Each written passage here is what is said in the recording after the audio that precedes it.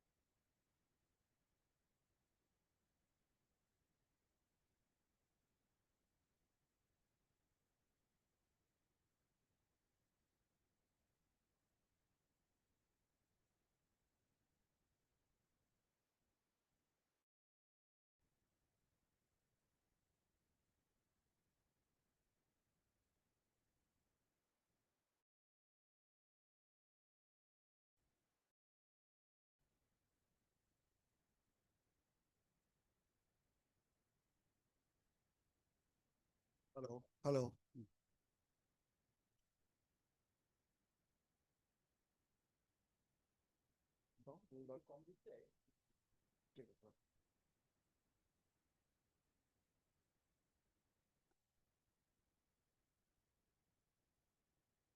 Should I focus here? Should I focus here? Anywhere.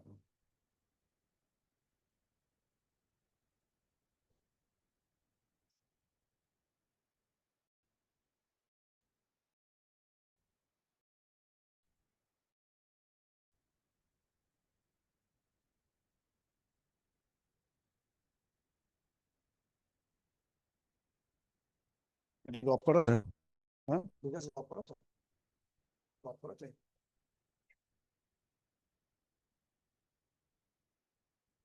लोगों को मिला पीपीटी सबके पास है तो इन्होंने इस पीडीएफ है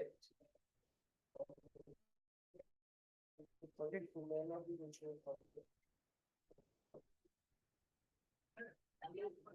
हाँ मैंने देखा था.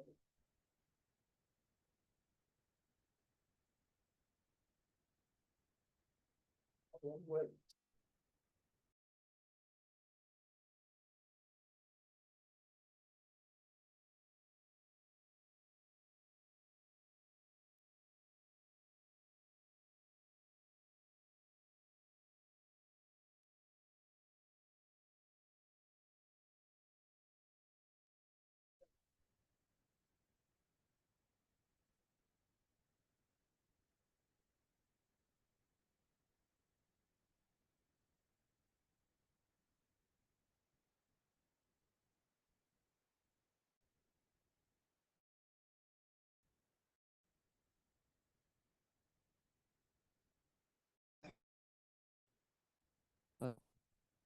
Hello.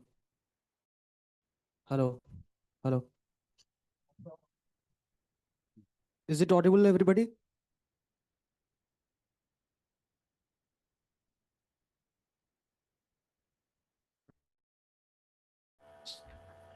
Yeah, sir. Yes. Okay. Good morning, everybody. Thank you. Know that I'm supposed to give a lecture on analytical hierarchy process.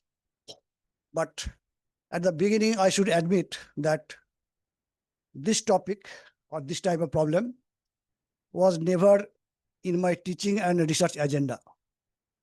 So in that sense, where you find that a lot of very expert resource persons are delivering their lectures here.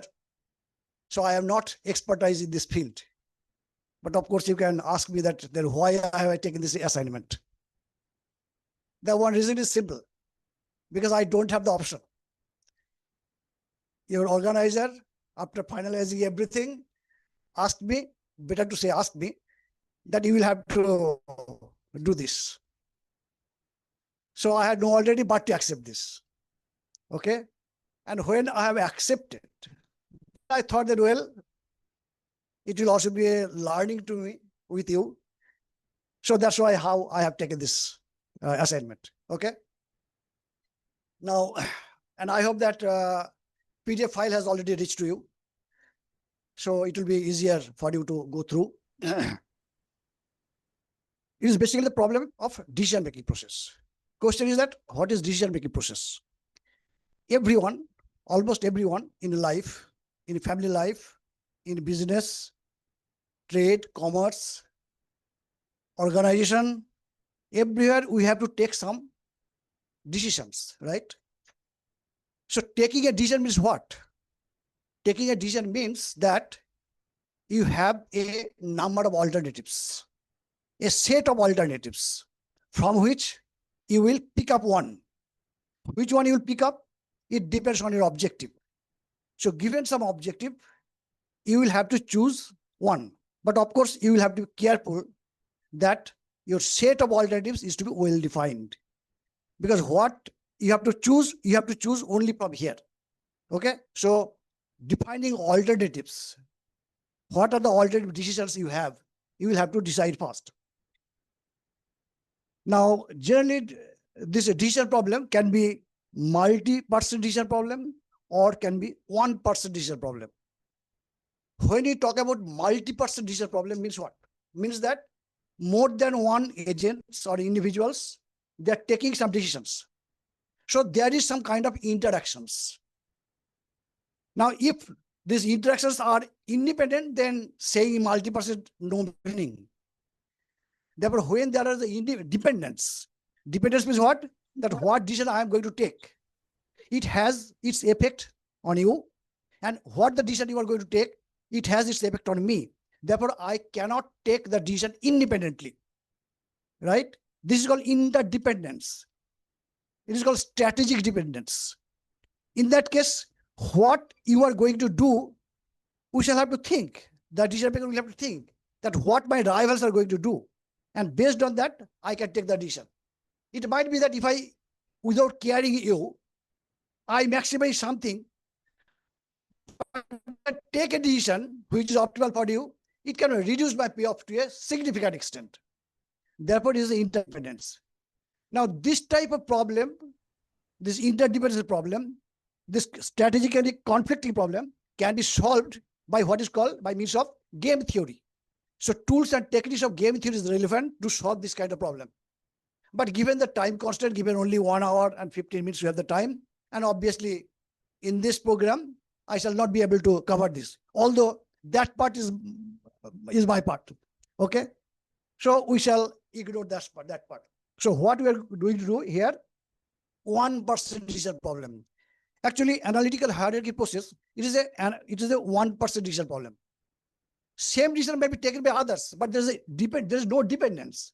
When you are going to buy a house, I am also going to buy a house. Everyone is going to buy a house. But this decision is independent. It does not depend on your decision. And that's why it is called one-person decision problem. Now, therefore, given the alternatives, what's the problem? Problem is that given the alternatives, a person will have to choose one alternative. But when you take a decision, there are alternatives. Alternatives depends on a number of factors. And these factors, technically it is called criteria or set of criterion. These factors, if these are all one directional, if impacts all the alternatives similar way, then you can simply rank as if there is one criterion or one objective. Suppose that you're going to buy a house, and if you're only concerned about price, then there's no problem. Think of all the houses which are alternatives to you and choose which was the least cost. But that is not the true, right? Because often there are many other factors to be decided. And these other factors will determine what you are going to do. And that's why these other factors, these have a differential impact. And often these are conflicting interests. For example, if you look at the price and quality, they move in the opposite direction, right? That if you want to get a better quality, then you have to pay a higher price. So at the same time, better quality and a lower price, you cannot do that. But actually, when we do the decisions, these different criterion have different impacts, and therefore how to choose that. That's why it is a problem. That's why when we choose these factors, the criterion, which might affect our decisions, this should be exhaustive. Exhaustive means all the things all the important criteria that you're talking about, it is coming from that set. A set is exhaustive if what you are drawing, it must be the member of that set. And at the same time, it should have to be non-overlapping. If it is overlapping, this means that you can easily discard some factors.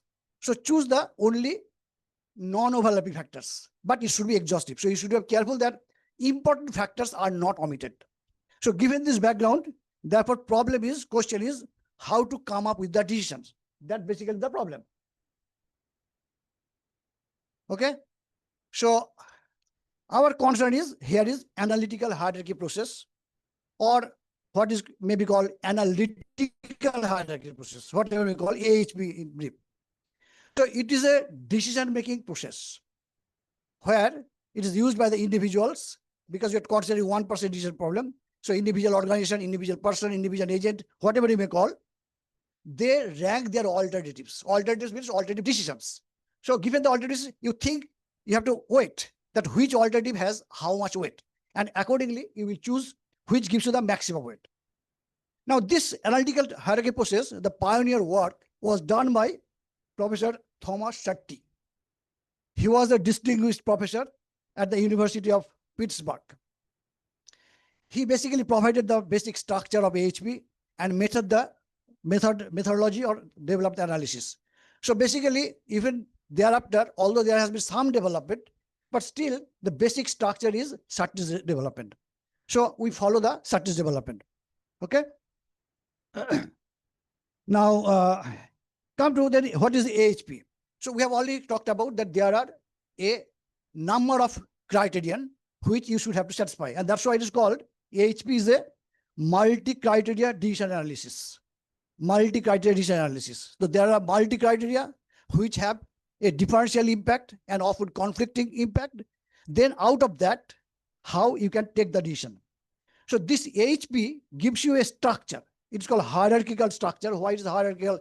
Very suitably clear. A hierarchical structure from which you assign some weights with all the alternatives, and out of that alternatives, you will decide which is best for you.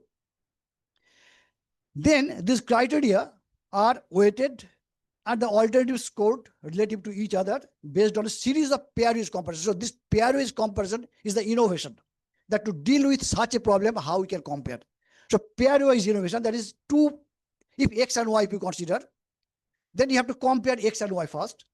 Now, when you talk about comparison, that means based on comparisons, then of course we should have to think, we should have to assume, because for rational explanation, you must assume that the decision maker will be able to compare. Means either X is preferred to Y or Y is preferred to X, or X can be equally preferred.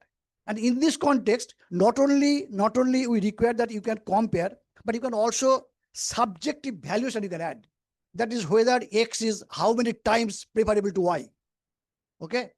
How many times? It is your subjective choice. And that's why even with the same data, if two persons have two different decisions, suppose that in the market you can get all the relevant information same, right? So criteria set same, let's call, say alternative decision set suppose same, but two persons are taking two different decisions because their subjective valuation is different. Okay. Therefore, a series of criteria pairwise comparisons you have to cut. Then finally, this weighting and scoring process leads to the generation of a total each alternative. So that is the approach how you can do that. So before directly coming to the example, I just developed a methodology that how it works.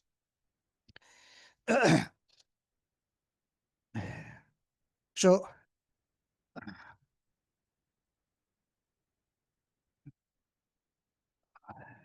let's give some example. For example, that AHP can be used for decision making in many fields, including business, government, engineering, healthcare, or education, or choosing a candidate for selection for job, anything else. Take some examples. For example, say purchase of a smartphone. Suppose that you are interested to purchase a smartphone. This means that you first have different alternatives, which company will buy. Then you have to think of what are the factors, what are the criteria that you are interested in. For example, you can think of how is the camera, what is the storage, how does it look, what is the price, and so on. You have to decide these are the criterion. Similarly, example 2, choose the best energy source. Here possible criteria may be cost, environmental impact, reliability, and so on. And alternatives are, say, solar, wind, or hydro. You can choose out of these 3, but given these other criteria, given these conditions.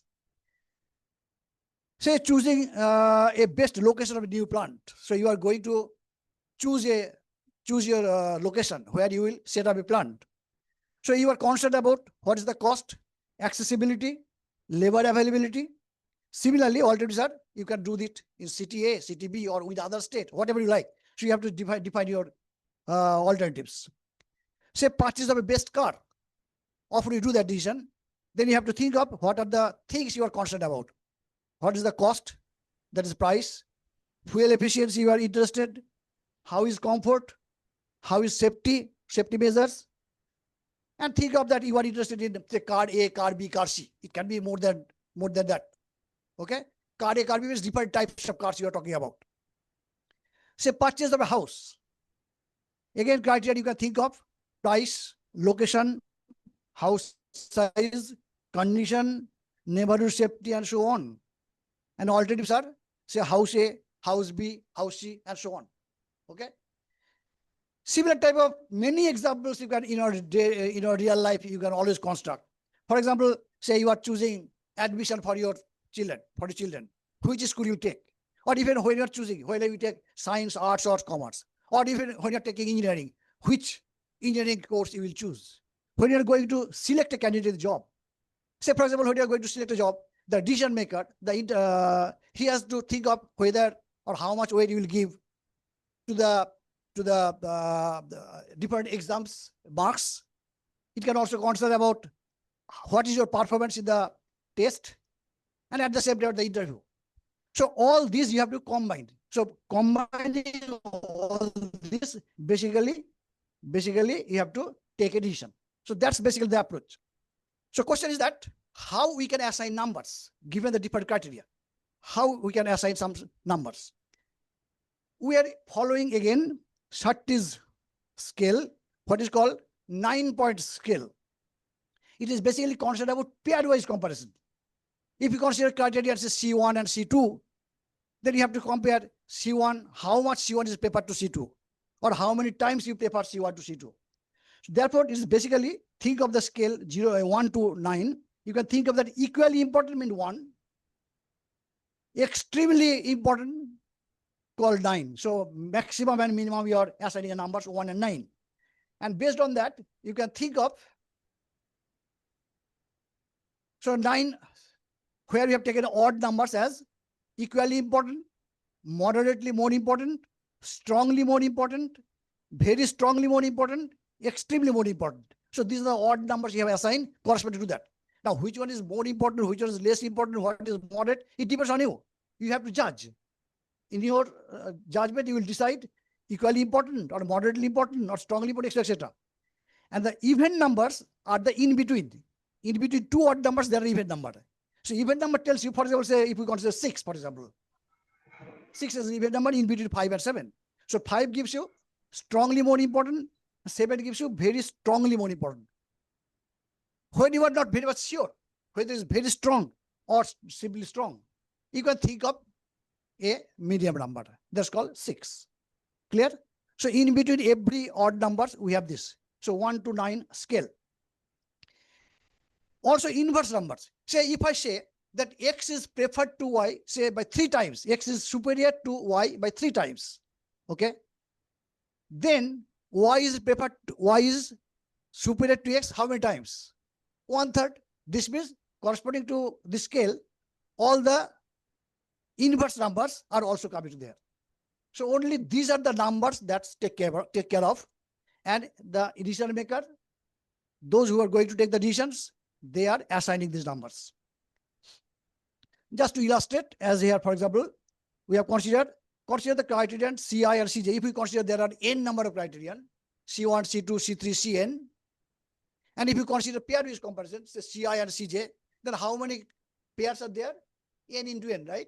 N squared are pairs there. And for that, you can think of a n by n table, or you can think of a matrix.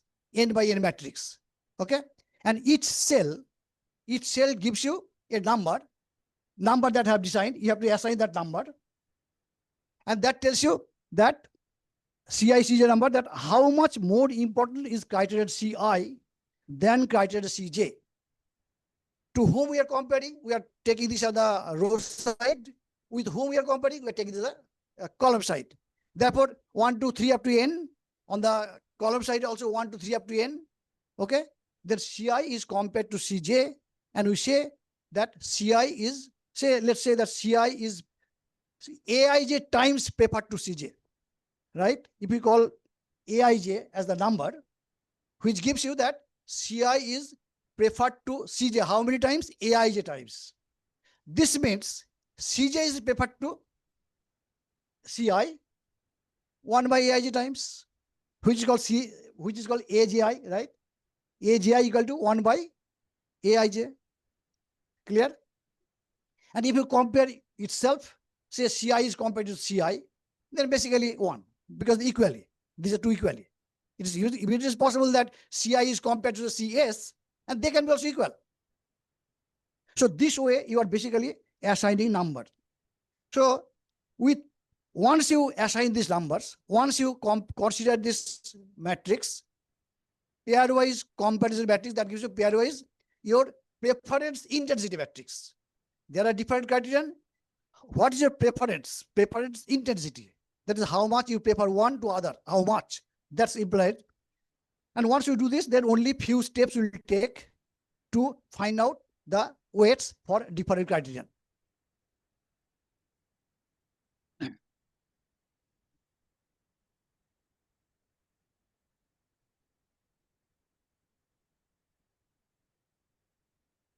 Extra.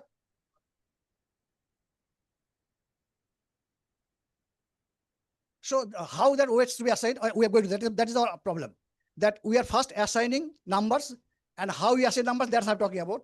Thereafter, we shall go to how to get the different weights. That's basically our AHP. So AHP basically purpose is that based on these pairwise comparisons, you assign numbers. So only few steps are required to get that numbers. I will come to that. In the same way, the way we have compared the two criteria, in the same way, you can also consider alternatives given one criterion. Say if we think of that price is the criterion, and we can think of which house to buy. So given the price, within that price consideration, what is your preference, right? So given the price, you have to think of which alternatives, so how much weight you are giving. So for every criterion, there are the 8 criterion. For every criterion, you decide the weight. So if there are m alternatives, then for every criterion I, you have a vector of weights, right? For every criterion Ci, you have a vector of weights for all the alternatives. So I'm coming to that very soon. You will find that how you can get. So this way we are pairwise compare the criterion independently, which gives you the relative importance of the criterion. In the same way, we develop that your importance of the different alternatives to you.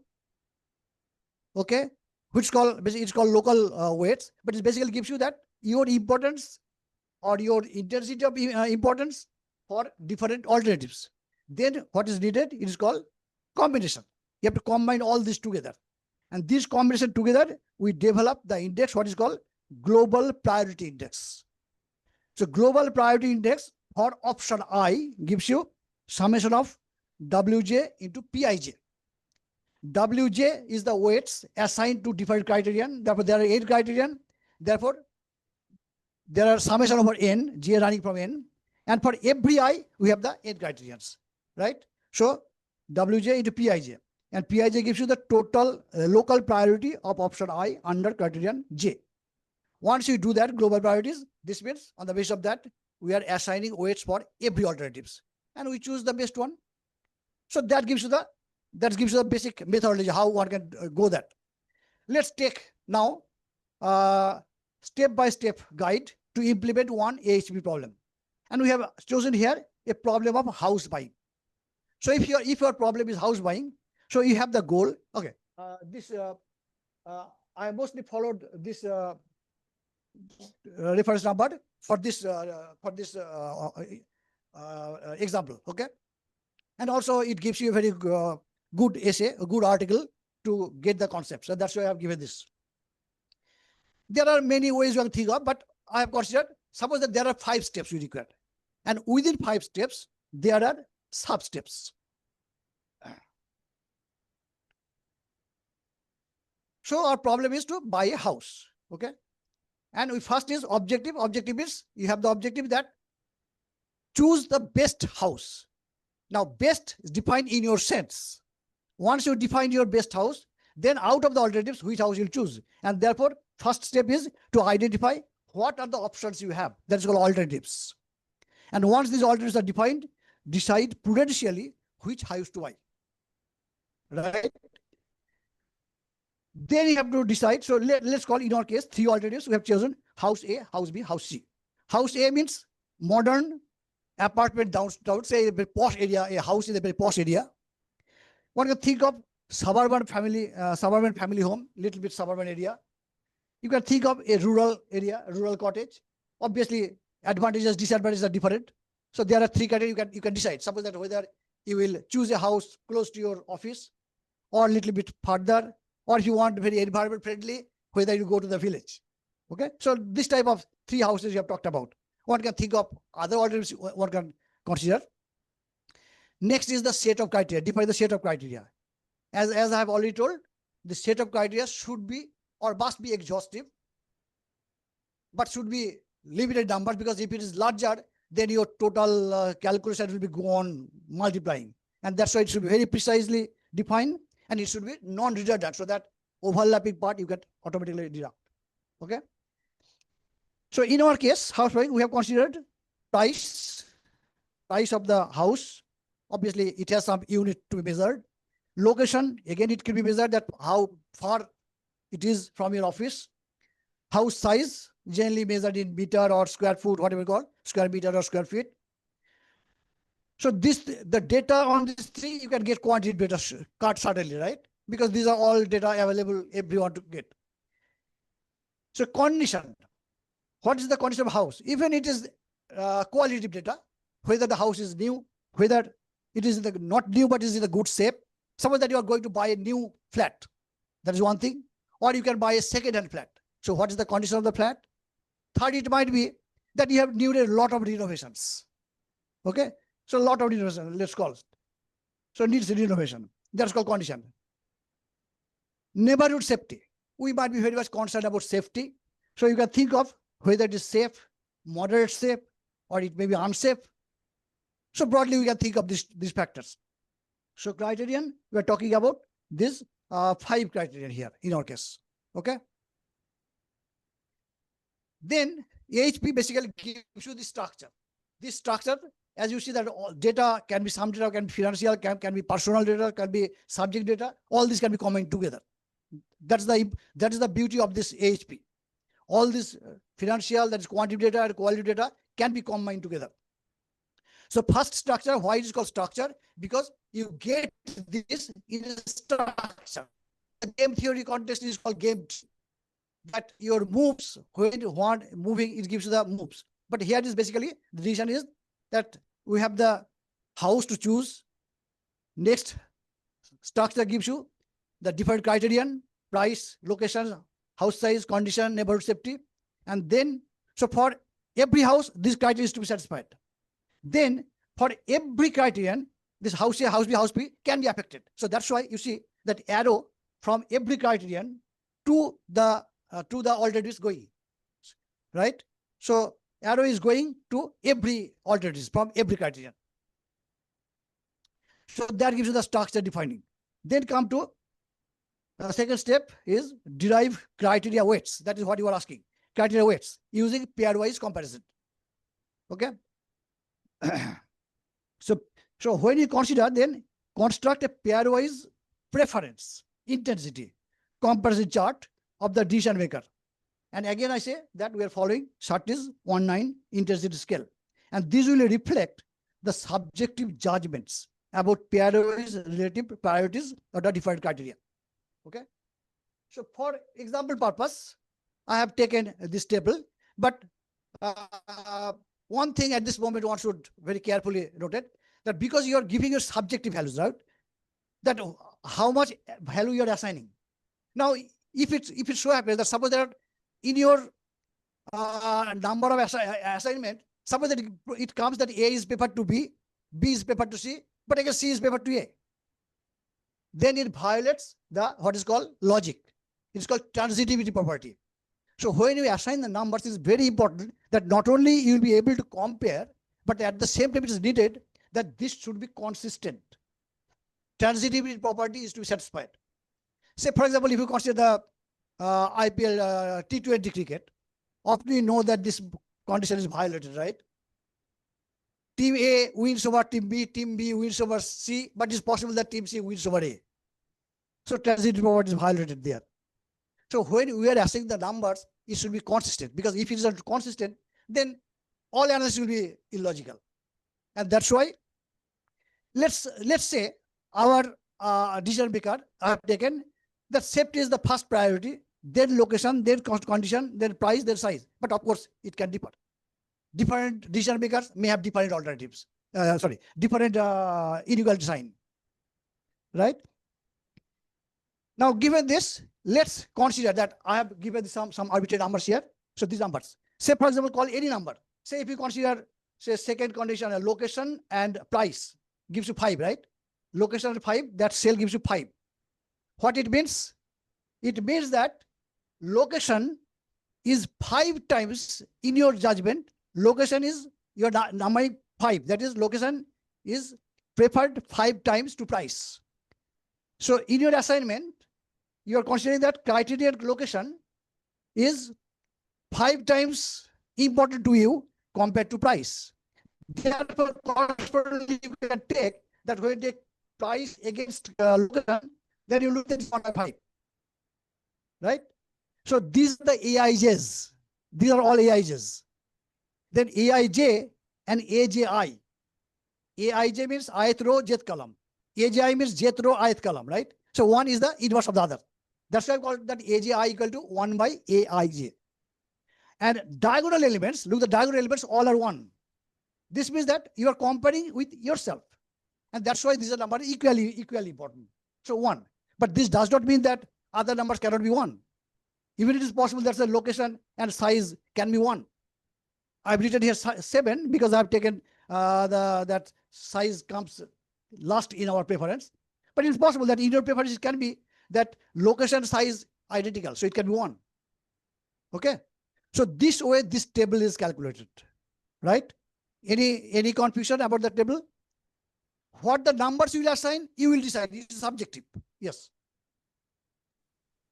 Can you repeat about the even and the odd numbers? Like when do we put the even numbers? Because I have considered only that 1, 2, 3, 4, 5, 6, 7, 8, 9. These are the only numbers you are assigning. Therefore, its inverse is either 1 by 2, 1 by 3, etc. Because the hardness scale gives you the comparison is 1 to 9. Equally important, moderately important, strongly important, and so on. Okay. So basically, it's a qualitatively you are judging. And that's why the beauty of this theory is that even if it is price, right? But higher price or any higher index does not mean that it's higher preferred. It may not be. Suppose that you're thinking that whether you will buy a house very close to ISI, if I think. It might be that price is very high, but you may not prefer this. You may prefer a price in the village, which is cheaper. But if you give location is very important, then it might be preferred. So it is the assignment of number. As I told you, this assignment number depends on the decision makers. That is whose probability it is. But we have to scale. We have taken the scale 1 to 9. 1 means equally, 9 means most best, which is best in all sense. Okay, and no, because we are getting 1 to 9, so 9 we have taken. Okay. Look, this is one way. One can think of some other alternatives, possibly other can also think of. That's why there is some development, but I have not gone through all these things. Okay, but it is a standard way how one can look at. Yes.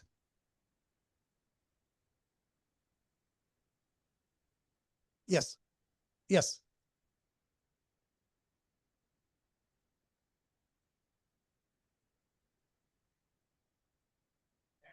But there is a single decision problem, right? It's a single decision problem. So you are taking only you have no interactions with other agents. That's why it's called single person decision making problem. Okay. If it so happens that my decision depends on you, there is an interdependence decision. Then this theory will not work.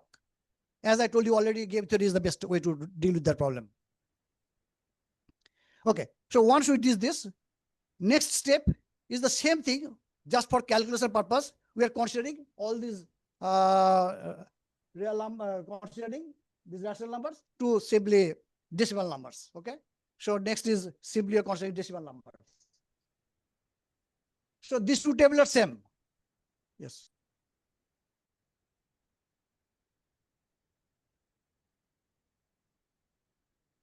Yes. Because you have to take the decision, right? Taking a decision means it must be the objective. Suppose that you are going to buy a house, given this consideration. But suppose that you are not going through this process, you can take the decision, right? This means that you are taking it. It's possible that you are taking an arbitrary decision. Or it might be that you are consistent, but I don't know how you are taking the decision. When the decision taking problem becomes more complicated, then suddenly this arbitrary decision might affect you very adversely. So our analytic purpose gives you that even if you take the decision arbitrarily, can you justify this? Or what's the analysis behind that? So that I can explain this behavior. That you are taking the decision rationally. But you might be take the decision is irrational decision. A mad person can take any decision, right? But mad person's decision cannot be analytically presented, analytically justified. That's why we take that you are a rational person, so you will take the rational decisions. And that's why you need that your numbers that you are assigning, that should be consistent. Clear the one?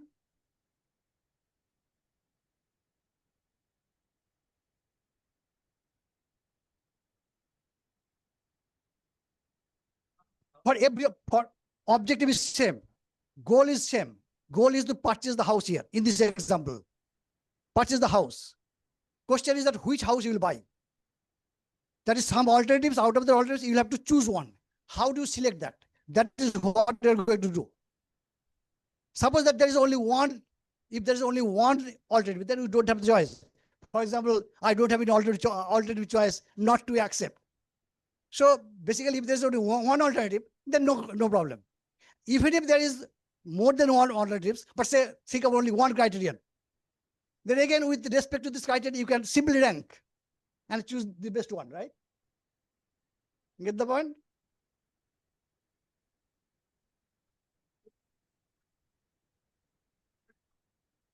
So all these are independent, mind that. Therefore, there are 4 people, there can be 4 houses, but when I am going to buy, I don't care what you are going to buy.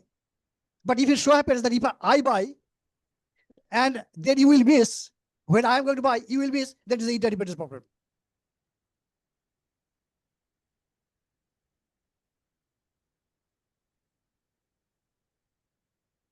Again, I am repeating that we are considering the problem of one person, right? Whether there are other people or not, I don't mind. Everywhere people are taking decisions on housing. But when I am taking the house, this does not mean that it is a competitive house. That if I buy, you will not be able to buy. Not the case. Right? You can think of, say, in the new town area, you are also choosing a house. I am also choosing a house. So choosing a house in a new town area. So A, it might be house in the new town area. B might be, say, in the Shodhpur area. 3 might be, say, in Ranaghat area. It can be. So question is that how we will decide where you will buy. This is your problem now.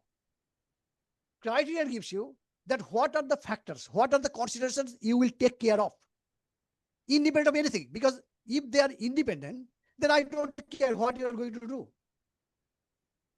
Right? Any questions at this moment? Oh, is there any question from the people who are in the online?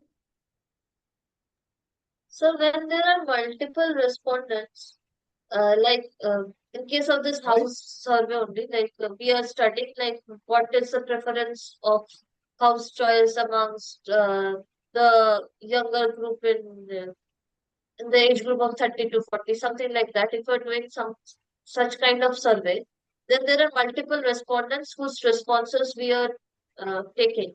So in that case, do we have to do You can this look age here. based? We have as an example. I have chosen one problem.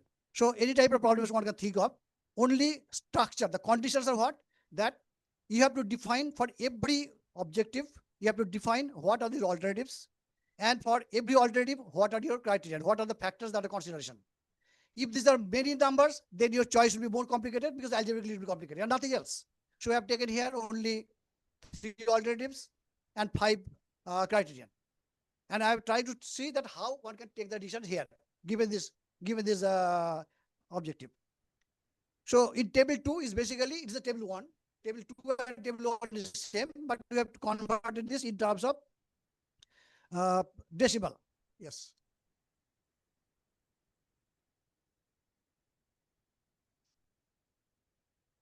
One, then your side number is 1. 1. So you give the asset number 1. So if I take already have told this one. Now suppose that location and price, you are thinking that they are equally important to you. So 1, both are 1. Okay. Once you define that scale and you give these numbers, there is no confusion. There is no ambiguities here. Now given this table 2, then what on can the what every column elements are saying that given safety, the column says safety, then row safety 1 gives you that how much value, what value you have assigned, say 1, location you have assigned value 0.33, similarly, etc. Okay. Now sum gives you that against safety, what are the numbers you have assigned. Simply for every condition or every criterion, the sum gives you that what are the numbers you have defined. Sum gives you total. But to make it comparable, what we need? We need basically that we have to normalize. And that's why the second step gives you that we have to normalize the numbers. So what we have done, that every elements we have divided by corresponding column sum elements. For example, 1 by 1.787, 0.33 by 1.787, and so on. And doing this, we have considered the table 3. Looked in the table 3. So table 3 is basically, if you consider the column sum is what? J is fixed. So summation of Aij, right, over J. Column elements are J, Aij. So J is running for every Ai. So you are considering take the sum of that. Okay. Now, if you divide by the sum, then it becomes divided by 1. So becomes 1 column sum, and every elements are now normalized to 1. Total is 1. This means now, say against safety, for example, safety has the weight. Against safety has the weight 0.55, location has the weight 0.18, and so on. Similarly, say against size, safety has the weight 0.37, location has 0.29, and so on. So this way we are normalized, because if you don't normalize, then you cannot compare. Then what we have done, we have taken the row total, then average. So last column gives you the row average. So sum of 5 elements divided by 5 here, because there are only 5 criteria here. So this gives you, for example, safety has 0.51. This means that taking all conditions together, your importance of safety is 0.51. In the same way, size has only 0.3%, 0.7, and so on. So row average, that gives you basically how much importance you are giving with the different criterion. And this I have, because this is important, mostly this is important to us. So I have written this separately. We have written, look, criterion and weight. Price in our calculations, the last column, that show that price has weight only 7%, location has 24%, size has 3 or 4%, condition is 12 or 3%, 30%, safety as 50, almost 52% in our case. So without any consideration of your alternatives, we are just giving the weights with the different criterion, given the decision maker. Now, once we do that, immediately one should check what is called consistency check.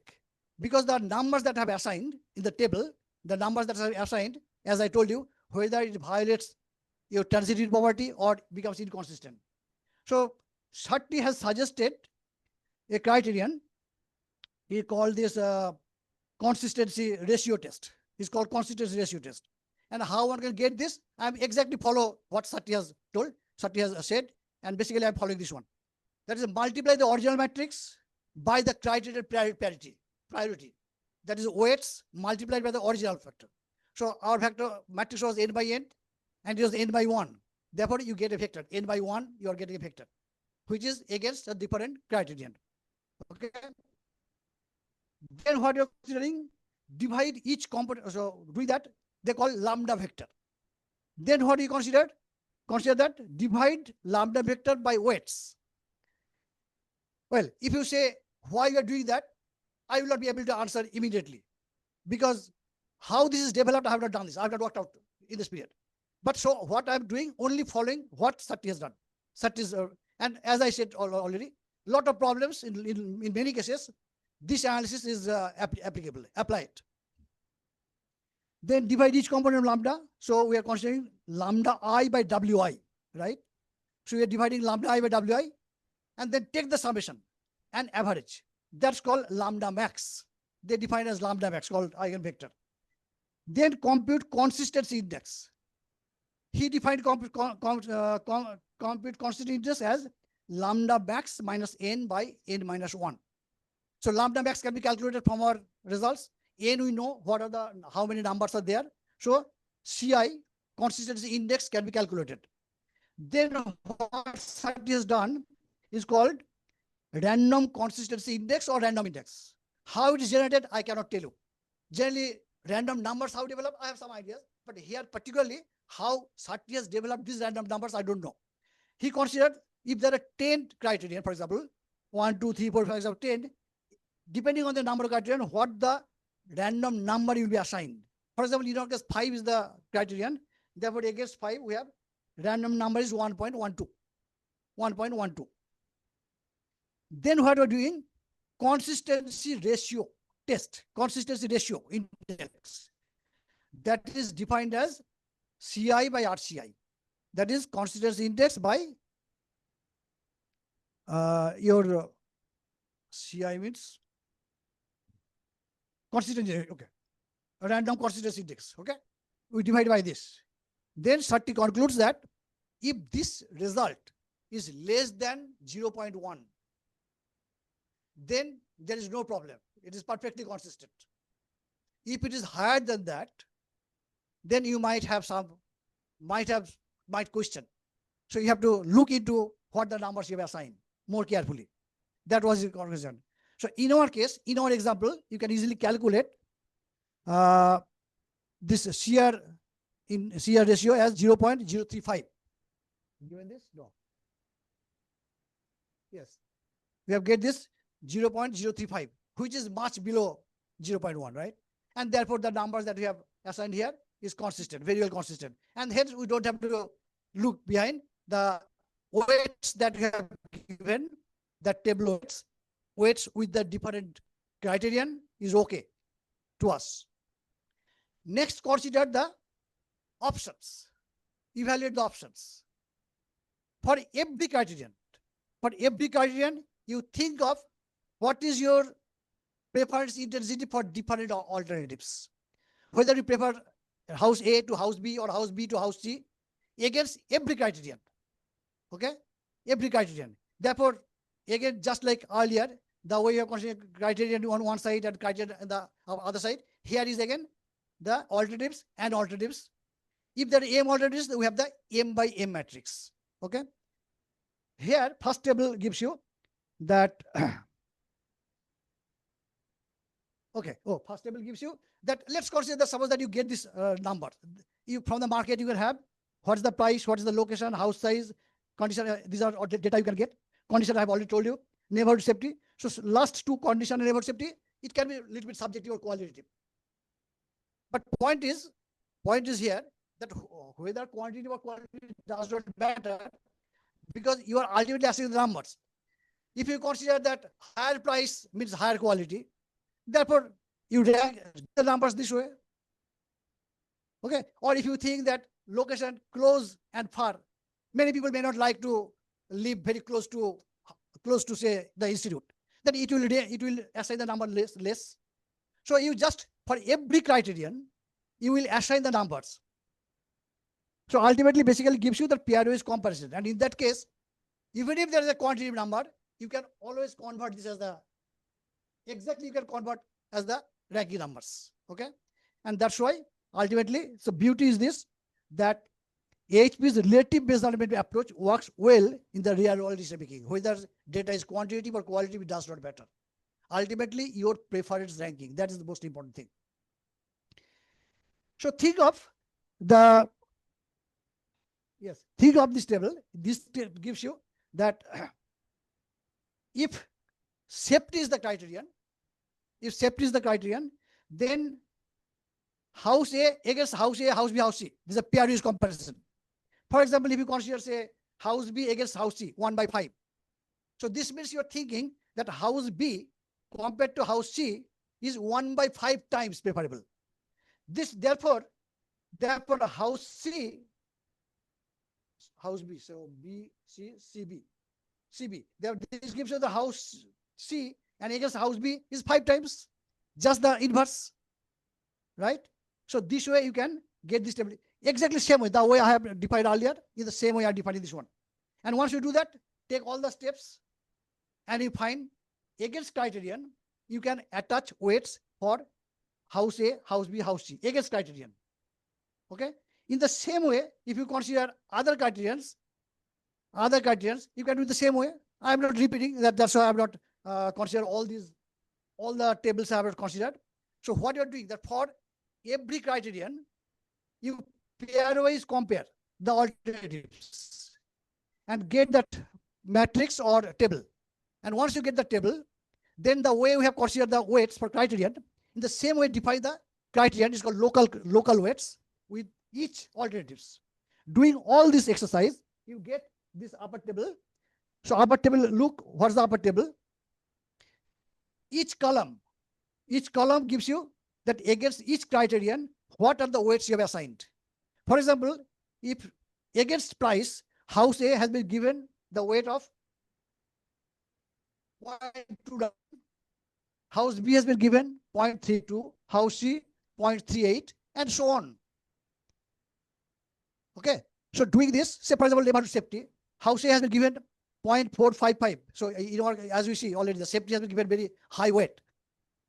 House B has been given only 0.9. House C has been given 45%. Okay. So for every criterion, we can now define the weights for the different alternatives. So two sets of alternatives we have. One is weights associated with criterion and weights against every criterion for all alternatives. Right? Now we are assembling. So local priority scores, that is this table, tells you how well each option performs within each criterion. Clear? How well each option performs within each criterion. Similarly, criteria weights tells you relative importance of each criterion. And global, then we assemble, we have already talked about the global priority index. We should construct by this formula. Okay. Just to facilitate our comparison, I have just opposed these two tables together. First gives you the criteria weights and second gives you the local weights. Okay. To calculate, you see that against house A, what will be the weight against house A? It is basically against price, the two weights are given, you multiply. For example, here 0.0737 multiplied by 0.293. Similarly, for location, 0.24 times 0.74. And this way you get, so for every row, move along for every row, move along the row for each column and multiply these two elements. Okay, and this way ultimately you are getting final weights, house A, house B, house C. So it is calculated. Look the calculation. That's why, so that it is visible easily. That's why I have given the two tables together. Okay. So basically gives you simply that multiply this thing. For example, here, look here. Any, say, if you consider house B, for example, house B, then this times this, plus this times this, this times this, this times this, etc. The same way we are calculating global priority index. And once we do that global priority index, look here, house A has been given almost 54% weight. House B has been given only 15%. House C has been given 30 or 31%. Okay, and this means that your choice is very clear here. House A is chosen here. Just to explain, house A has received the highest global priority, making it the best compromise. Why? Despite being the most expensive and smallest, still it excels in the most heavily weighted criteria: safety, location, and condition. These factors, to this decision maker, they consider that these factors are very important, and that's why house A has come up. Although it is most expensive, and in terms of size, it's the least expensive, least size. Second is B, second is C, third is B. But obviously, choice is our house A. This is how one can get the decision. Okay. Next thing, often it is not essential, but is suggested, is called sensitivity analysis. It tells you that how stable is what the decision you have taken, whether if you change the data slightly, does it alter drastically? Right? You have assigned the numbers that you have assigned, if you slightly perturbed, if you slightly change, whether your choice will be changed automatically. If so, that is unstable. This means there is some problem of assigning these numbers. You have to think of that your decision may not be correct. But if it so happens that even if you perturb relatively small amount, but your decision remains unchanged, then of course all can be safe, that it can be conclusive. Okay. Summary gives you that AHP breaks down big complex decision into a hierarchy goal where criteria and options, and this makes the process easier to understand, follow.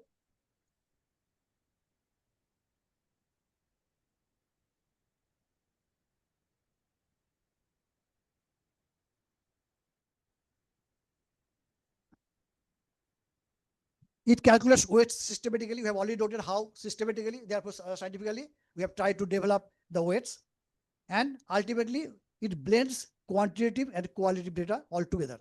And finally, we got the data. And what can be the drawbacks of this process?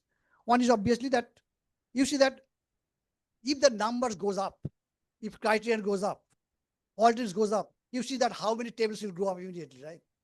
So it becomes more and more complicated. And also, one important thing is that in most of the cases, we have taken the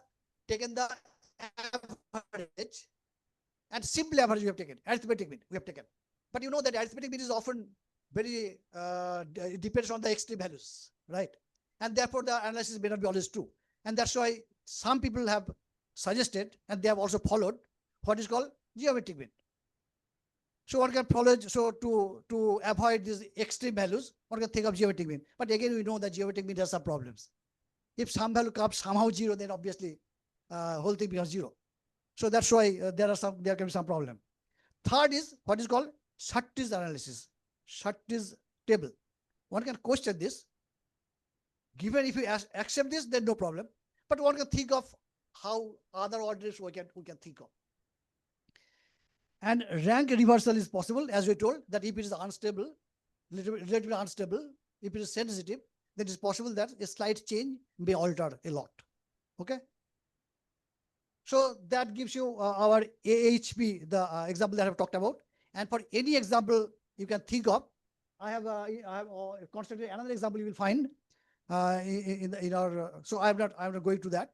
In the same way, the same process I have followed to solve this results. Okay. So we have 50 minutes. The last 50 minutes, I will pen.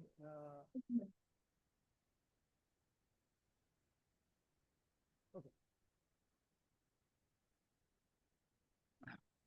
It is basically, it is a different, it is not AHP. In particular in economics, when you choose some projects, right? How you choose project other than this way. And in economics, mostly what is considered the real is more important. How much money you have, that is not, may not be much important. Important is that how much goods you can buy. So ultimately goods and services, that becomes the more important. That's why we will focus on real part. Okay. And investment project we are talking about, we know that business firms, they often invest. Now businessmen, when they pay a bond or security like that, or even they buy a fixed deposit like that, they often talk about that they're investing this amount of money, right? But in economics, it's not investment. One may be called financial investment. But in economics, when you talk about, it must be investment in real goods. Okay? So investment means buying a physical capital goods. Why am I using the term physical? Because it's possible there's a human capital formation, exactly like capacity of a machine. An ordinary much different. So it's called human capital, but it's not physical. So we're focusing on investment means physical capital. So buying a machine, having a new building, maybe residential, maybe for business purpose, or have a factory. All these are decision problem. All these are investment goods, right? The feature is that it is to be produced first. Is the new products. Once you have produced this, then productive capacity of the economy goes up. That is the very important factor. And productive capacity goes up means that income generation goes up. So it has the capacity creation as well as income generation aspect. Okay. So that gives you that investment project choice, that when there are alternative investment projects, which project will choose? Clear the question? So it can be that, think of any project you're thinking. Suppose that you are going to install a machine or going to construct a plant, whether it is worth taking or not. At the same time, you can think of if there are some alternative machines, which machine will choose? Or which machine or which investment is the most profitable? Or you can also ask that how many investment you will choose. All are part of the same analysis. Okay. So it is basically called investment project choice. Now, because it's investment goods, capital goods, when I consume a particular good, it disappears. So there's no life. It is only one use. But investment goods, capital goods have the feature that they can be used several times. So it has a lifetime, right? So it has a life period. Let's call capital T as the life period. This means that it can give the service for capital T years. Well, you can think of that, well, it can go many years. You can think of T is infinite. So that can be concluded. But in the most of the time, we know that for capital goods, there are wear and tear, depreciation. And as a result, one day, this does not work. That is the death of that machine. That's called life period. And over these years, so there are periods, right? So there are many periods. Suppose that T years it lives. But at the beginning, you have to install the machines. You have to set up the factory, set up the plant. And at that time, only cost. There's no return. But when it starts working, then the return comes. If it is possible that at the beginning few years, your negative return. But in the future, it must be positive return. Otherwise, why will you invest? Right? Get the point? So that's called investment returns. That is one thing. Second thing, suppose that you are getting something today. Say you are getting 1,000 today, or you are getting, say, 1,000 tomorrow. Are these two same? They are not same, right? Tomorrow means a period, right? Say if I tell you that take 1,000 today, or you take, say, 1 lakh after 8 years. So 80 lakhs is a very large amount, but why you are considering compare these two? So you have to compare this. They are not homogeneous. If we consider that your income, say, this year is 100, next year is 150, next year is 300, in these 3 years, what is your total income? This simple addition is not possible because income is generated in different years. And as it is different in generated years, the value is not same to you. That's why what we need to do to compare, you need that it has to be homogeneous. Therefore, all the future values, either you can convert this to the present value, or all the values come to the last year value. Present value concept is like this, that suppose that you have 100 rupees today. Okay. If you keep it in the bank, say 10% interest rate, you get 110. Therefore, 110 tomorrow and 100 today, same thing. This means that your future income you are discounting. If you discount 110 by 10%, then you will get 100. Get the point? So for every income generated in different years, you will have to convert to present value. Once you get the conversion in the present value, you can simply add them. And then there's no problem. The total cost and total return, how much you can compare. So think of, we have defined the net return, defined the net return called AT. Now net return in expected sense. Why? Because income is generated, cost is generated in different years. You know today's values, but you don't know tomorrow's value. Therefore, you have to have some expectation about future values. So in the future, what is the revenue? Revenue means when the machine starts working. After working, this machine yields output. You sell in the market output. How much you can sell, what the price you will get, you don't know, but you have the expected value. Based on that, you can expecting that in period T, small t, you can get a revenue RT. RT, capital RT is the revenue that you can get in the Tth period. Similarly, in the Tth period, what will be your cost? Operating cost, because you have to hire labor, you have to buy inputs, and also there's some cost that gives you CT is the cost. Okay. Therefore, RT minus CT, revenue minus cost in the Tth year. This difference we call net return. Sometimes in economics is called profit. So profit can be positive or negative. So net return can be positive or negative. If return is gross return is greater than cost, then it is a loss, right? So AT equal to RT minus. Hello. Hello.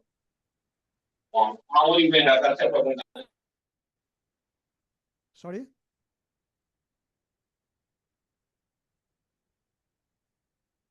I cannot understand. Anyway, so let's call, therefore, we define AT equal to RT minus CT. And we have taken that A naught equal to minus C naught. Why? Because in the beginning, say first period, 0th point, at this point, if you consider, so there is no revenue, right? When you're setting up the plant or buying a machine, it's only cost. The cost of the machine is C naught. Therefore, it is minus C naught is your net return in the first period. Thereafter, AT can be positive, even if a few years can be negative, but after this is positive. So we can find out all AT, right? Once we get defined AT in the expected sense, of course, for all the periods, that is 1, 2 up to T periods, then calculate the present value for every AT. This present value of AT is equal to summation of T is wrong. It's not summation, it is wrong. I mean, it is just, it is simply AT by 1 plus R whole to the power T. Okay. So AT is discounted at the rate R, not that. So overlook that summation. You just catch it, not that summation. Okay. So present value equal to present value of AT equal to AT by 1 plus R to the power T. What is R? R is the rate of interest. Again, we are talking about, because in economics we are talking about. So R is the real rate of interest, not the nominal rate of interest. You know the difference between real rate of interest and nominal rate of interest is basically gives you that in nominal terms, if you keep 100 rupees today, you get 100. Suppose the cost of some good is 100 today. Okay. Now, if you don't buy now, if you keep that money in the bank, in the next year, you are getting 110. Question is that how much you can buy tomorrow, right? Therefore, 110 divided by 100. If price does not change, but if price changes, then price of that year you have to divide. So if price does not change, then rate of interest is nominal or real rate of interest is same. If price goes up, therefore your real interest fall. If price falls, the real interest goes up. Therefore, the usual standard relation is that real rate of interest is equal to nominal rate of interest minus inflation. If your money grows by 10% rate, inflation goes up by 7% rate, then actually you're getting only 3%. And you know, this is a very macroeconomic problem. This is a very good macroeconomic problem, that over time, price is going up. Therefore, our real earning is falling. So rate of interest is real rate of interest we're talking about. Therefore, why discounting rate of interest, or why you are discounting to get the present value? The reason is simple. Because rate of interest can be considered as the opportunity cost of your fund. When you're buying a machine, the money that you're investing, that money is required. If it is your own money, alternative to that, you could keep it money in a bank, fixed deposit, or in bond you can buy and get the return. Right? So opportunity you are sacrificing. Is that rate of interest? If it is your not own fund, if you borrow from elsewhere, say you're borrowing from fund, then you have to pay rate of interest to the bank. So it's the cost of borrowing. That's why rate of interest is the opportunity cost of fund. And that's why we are considering the discounting at the rate of interest. So that if you discount with the rate of interest, then how much left after that? That's why 80 by 1 plus RT. Therefore, present value of all returns taken together, A1 up to 80, gives you summation of 0 to T, 80 by 1 plus RT. And first period I have just baked up 80 by 1 plus RT, 1 to T, and minus C first period. A0 is minus C0, right? So that gives you your present value. The first part gives you that what is the present value of a net return, and C0 gives you what is the cost. So now they're comparable. Cost, how much you have incurred, and how much return that you're getting, what is its value. Therefore, the present value is positive. Therefore, is the net return is positive over across all periods taken together. Therefore, it is profitable. So if present value is greater than or equal to 0, then investment is worth taking. So far as this investment is concerned. Now, if there are many alternatives, many investment projects, then for every investment project, you have RT, CT, AT, etc., etc. Therefore, every project you can have the present value. Rank all the investment projects according to the present value. Say PV1 greater than PV2, greater than PV3, etc. Now, if you have the fund constant, so that you cannot take all the projects taken together, then what will do? Choose the first one, which gives the maximum present value. If your fund permits, next go to the second investment project. Right? And this way you stop. If there is no fund constant, then you will stop where present value becomes just 0. Because thereafter present value will be negative and there is a loss. Therefore, choose it is called present value criterion. By present value criterion, you select all investment projects which are profitable. And if there is a competitive, means you have to take only one of them, then choose the project which has the highest present value. It has an alternative criterion. It is called internal rate of return criterion. Internal rate of return criterion. You can think of that. I have talked about so far rate of interest, but think of is the discount rate. What is the maximum rate of discount you can apply? Means what? Means that the earning that you're getting, if you are to pay somebody, what is the maximum rate you can pay? Look at the present value situation. If R goes up, present value is falling, right? Inverse relationship between R and present value. So ultimately, present value will be 0 at some rate. The rate at which present value will be 0, this is called internal rate of return. This is the maximum rate of discount that you can apply. Or you can call that this is the maximum return possible from the investor project. Right? Now, these two projects appear very close, but there might be some conflict. That conflict comes here when this present value schedule, which are downward sloping part, they are intersecting. In the first figure, you see that down gives you present value of the first project, one is present value of the second project, and they are not intersecting. But second figure gives you present value, both are downward sloping, but they are intersecting. Okay. In the first part, look, row 1, row 2, these are the internal rate of return. There is the maximum rate of discount, the maximum rate that you can derive. Now in the first project, when there is no conflict, they are not intersecting. This means you can choose any criterion. If you have to choose only one, then which one will you choose? Whatever be the market rate of interest, you will always choose which gives the highest present value. So here is project 2 gives the highest present value because it is always the above, right? So there is no conflict here. But conflict arises also. The row 2 is greater than row 1, so internal rate of return is also higher. In both criteria, gives you the same result. But when they're intersecting, intersection point corresponds some row star, which is not shown here, but intersection point corresponds some row star. If market rate of interest is less than row star, then second present value is highest, right? And therefore you choose project 2. But if you choose the internal rate of return, then that gives you row 1 is greater than row 2, which means you will select the first project. There is one example is also given here. That project, say two projects, 1 and 2, cost initial C0 is 1. There are 2 periods have to assume. First period 0, 2, 4, 1. So in different years, return are coming different levels. Internal rate of return, where present value is 0, is 1 and 1.414. Therefore, second project always dominates in terms of internal rate of return, right? But in terms of rate of interest, in fact, R0, it is a present value when R equal to 0. R equal to 1 means basically present value when R equal to 1. It is wrongly mistaken. That's why given in the downward. R equal to 0 means PV1 is 3 and it is 2. So present value criteria gives you that if rate of interest is 0, then you choose the first project. If rate of interest is 1, then present value criteria gives you that you choose the second project.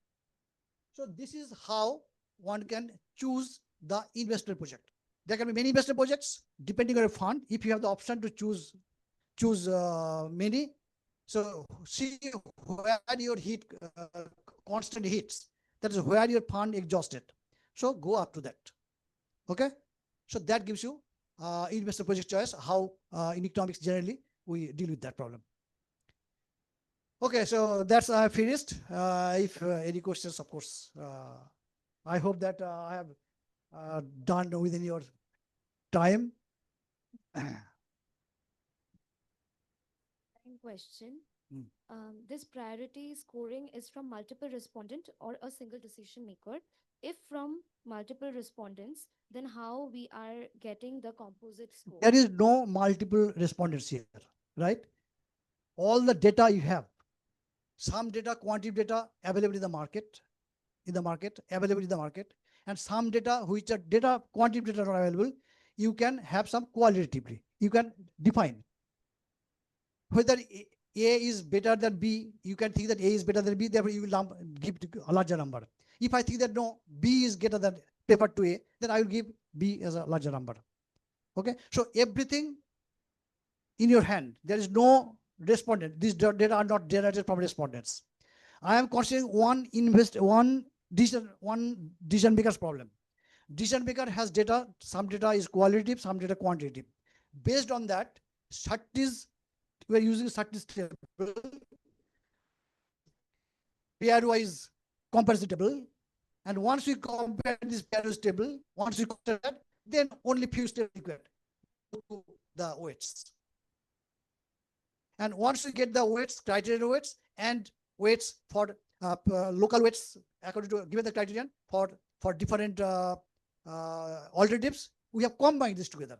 And this combination gives you this global priority. That is overall weights. Global priority means overall weights, ultimately assigned with the different alternatives. So once you are assigned, then criteria, forget about criterion.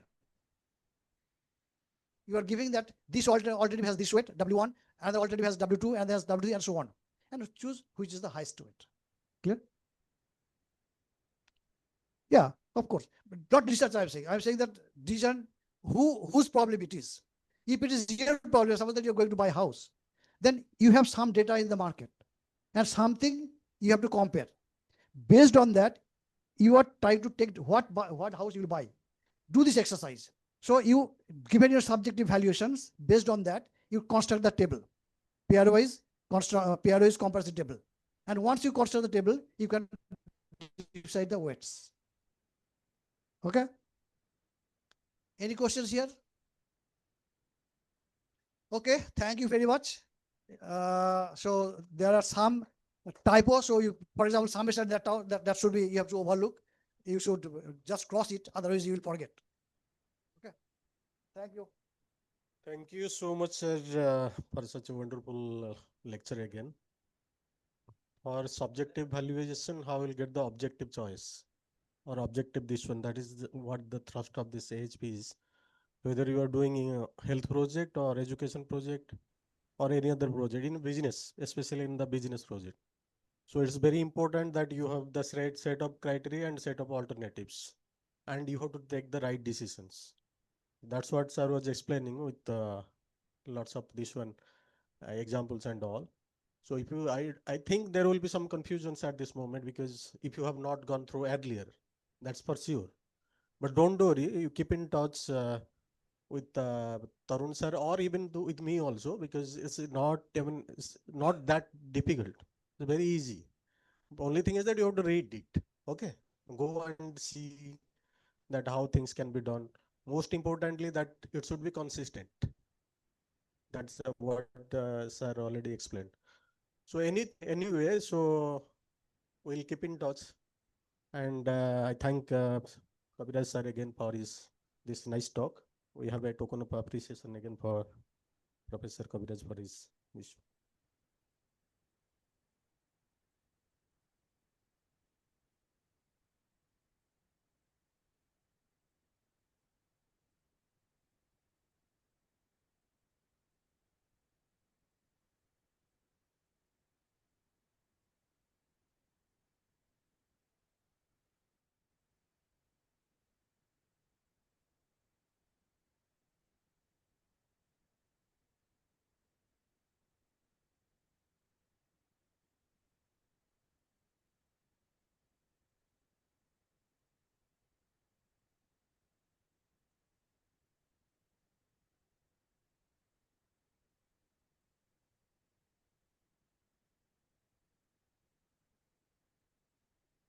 I think it's already, oh sorry, 11:30. But I don't know whether 11:30 will be possible or not. Come at least 5 minutes late, that's okay.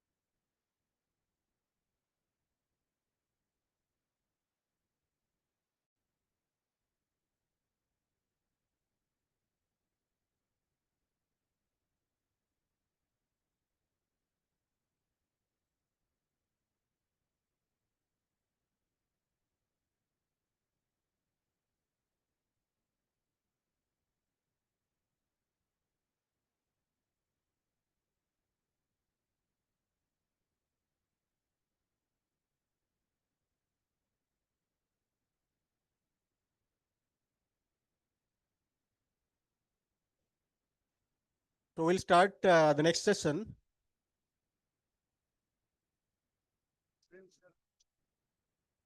Sabada, एक minute. I'll just call you again. Just announcing.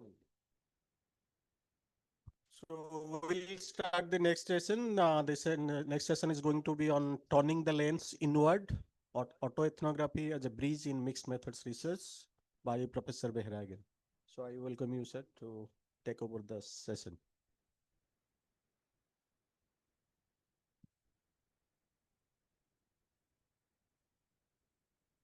May I draw your kind attention, please? Good morning. Yeah. Thank you very much. Already, the coordinator of the important workshop, Dr. Haricharan Behra, has read out the title of my presentation. So it speaks volume. Once again, you read out the title. Turning the lens inward. Autoethnography as a bridge in mixed method research. Yeah, क्यों humming हो रहा है? पता नहीं.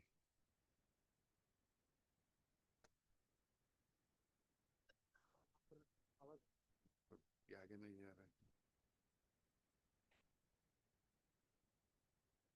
So this is the structure of my presentation, overview of the lecture, research methods and research methodology. We have been discussing on this, but probably many of us are not aware the differences between research methods and research methodology. So I will touch upon that point. And why autoethnography? What is autoethnography? Many of you may not be aware what is autoethnography and how does it differ from ethnography.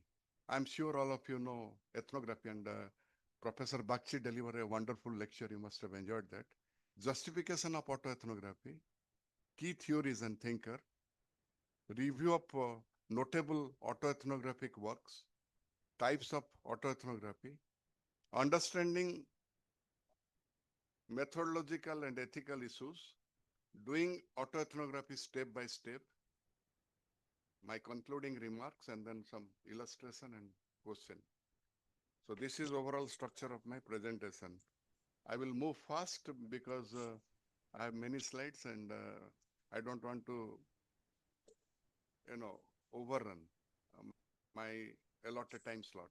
Research method versus methodology. You see, there are three columns: aspect, research methods, and research methodology. So, aspect like meaning. What does research methods mean? Techniques or tools to collect and analyze data. In case of research methodology, the study of principle behind choosing or applying methods. How methods will be applied. Focus, practical application, what you do. And in case of research methodology, philosophical and logical foundation. Why and how questions are very important. Why and how you do it. Nature. It is for research method, procedural, training, task-oriented, but research methodology is conceptual, theoretical, and strategy-oriented. Examples like survey, interview, observation, statistical test, even autoethnography, ethnography, these are research methods.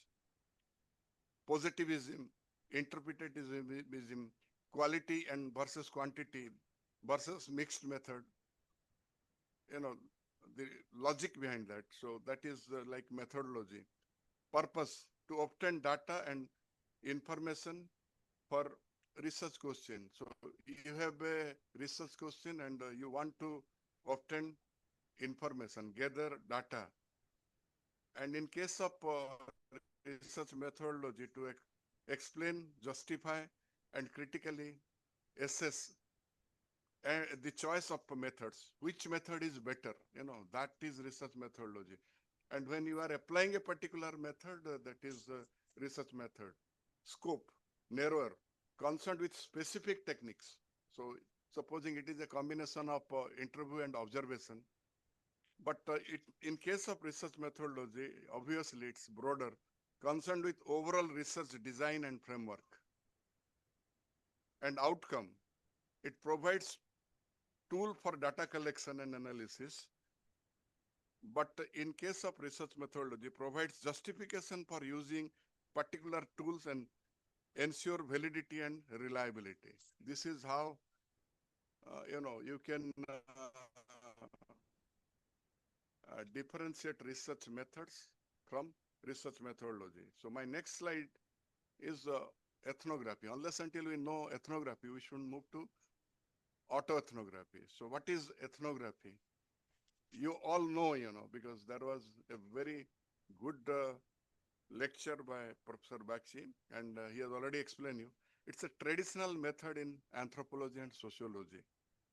Study of culture and society from an outsider perspective,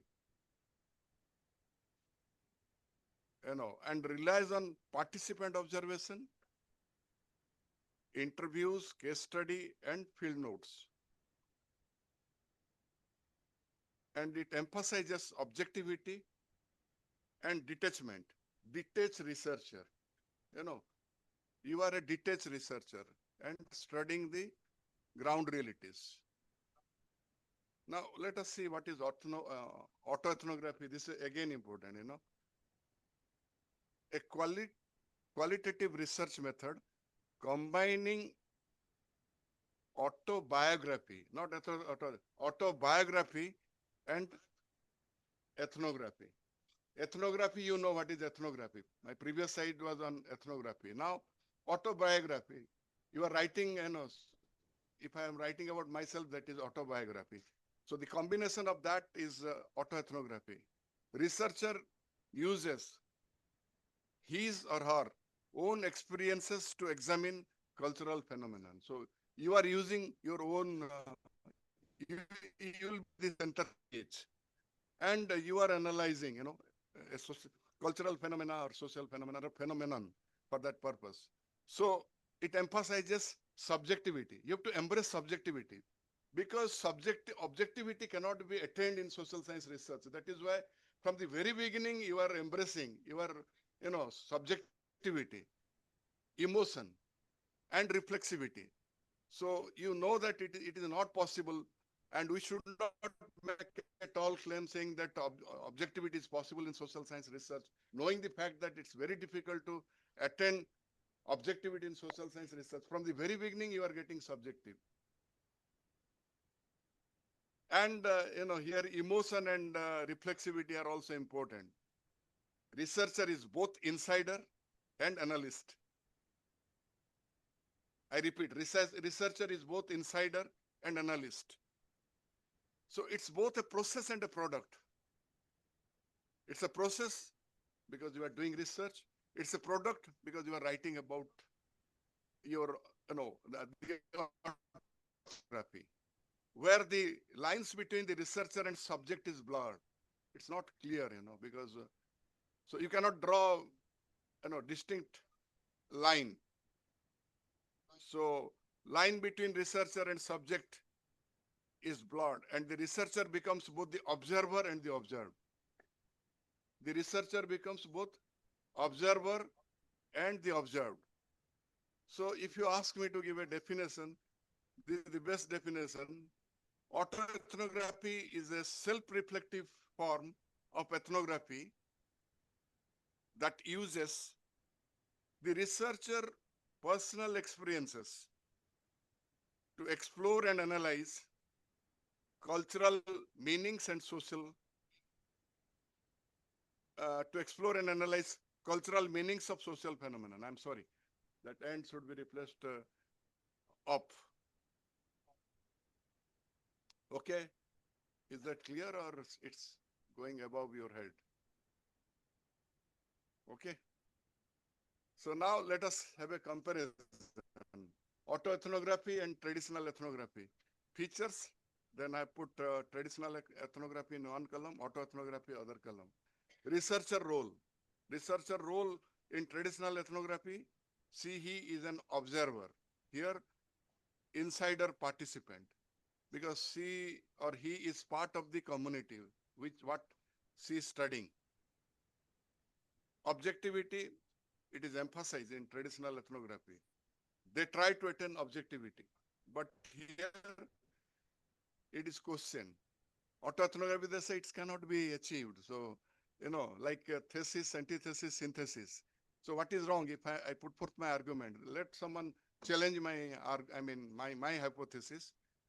So data, in case of traditional ethnography, it is field notes and interview. And in case of autoethnography, personal memory, diary, artifacts, these are used. Writing style, traditional ethnography, it is academic, whereas autoethnography, it is a narrative, poetic, and confessional. Okay?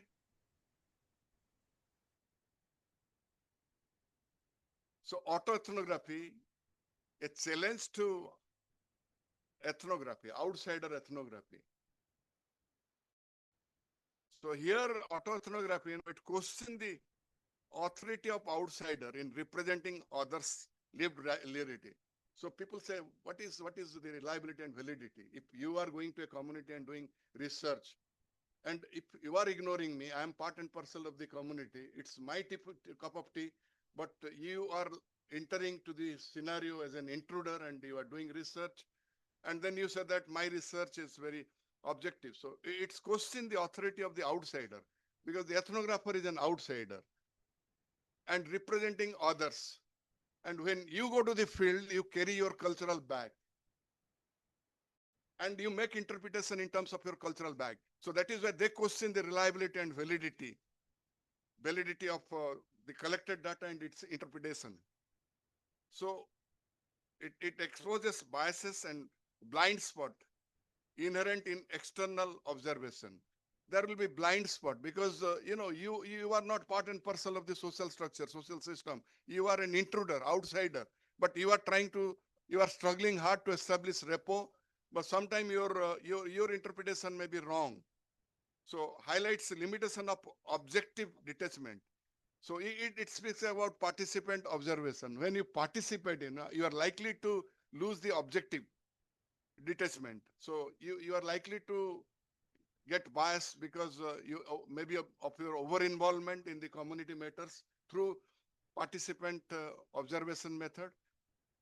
And it asserts value of insider knowledge and cultural self-representation. I am from the community, so I represent my community, and my values are right to interpret the situation, and that is why it is also written cultural self-expression. Challenges the idea that reliability comes from distance and neutrality. No, and no. I mean, autoethnography, it says it's debatable. So I would try my best to keep some time for discussion. So challenge the idea that reliability comes from distance and neutrality. You can't be neutral. Okay, you can't attain objectivity. So it cannot be achieved by maintaining a distance or neutrality. Reframes validity through authenticity, reflexivity, and lived engagement, because they are part and parcel of the community. They said that if it's our society, you give us a chance to study our own society using, the research methodology in a scientific manner. So that is why the researcher has to be trained, and he's or she is part and parcel of the community. So you may say, I don't belong to the indigenous community. You can study your own community, You can do an autoethnography, not necessarily this method is only for studying, indigenous community or PVTG tribal communities. Outsider misrepresentation and the case for autoethnography, because outsider many times misrepresented. I will give you 2 cases. I can give you 100 cases, but because of paucity of time, I am going to refer only a couple of cases. Malinowskian, Trobriand Islanders interprets youth sexuality as a promiscuous rather than a cultural system with rules and meaning. like dual personality, someone said the other day, one of the participant. So it reflects Eurocentric biasness, judging practices through Western moral lens. Because you are carrying your cultural bag, and using that cultural bag, you are making interpretation of the field situation. And that is where you are going wrong and wrong seriously. So miss the symbolic and social function of sexuality in kinship and ritual. It's very, very important, okay, for the inhabitant of that Ireland. But probably he couldn't analyze in right spirit. It demonstrates the limits of outsider ethnography in capturing insider worldview. Because outsider, Malinowski was an outsider. Probably he failed to capture the insider worldview. So autoethnography allows insiders to voice their own cultural logic. So they say that we are the right person. If it is our culture, so allow us to voice our views. Many times our voice remain unheard. So you give us the platform. I don't say that any unpad will be an autoethnographer. See, autoethnographer requires orientation training. And then with training, if he or she is analyzing his or her culture, this method says it's not my argument, that it is best. So enhances authenticity, reflexivity, because autoethnography largely depends on reflexivity and cultural accuracy in research. See, Evans Pritchard, we discussed about Malinowski, now Evans Pritchard, in the limit of outsider ethnography. In Witchcraft, Oracles and Magic Among the Ajandes, it came out in 1937, he framed beliefs as an irrational explanation of misfortune. I repeat, irrational explanation of misfortune. Interpreted Ajandi through a Western rationality lens, labeling it as primitive logic. See, primitive logic. Primitive word as such is derogatory. So overlooked the cultural coherence of witchcraft in regulating morality, conflict, and social order. He overlooked because he was an outsider. Got my point? So outsider strengths reduce Azandi knowledge to a curiosity rather than a valid epistemology. I'm talking about indigenous epistemology, which probably Evans Pritchard couldn't comprehend in the right spirit. So it shows how ethnography can distort meaning when filtered by external category. The external category here is the researcher. Okay, so ethnography can be distorted meaning when filtered by external categories. So my next slide, justification, why ethnography matters. It gives voice to the underrepresented perspective, what we call sometimes subaltern. You might have heard. Reveals hidden or marginalized voice. You allow them to voice their views. Question the establishment of indicators, metrics, parameter. I can deliver a full lecture on this, like the parameter of so-called development. They said that no. So like, let me give one or two examples. The benefit, compensation to the rehabilitated families. Okay, a person. So economics, I don't say that economics are doing a bad job, or anthropologists, sociologists, they are doing good job, but they make analysis at the macro level. Okay, economics. I consider economics is the best subject in social science. Although I'm an anthropologist and I'm partly sociologist also, but that's my idea, because you see all the best brain are there in economics department. That is true in case of my university.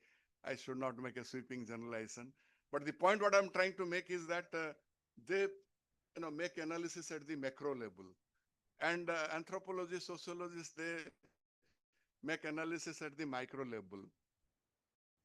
Like they said that, see, cost benefit analysis. This is a very popular, jargon. So what is the cost for a project and what are the benefits? And they will say, see, the benefits are more compared to cost. So this is a good project. It's a just cost benefit analysis. But we do analysis at the micro level. We say that this man has made sacrifice and how he is going to be benefited by the project. If a Adivasi, Pengo, let me say in Koraput, would sacrifice his land for the Upper Indravati River Valley project, and if the rich farmer in Kalavandi would harvest the benefit, it's unjust cost benefit analysis, because we are looking at the micro level. So indicators are questioned, metrics, parameters, these are challenges. Health indicators, they say that no, our health indicators are different. So when it's a question of taking reliability and validity to different indicators, so should we completely ignore the indigenous people or their representative? That's my question. Reveals how personal lives are shaped by broader cultural forces in autoethnography. And personal experiences are culturally and socially significant.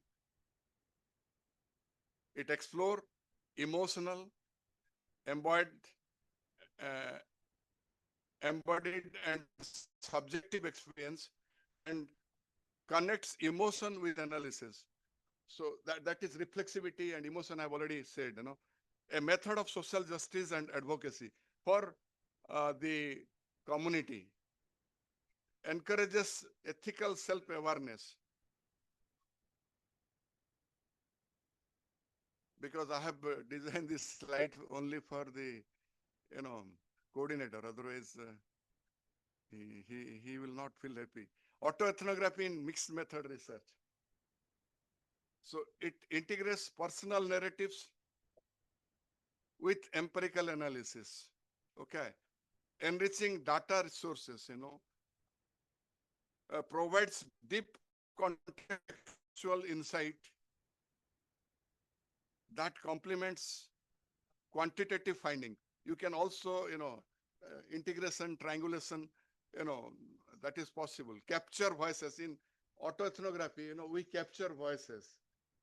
There is also storytelling, and you may bring in other members of the community. If I am the researcher, I may bring in other members of my community without revealing their identity. That's an ethical issue. And they will be part of my story. And I will tell you how to do that. So it captures voices, emotion, and lived experiences often missed in survey method. It enhances reflexivity and transparency in the research process, bridges individual experience with broader social pattern. Patterns are very, very important. So how individual experiences, would give you some clue to form pattern. Strengthen triangulation and methodological diversity with mixed method. So sometime, then you said, sir, what SAR is telling, is it a mixed study? What is the difference between a mixed study and autoethnography? Are they same or, see, not all ethnographic study are a mixed study. And you read out the rest, I don't have time. Not all emic studies are autoethnographies. Overlap. This is important. Both privilege the insider point of view and resist purely outsider emic interpretation. It challenges emic interpretation.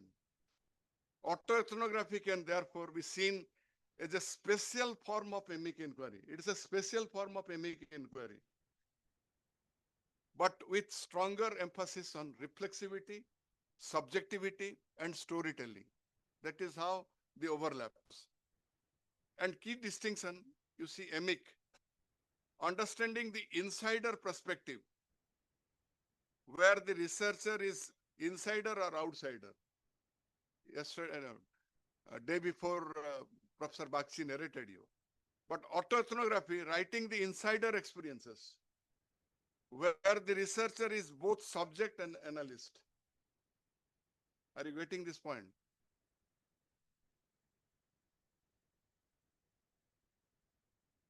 So from observer to insider. So autoethnography, it challenges the binary of researcher and researched. Because here the researcher is also researched. Researcher become part of the story. And it acknowledges emotion, identity, and positionality. This particular quote unquote positionality is very, very important. And the next bullet is a reflection of that. Studying culture through self.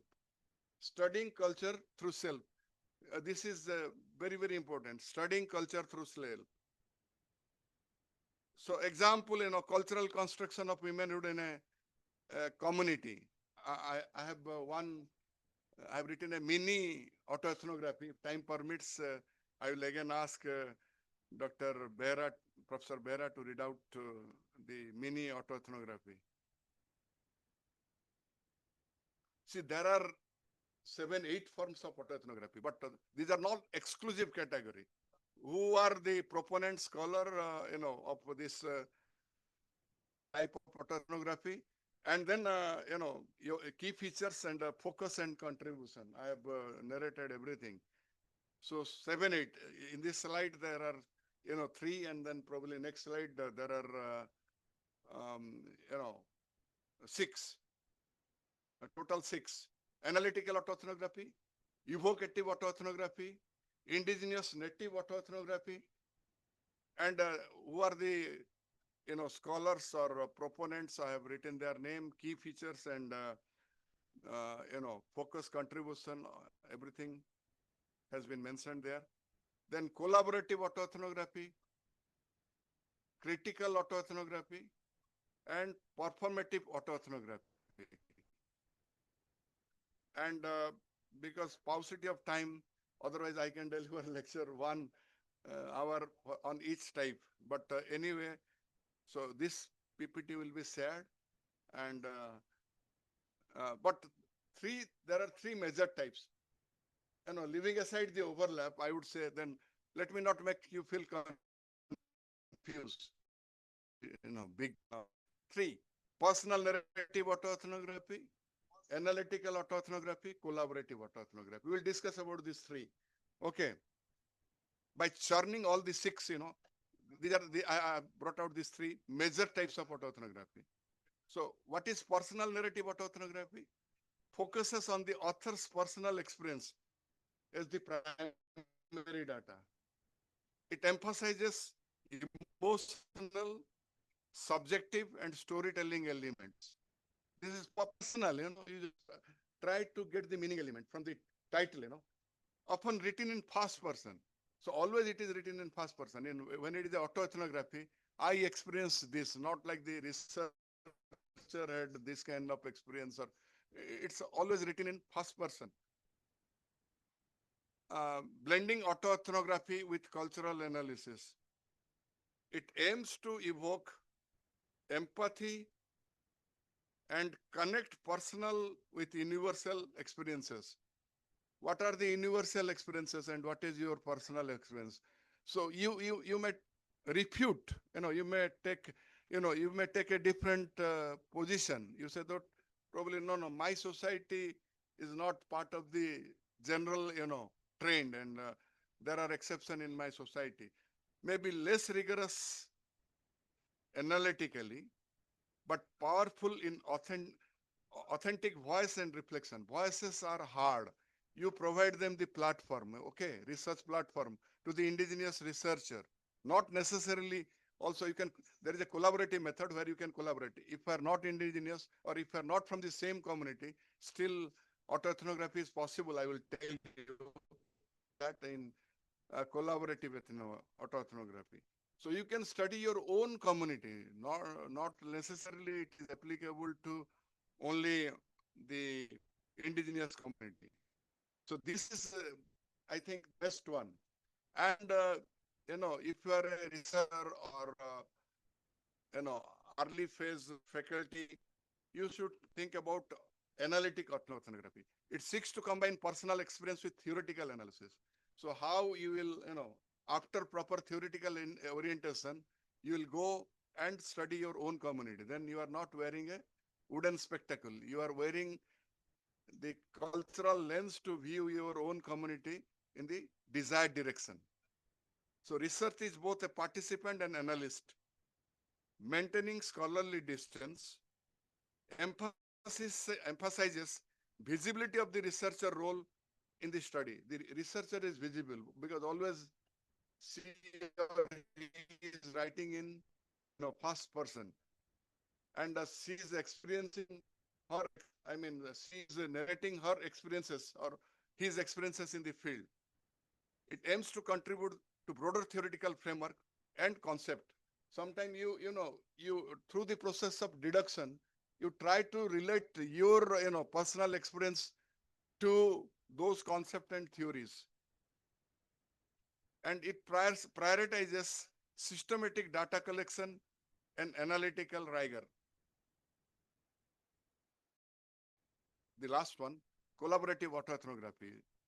So here, multiple researcher may be there.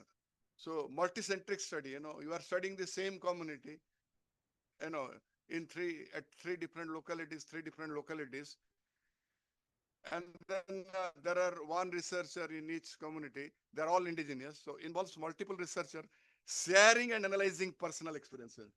So they will exchange data with one another, each other. So encourages dialogue. So there will be dialogue between or among the researcher. So they will co-reflect and co-authorship also, because they are trained, they are not unpad, or they are trained. They are trained, maybe trained sociologists, trained anthropologists, trained economics, and they are making venture and they are studying their own culture. So it explores shared culture or social phenomenon through diverse perspective. Because supposing this scholar, it is a multidisciplinary, interdisciplinary workshop. So one scholar would be from anthropology background, sociology background, economics background, geography background, but they are all indigenous scholars and they've been trained. So highlights the relational ethics and mutual understanding among collaborators. One collaborator will not say that I am the boss, So all are equals, and they are exchanging and sharing that data, and it's a teamwork. Okay. So that so collective interest is there, and that is only how you can achieve. You can go for collaborative autoethnography. Allows for richer, multi-voiced insight. Why it is multi-voiced? Because the researcher is not one. There are many. So it's a multi-voiced insight into complex experiences. I think this is boring. Just have a look, and I would like to go to the next slide. So this methodological approach, sources. First, when you are doing autoethnography, you must read, these are the sources, and storytelling is very important. And how you will do that, how you will go about that, I will tell you later on. So this is very important. Informed consent when others appears in your story. Supposing I'm developing a story and 4 or 5 other persons are involved. So I must take their consent, otherwise it's not ethical. So everywhere it has to be passed through the ethical committee. So informed consent is very, very important. And navigating privacy and vulnerability, because they will reveal you many things. So the confidentiality is very, very important there. And representing relationship also ethically. Supposing someone is your friend, and then you should not make your friend's position vulnerable. Balancing truth and representation. Sometimes, there is a saying like, how should I put it? Like, truth should be spoken pleasantly, and unpleasant truth should not be uttered. Get my point? unpleasant truth should not be uttered. So you have to strike out a balance between truth and representation. And now you see, I'm going to give you an example of 6 autoethnographer. Ruth Behar, the vulnerable observer. Anthropology that breaks your heart. Boston, And the author Ruth, she challenges objectivity. A foundational text that argues emotion and subjectivity are not barriers to scholarship, but essential to it. Because objectivity cannot be achieved and attained. So uses grief and emotion as an analytical tool. That is what exactly she has done. And explore fieldwork experiences infused with personal grief and identity, challenging the myth of the objective anthropologist. Call for anthropologists to embrace vulnerability. So this is the quote, anthropology that doesn't break your heart isn't worth doing. I repeat, anthropology that doesn't break your heart isn't worth doing. Next one, Caroline Ellis. So the title is The Ethnography I, a methodological novel about autoethnography. So I'm just 3 bullets point. It details a guide for writing autoethnography, focuses on relational ethics. I've already touched upon that point. Emotion and storytelling. Makes the personal, political, and analytical. Tammy Spry. Body, paper, stage, colon, writing and performing autoethnography. And three important points, I have mentioned. Introduce performance ethnography. Combines fieldwork, art, and storytelling. Advocates for embodied creative research. The next one, Deborah. And the title of the book is Autoethnography, Rewriting the Self and the Social. It's a publication, Oxford publication. Explore how personal identities intersect with cultural structure. Useful for studying migration, identity, and memory, especially those from geography background. And this is interesting, Renato Rosaldo, Culture and Truth, the remapping of social analysis, pre-autoethnography influence. Let us skip it then. Though not called autoethnography at the time, Rosaldo writings about mourning his wife's death. She died in the field. And because Rosaldo was an ethnographer and his mourning, about mourning his wife's death in the field, inspired more emotive, reflexive anthropology. So the key idea here, some cultural expression, like bereavement rituals, cannot fully understood until lived personally, because that was his personal loss, and then that got reflected through his writings, how he mourned, because his wife died in the field, This is very important, and I have given detail. Linda Tuyai Smith, decolonizing, methodologies she is talking about, and she is an indigenous scholar. It's a recent publication. Recent means 2012. Decolonizing methodologies, research and indigenous people. She herself is a Maori. Linda Thuy Smith is a prominent Maori scholar from New Zealand. She is a leading figure in indigenous education and research with a deep commitment to decolonize academic practices. So we follow, our methodology is also, like the Western methodology. And she talks about decolonizing our methodology. Her lived experience as an indigenous woman and academic informs her use of analytic autoethnography. We have already discussed about analytic or autoethnography in decolonizing methodology, because she is a scholar, she is a scholar of education.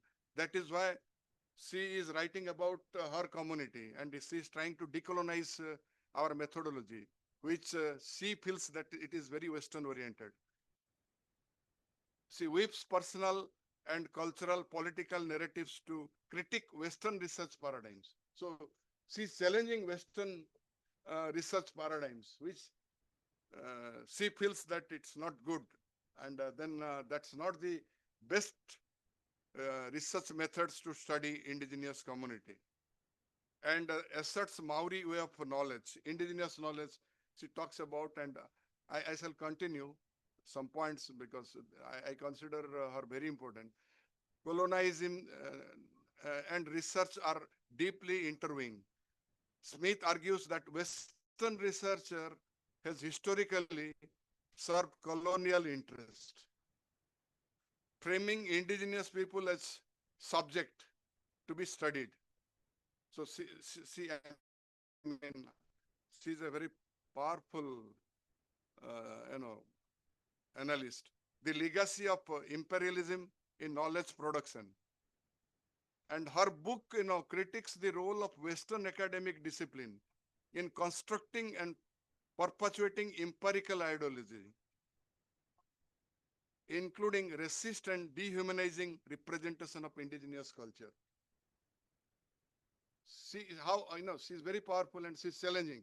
We have to decolonize these methods.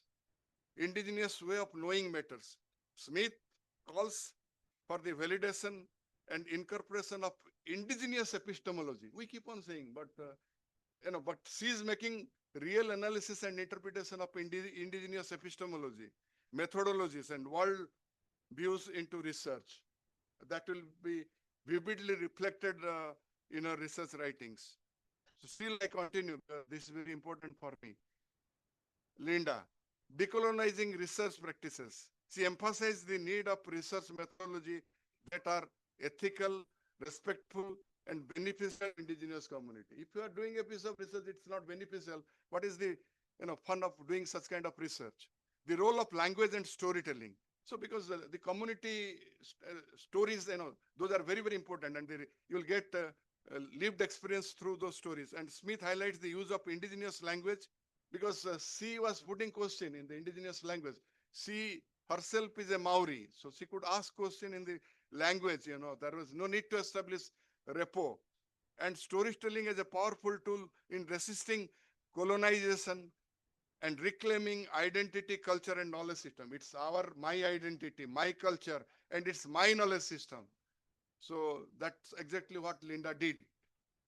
Research as a site of resistance and healing. Decolonizing research is not only about critique, it also about reclaiming power and healing historical trauma by centering indigenous voices. Because these indigenous people has a history of subjugation and exploitation.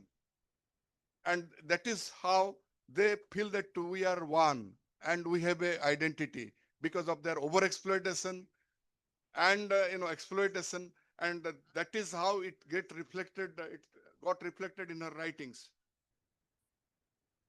And another powerful autoethnography writer, Swan Wilson. Research is ceremony. You see, interesting. Research is ceremony. Indigenous research method. And Swan Wilson is a Cree scholar, originally from the northern Manitoba, Canada, Canadian scholar. You know, Cree is an indigenous community in Canada. His background, not now he's a man, not like Linda. His background as an indigenous person and researcher deeply informs his approach to autoethnography. Okay, he uses it to reflect personal experiences within broader Creek knowledge system, indigenous knowledge system. That's indigenous knowledge system. In research in is ceremony, Wilson blends storytelling, relational accountability, and academic inquiry. See, title, no? Research is ceremony. See, no, himself is from the same community. That's why he says research is ceremony. You understand what is ceremony and what is research and how, I mean, nicely he has coined the, title of his book. Research is ceremony, indigenous research method. And the last bullet, he presents research as a deeply respectful and communal act rooted in indigenous worldview. It's rooted in indigenous worldview. And that's why he is also challenging Western paradigms. Rationality is the core of indigenous research. Wilson argues that indigenous epistemology is grounded in relation between people, land, cosmos, idea, knowledge. And the Western scholars do not subscribe to this idea. Sometimes they beg to differ and their interpretations are quite different. Research as a ceremonial act. So it speaks about the title of the book. The book proposes that research should be treated as a sacred, respectful process, a ceremony that reflects the interconnectedness of all life and honors indigenous way of being and indigenous of being knowing. So indigenous way of knowing and indigenous of being. So that is why he treats research as a ceremony. Ontology, epistemology, and axiology are interwoven. Unlike Western paradigm, knowing, that is epistemology, doing, that is methodology, Wilson emphasizes their inseparability in indigenous research framework. Okay, and then the collaborative autoethnography and storytelling. So I have already said, collaborative autoethnography is one major form. Wilson employs personal narrative and collaborative dialogue, especially with Cree elders. So actually, he was studying the elderly people, their problems, and so their burden, to reflect how knowledge is shared and created collectively through lived experience and oral tradition, like three-tier classification. What we call protected, defeated, and defended. Three-tier classification. Protected means those who have, extraordinary skill within the community. So the community, indigenous community, would protect, like this Disari, Jani, Gurmai. They have extraordinary knowledge. The community will protect them, protected, and defended. Those who would continue to contribute to the household economy, they are dependent.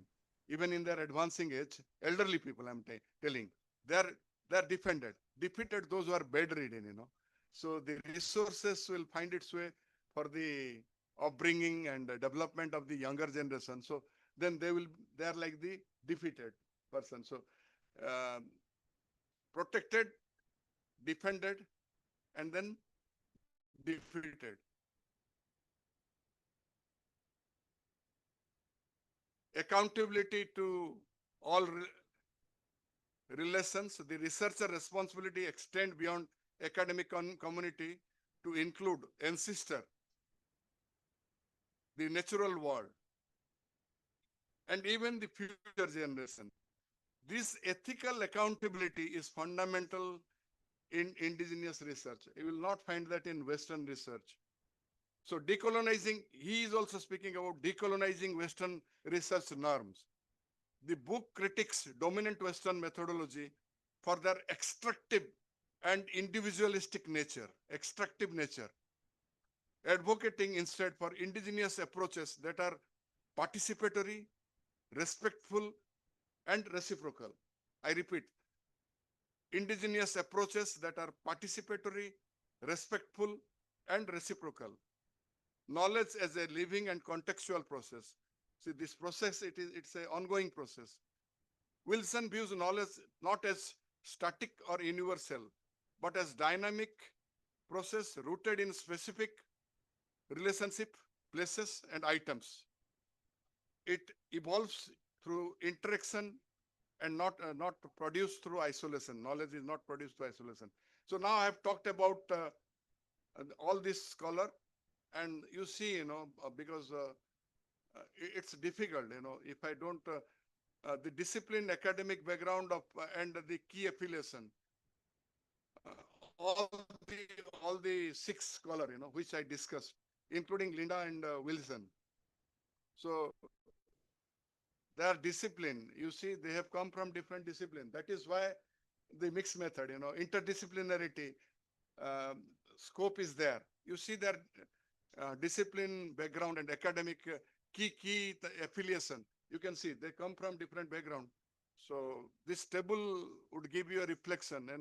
They are all speaking about autoethnography, but coming from different fields, different discipline, and academic backgrounds are quite different, and their key affiliation. Someone is a professor of communication, professor of anthropology, then someone is a indigenous methodologist. So they're coming from different background, and so that is the beauty. Let me not repeat like strength of autoethnography. You see, rich, detailed data humanizes research, because it says that there is nothing wrong in getting subjective.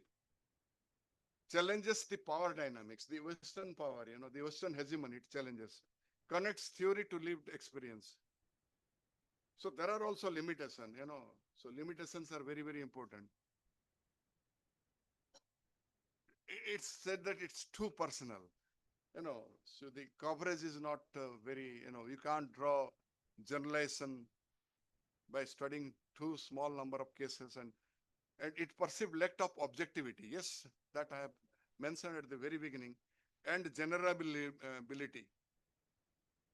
Methodological rigorousness is questioned, and response, so how that is to be responded.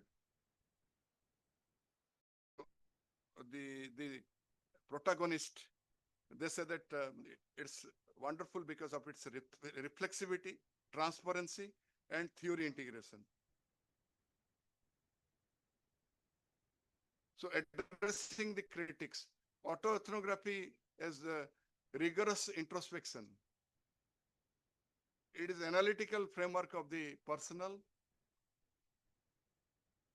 tying narratives to cultural theory, not tying narratives to cultural theory,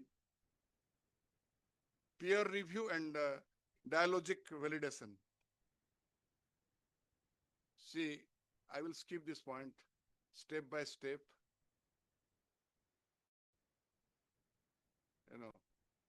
So then, because I would like to leave some time for discussion.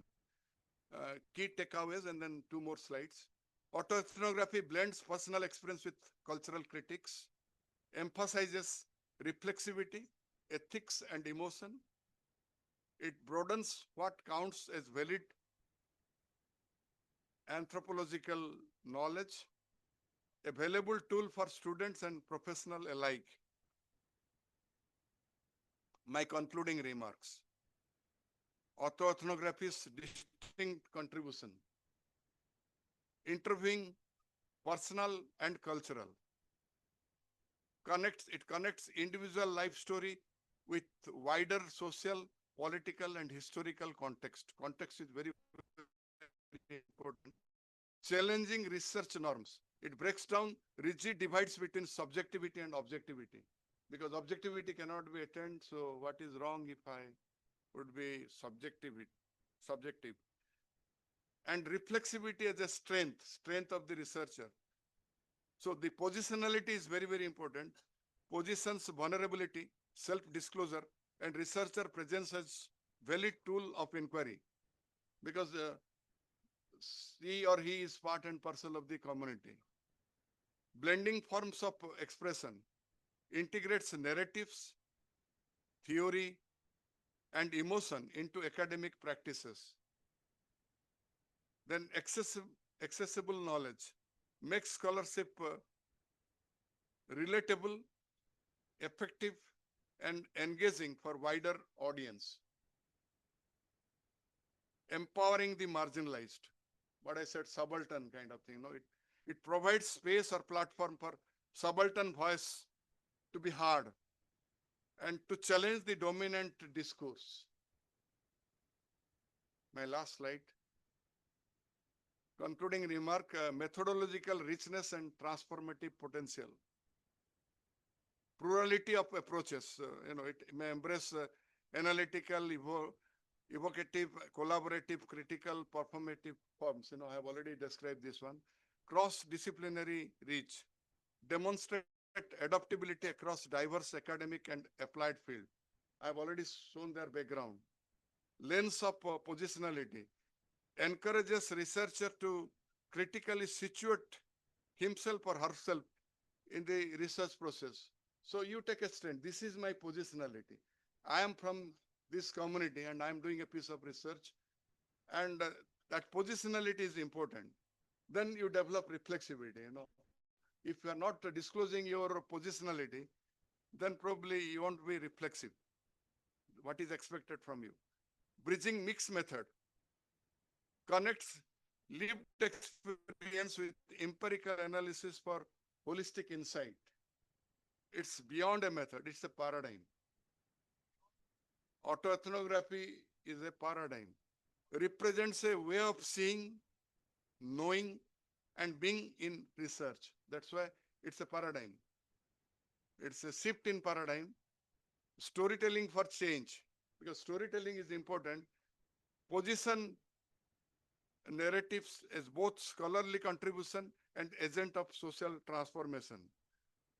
See, I have listed whatever I have referred, details of all the references are there. Each and every, author or scholar I have referred to, details you will get.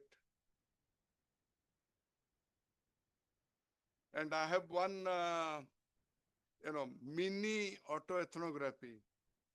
Would you like to listen, or, sometime I think, description, and Hari is my, Hari, please come and read. It's not a lengthy one, and then it will be open for discussion. Would you kindly come and, so it is in a different folder. It's,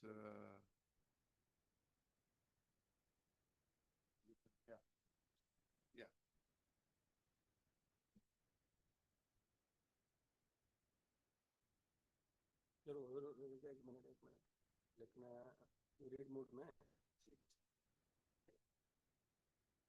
So it is purely imaginative. Okay, just for learning. So I have written it just for your research. Okay.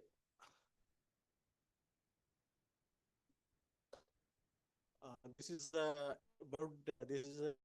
ethnography of the cultural construction of womanhood in Santal community and analytical autoethnography. So let me read out. I'm Guru Vari, a young woman from the Santal community and a student of anthropology. Writing about my community is not only an academic responsibility, but also a deeply personal journey. I'm located within the very social and cultural world I wish to analyze. This positioning offers me both privilege and challenge. Privilege because I can access insider experiences and lived realities. Challenge because I must maintain the delicate balance of scholarly distance while reflecting reflecting upon my own life. Through this analytical autoethnography, I explore the cultural construction of womanhood among the Santals.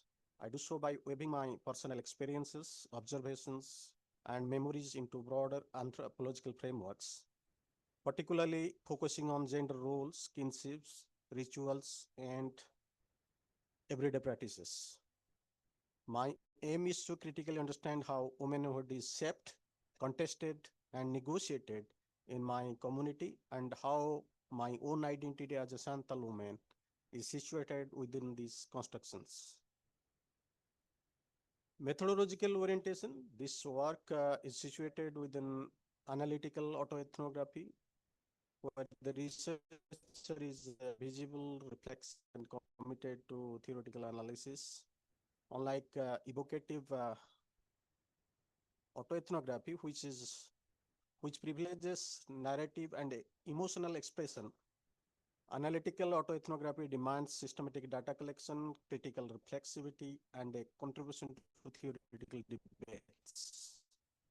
I draw upon my lived experiences, oral histories shared by women in my village, observations during festivals and rituals, and memory work. I also cross-check my reflections with scholarly literature on Santal society and gender to avoid a purely romanticized or subjective narration. My dual role as participant and analyst requires constant negotiation. As a participant, I recognize the emotional weight of being a Santal woman, subject to communal expectations. As an analyst, I attempt to step back, question, and situate these experiences within larger frameworks of feminist anthropology, cultural constructivism, and gender power relations. Cultural ideals of womanhood in Santal society. Here I focus on kinship and social roles. In Santal society, kinship is central to social organization. Women's role are primarily defined through patrilineal descent and patrilocal residence. Marriage marks a significant shift. A woman leaves her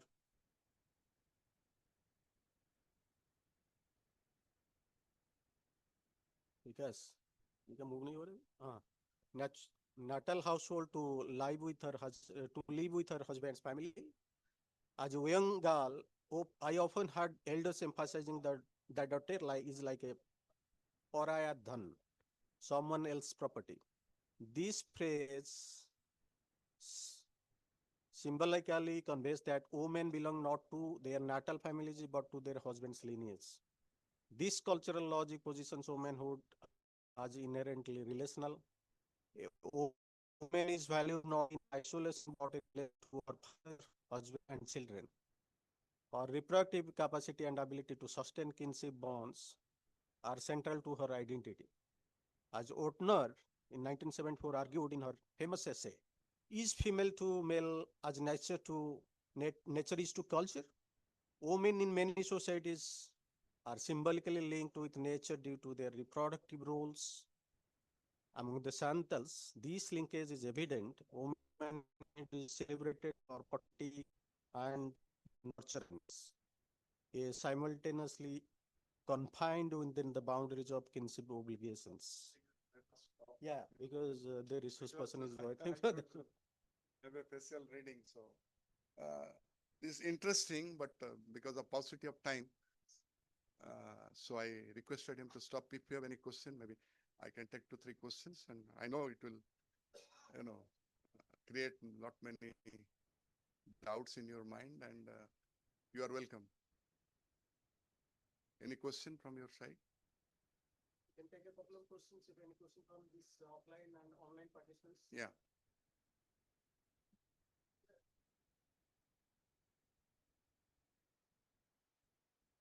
See, in emic perspective, the researcher could be insider, outsider.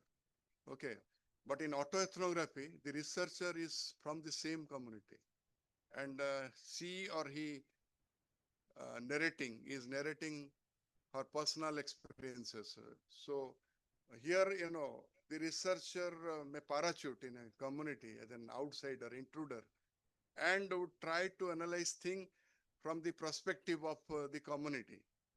And no, the challenge here that he or she may misread some of the social event, cultural phenomenon of the community, because the researcher is carrying his cultural bag, and obviously he or she would interpret things in terms of his ethos, cultural standard, values. And that is the point where the researcher would likely to commit mistake. He would like to go wrong and wrong seriously. That, yeah. You know, that is automatically, the positionality is related to reflexivity, because you are taking a position, the positionality that I am a Santal woman. She is studying post-graduation.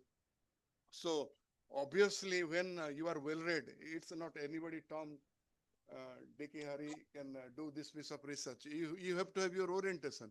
She is from the community, and she has her orientation. She's not going to the field wearing a wooden spec. She has been properly oriented, and she is doing research on her community. So that is how they say that we get a platform to voice our views. We are in a position to challenge the Western domination, So, I mean, it's a kind of paradigm shift. But I don't say that it's a full, method. This is a method. So each method has its limitation. And because you are dealing both with quantitative and qualitative method, you are trying my best. But I'm not a protagonist of auto.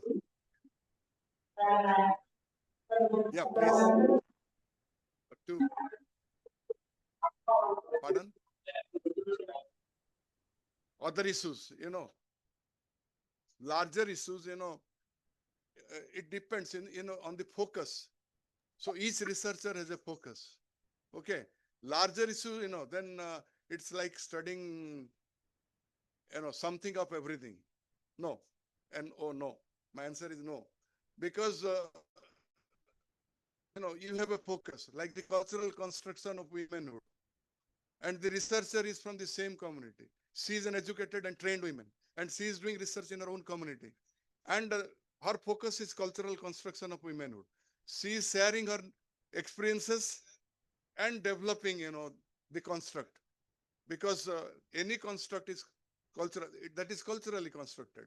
Womanhood is culturally constructed in any community, for that matter in Santal community. And she is trying to develop that construct, sharing her personal experiences, reflecting her own positionality.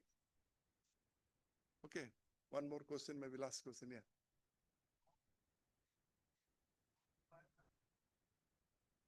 Autobiography, I said, autoethnography is a combination of ethnography and autobiography. So what portion of autobiography? Your focus, you are not writing the autobiography starting from, birth to death. You are not narrating like that. You are focusing on a specific area, and there you are trying to develop, the autoethnography. It's not autobiography is very comprehensive, but it has a focus when you are handling auto. For example, Wilson, he was handling the elderly people, and Tuha, Linda, she was handling the indigenous, discussing about indigenous knowledge. See, the focus is there, and then they are, punching their personal experiences, taking a positionality, and with their reflexivity, they are trying to build that knowledge. Knowledge building process they are contributing. Okay, I think then. If there is any other question? Yeah, please, please.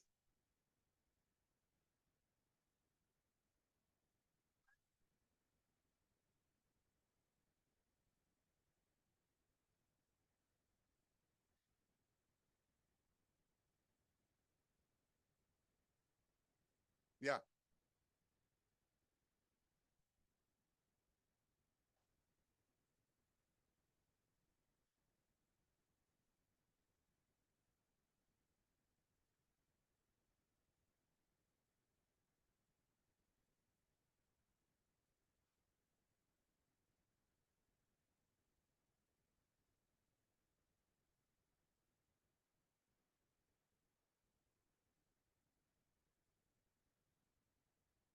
Yeah, I got your point. You know, you are, and I mean, you are very right.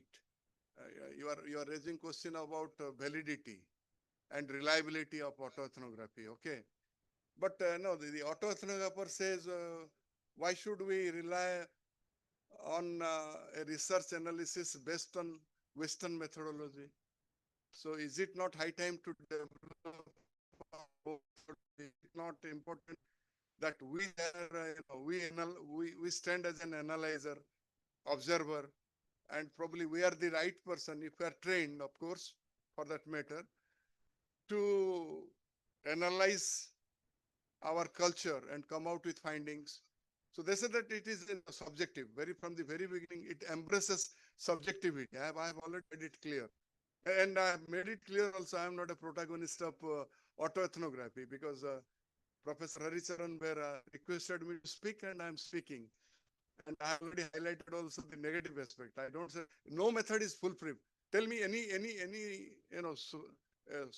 mean qualitative method which is foolproof. No, they may make a tall claim that we are this method is objective, but the ground reality is that all qualitative methods are subjective by nature. So here, it begins with a proposition that, objectivity cannot be maintained in social science research. So what is wrong if I take a position and, like it's a thesis, then someone will contest it. The antithesis will be there. And then there will be a synthesis. That's the idea. Okay, thank you very much. So thank you so much, sir, for this brilliant talk on this autoethnography. In fact, you justified that how autoethnography can be also very much oriented to the kind or aligned with the kind of the mixed methods. So we are really lucky to have this lecture from your end. So now we have the next, in fact, lecture, this session. There's a very important session again on R. We are shifting from qualitative to quantitative now. So it will be more practical and hands-on training programs. So I think whatever he had shared with you, the documents, you have already uploaded on the laptop, right? If you have not done it, you please do it so that you don't have to waste time for that. Okay, sir, over to you, Sabha sir. So this actually session will be on this, the advisor, I can say that the professor who is taking this session is Professor Sabha Bhattacharya. He is from the Agricultural and Ecological Research Unit of this Indian Statistical Institute. He has decades of experience in handling statistical applications, but regarding the R also, he has already delivered, he has already imparted several trainings, more than 300 of participants from pan-India levels. Over to you, Sabha sir.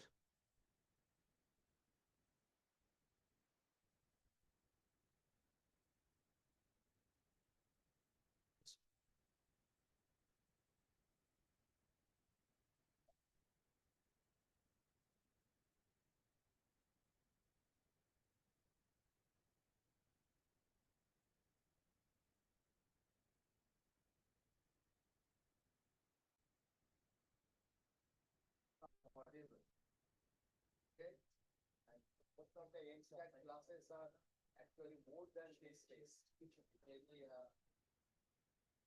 another take to. Okay. So I believe my voice is going to the last person. Okay. So then I would not like to use the because I'm equal. Oh. So then that to you. So please give me that.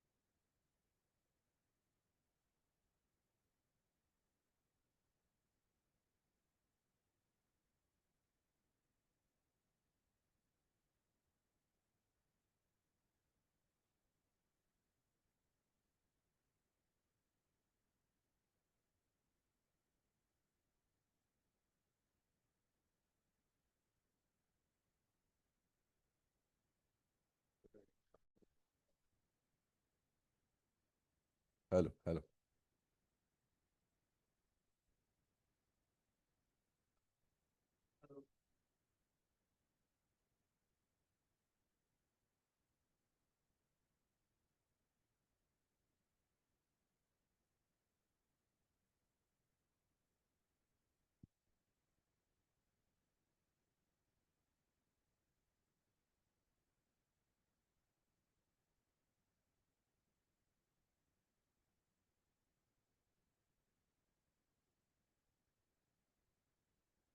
Hello.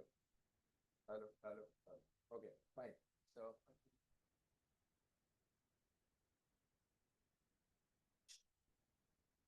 How many online participants are there?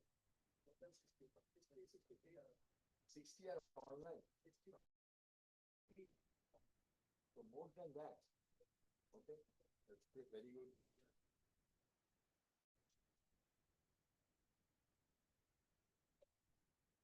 Okay, so this class will continue up to one time.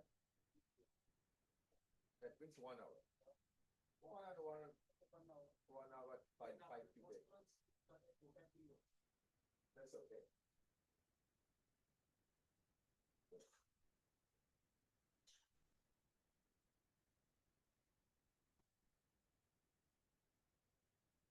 Okay, no problem.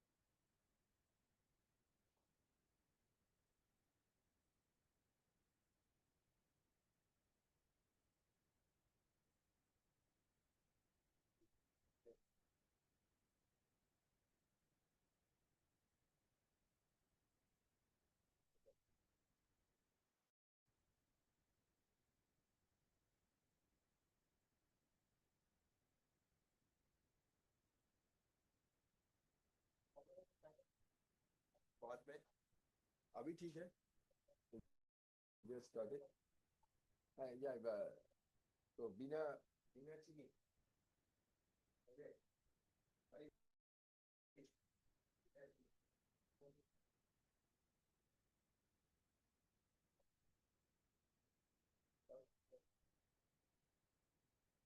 okay so I don't know whether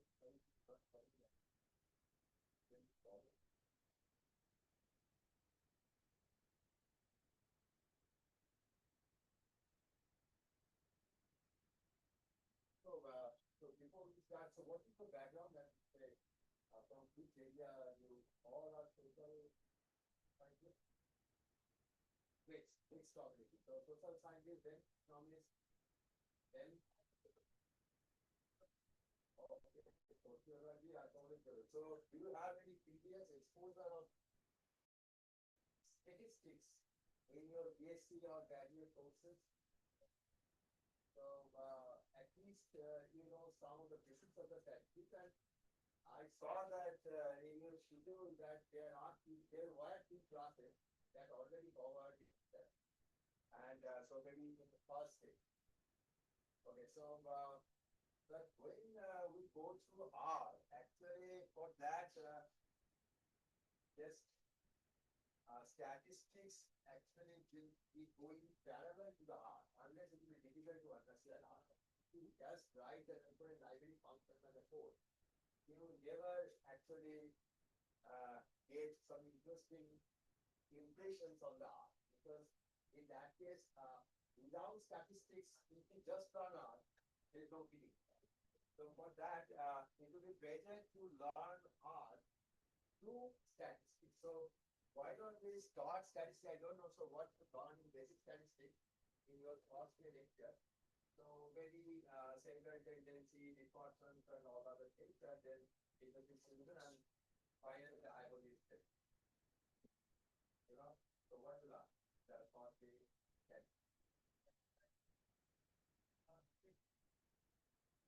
First day, there were 2 classes designed as basic basic statistics. I just saw. Excuse me, sir. Online participants are not able to listen. Oh, so what forward? I understand. I understand. It's more about the probability part of the fact, not the data part of the fact. Okay. So that I understood from that. Okay. So It's now not audible. Kindly address this. know that anybody from the audience would like to say something? So audience, from the audience, anybody please just confirm me whether I'm audible. The voice is very low, sir. We can't hear you. Sir, it's very low. Even in the 100, then also we can't hear properly. Noisy. So, other participants, can anybody confirm me? Please. Sir, your voice is very low. We can't Not hear. audible. Voice is very low. Okay. Now.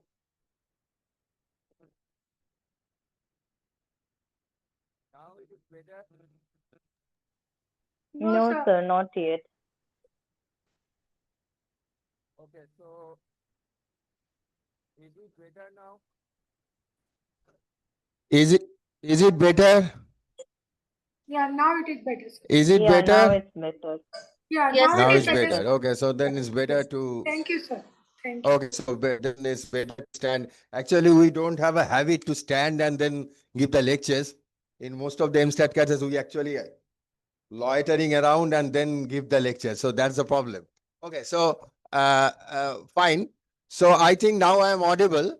So as you know that myself, Shobboshachi Bhattacharya, and I belong to that unit, but actually I'm a statistician and I'm working with the social scientist and also with the biologist, agriculturalist, economist for last 20 years. So as you see that the name of my department is Agriculture and Ecological Research Unit. That means that is not actually the theoretical statistics unit. So it's actually an applied statistics unit. Okay. So please go. And this is actually the information I would like to pass on, that we periodically organize our workshop. Okay.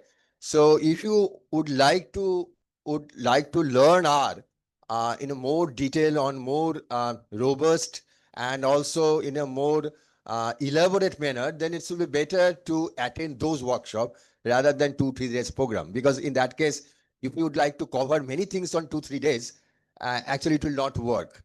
And there is a capacity in the brain that will learn everything in 2-3 days is not possible. So my suggestion is that we generally used to organize our workshop in a regular basis, periodically. Just look at the ISI website, and most of the advertisement will come from the biological sciences division. So just remind that point very carefully. It's not from the statistics division. It will be from the biological sciences division, because we generally offer the courses for the biologist, social scientist, and so on. So in that case, the advertisement should come from the biological sciences division. Okay. So please. What happened? Okay. So this is just a beginning that I believe in my 30 years experience in statistics, that statistics actually composed with two fundamental words. Okay. Anything, any actually area of statistics, if you'd like to look upon, so it actually associated with two words. You can better say the two yardsticks or the pillars of statistics. One is a population and is a sample.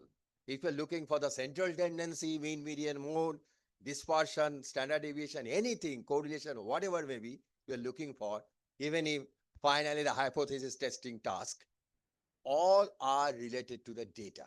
Okay. And if you look at the data, there are two basic things. One is the population and is a sample. To learn statistics by heart, you need to understand the two words very carefully. One is population Another is the sample. As you see that the population is a bigger circle and sample is a smaller circle. And that you already know that why it is bigger and why it is smaller. Because you know that the population actually the big thing, okay? And sample is a part of that information of the population. So that must be smaller than the population. And you know that in most of the statistics game, what is our actually aim? That we would like to infer about the population characteristics. That's the main thing, okay? Based on the information available in the sample. That's the basic aim of any statistics game. Whether it's a central tendency, whether it's a dispersion, whether it's a hypothesis testing, estimations, anything.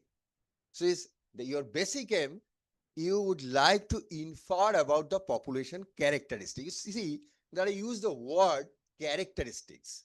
What do I mean by the word characteristic? This is very important.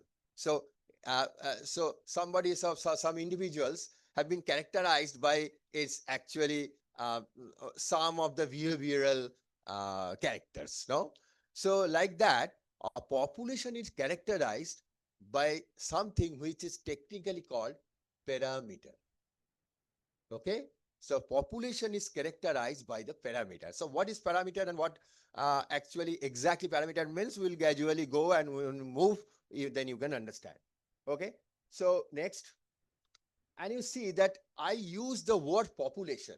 Here the word population a bit generic. Why I use the term generic? You know that in most of the cases, we people, obviously social scientist people, demographic people, those who are working in demography, or maybe the people who, those who are working in the population dynamics problem, they know population actually, or they define population as in terms of the demographic population or the census population. Okay, so population census, that means the when we are trying to find out or trying to evaluate the number of individuals present in a city or in certain company or certain colleges like that, those are the population. So that is the basic understanding of the human being about the populations or the students about the population. But in statistics, the demographic population or the census populations or the abundance. Population is a generic word. The collection of anything is a population in statistics. Collection of marks distribution of students is population. It's very interesting. Collection of marks distribution of students is population. Okay. So if I have collected the marks of 100 individuals and that is my populations, and from that I would like to draw some sample, suppose 10 students, and I have selected 10 students and then I identified or evaluated the marks of the 10 students. Based on that, I can evaluate the sample average of those 10 marks. Okay.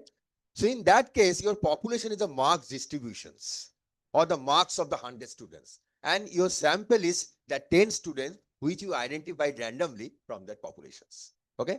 So population in terms of statistics, it is actually the collection of anything. So I already give example. Next, as these examples already I given, and you see that if you have a marks distribution of 1,000 students, and you see that the sample size maybe 100, maybe 500, that you don't know. So that actually depends on how accurate you are trying to achieve the population characteristics. Okay.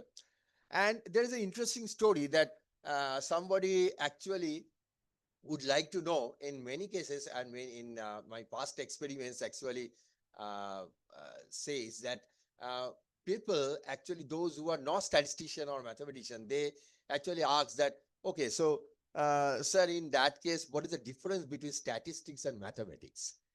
So there's a big difference. So suppose you are trying to actually find out the average marks of the 10 students or the 100 students, fine? And if you can reach up to 100 students, then it's a problem of statistics, mathematics, because all individual marks of 100 students you know. But when a partial information of that population, that means 100 students, you have only marks of the 10 students. Okay. Based on that, you are trying to find out or infer about the marks of those 100 students, then it's the problem of statistics. There's a basic difference between these two problems. So in that case, the sampling is very important, that what number of sample you would like to choose, or what number of actually what number of repetition you would like to make on drawing sample. You see that 100 sample each of size 100. Okay, so I am asking one question to all the audience, and just it's a casual questions. You try to find out the answer, or whether you have any clue, you just say. The point is that if I have 100 samples out of 1,000 members of a populations, and I repeated the story 5 times, then what happens? I have 500 samples, because 100 samples won, and then I repeated the story 5 times. So in that case, I have 500 samples. And in another scenario, at once, I have selected 500 samples from a population. Okay? So is there any difference at all? Again, I repeat, 100 samples, I repeated 5 times, then I have 500 samples. Okay? Randomly, I repeated the game 5 times, and that's why now I have 500 samples. And now I did another experiment. I actually have drawn 500 samples at once. Then also I have 500 samples. What is the difference between these two cases? Which one is better, or I cannot say anything? Anybody from the audience, please? Will depend on with replacement or without replacement. In the second case also, there is a chance, because if it will depend whether it's a with replacement or without replacement sample. I will come up on that stage. This is one difference, but in terms of philosophy, what exactly, I mean to say, do you have any point or any clue? This is, you are right, but that is in terms of technicality or the logistic issue of the sample. But in terms of philosophy, what is the difference? If you repeat the process 5 times, and at once if you just have taken a sample of size 500, what is the difference? So what I feel is at a time, if we take 500 sample, then there is chance that we can generalize Somebody that from for the the audience, just a minute.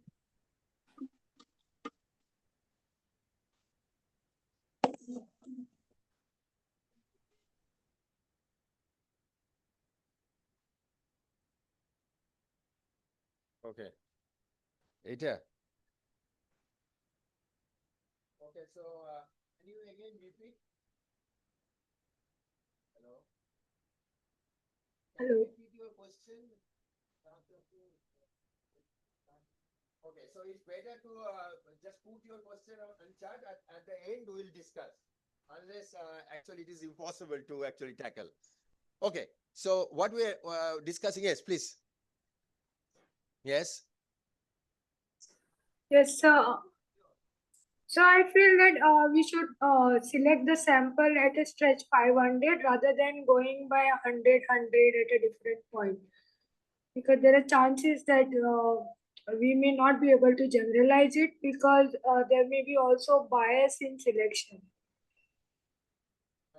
Okay, so one thing is, if you can discuss this sessions after this session, you do that, because you know that it's not audible clearly. Okay, so please allow this. Okay, so what is your name? Hello. What is your name?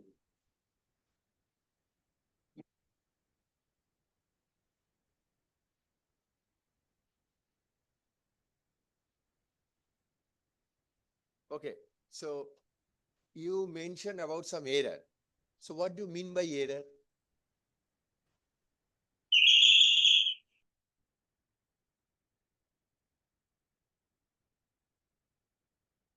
You know, what she mentioned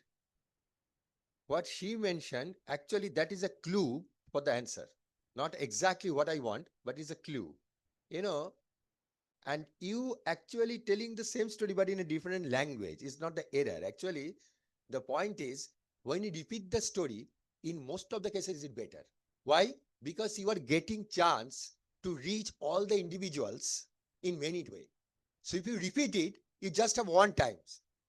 So you have just one choice, no? But if you repeat the story, then to include different individuals which may be heterogeneous, okay? So there are some individuals who obtain very good marks. In your single sample, there is a chance that it may be actually you slip that particular person, okay? But in repetition, there is a chance that you can include many heterogeneous people too, so that the marks or the average marks, what you exactly want, you actually want to infer about the population marks, no? So in that case, it will be better to reach all the individuals, most of the individual, as much as you can. That will be better. So, but it will fail sometime if it is very heterogeneous. If it is very heterogeneous, in that case, if 2-3 big marks will actually attached with your sample, in that case unnecessary, it will be biased toward the higher average, okay? So there must be some trade-off between the heterogeneity and homogeneity of the population. So in that case, it will be better to deal with the sample, and population should be segregated or should be stratified in such a way so that within that stratification they are homogeneous, but between they are heterogeneous, okay? That is called the stratified sample. I think that word you actually know. So that is a very important story. So, okay, so how do I know the population and sample have similar properties? It's very common that, so when you are drawing sample, then you have some sample mean or you have some sample SD or standard deviation. As you know what is standard deviation. If you don't know, this is not at all issue. That means I am looking for a dispersion, scatteredness of the data. So that is actually standard deviation actually tells you the same story, okay? How scattered I am with respect to my central value. So the point is that those are the population characteristics, and similar property actually holds in the sample. So based on that sample, you would like to infer the population characteristics, and that characteristics actually is nothing but the two common characteristics. One is the location, that is mean, and is the scale, which is standard deviations, okay? So next. Okay, so you know that when you have the marks distributions, fine. So let us go gradually to the, so first chapter is the population and sample is done. Now, when you have a data set, then what should be your next step? Actually, it's very intuitive. Statistics is very intuitive. What should be your next step? Okay, tell me. So you would like to visualize the data, okay? And you know that there are many visualizing techniques. So the raw technique is that in x-axis you have the student roll number, and the y-axis you must have the student marks. If you plot it, then it must be a erratic diagram like this. Okay, and so from that diagram you can only understand that okay, marks are varying over the roll numbers, nothing else. So what should be the next intuitive state of the statistics? The next intuitive state must be, can I do one interesting arrangement of the numbers? How do I do that? I can classify the marks within different bins, like 0 to 20, 20 to 40, and so on. And within that bins, how many individuals are falling? That I can immediately actually visualize. Okay, within 0 to 20, there are 2 individuals, suppose. Within 20 to 40, there are 5 individuals. Within 40 to 60, there are 35 individuals. Within 60 to 80, there are 7 individuals. 80 to 100, there are again 3 individuals. You see, if you follow my pattern, whatever I discussed, not go to that. Okay, so as you see that 0 to 20, 20 to 40, and etc. Now, you see, I think he's my student, Ritesh Bera. Actually, he's going to submit his thesis very soon. So He'll be very angry that why I picked up him for this today. And so because he's writing his thesis and I actually grab him, please come. And that's why he's actually angry with me. So please do not. Okay. So okay. So the next point is that you see that 0 to 20, 20 to 40, and so on. And now you can easily visualize, okay, how many students are between 0 to 20? How many students are between 20 to 40? Okay. With that additional information, what is the benefit? What is the benefit? So if I go to the scatter plot, that these are the student roll number and these are my marks. So instead of that scatter plot, if I look at that diagram, which is eventually called frequency diagram, or in statistical language, histogram. Okay. So, but what we are doing, actually, you are trying to figure out that how many individuals or most of them individuals fall into which bins. Because if you can understand that, and gradually the movement of the individual over two tails. Tails means towards 0, towards 100. And obviously, in most of the marks distribution of students, if you look at in any colleges or any institutes, very few students obtain 100 and very few students obtain 0. Okay. Most of the students will obtain between 60 to 70 or 60 to 80, something like that. But it will depend on the hardness of the questions also, where present. So in ICSE or CBSE exam, I see that most of the students marks is between 80 to 90. Okay. So the point is that in that case, you may argue with me, sir, in that case, there is a very, very few students. Maybe there are no students at all within the bin 0 to 20. Okay. See, in that case, how that symmetry actually maintain whatever I discussed just my previous 2 minutes before lecture. That 35 is my maximum frequency, and gradually it goes down to this tail and this tail also. Even if most of the students are between 80 to 90, you can see the same story, only the location is shifted. What do I mean by location is shifted? That means there is also a peak, and between 95 to 100 there are very few students, or rather to say 98 to 100 there are very few students, and 80 to 85 there are very few students.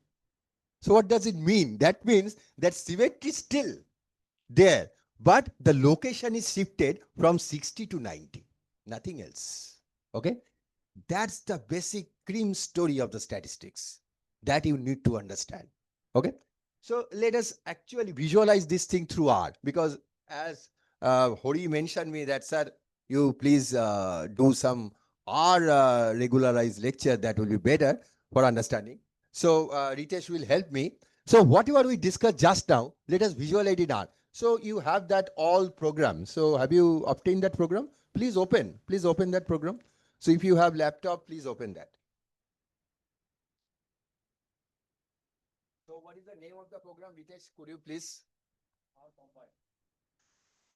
R Combine is the program. You please open.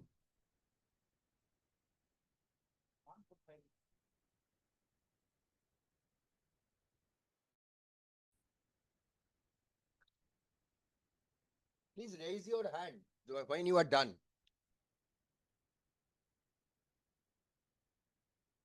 Please go and check. So just a few, actually that is important, because if you actually can run with your own, then you can actually understand the thing better way.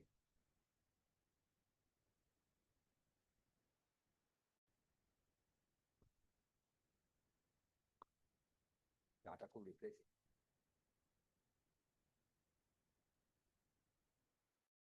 চাটা খুব ভালো হয়েছে, কোথেকে বানাবে?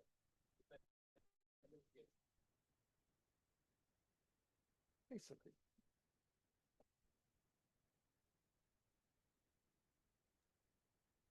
So we have to do R or R Studio.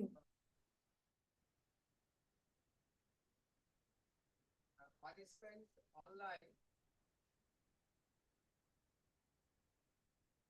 Okay, name is RCGS. Please open that R combined program. Participant online, please open.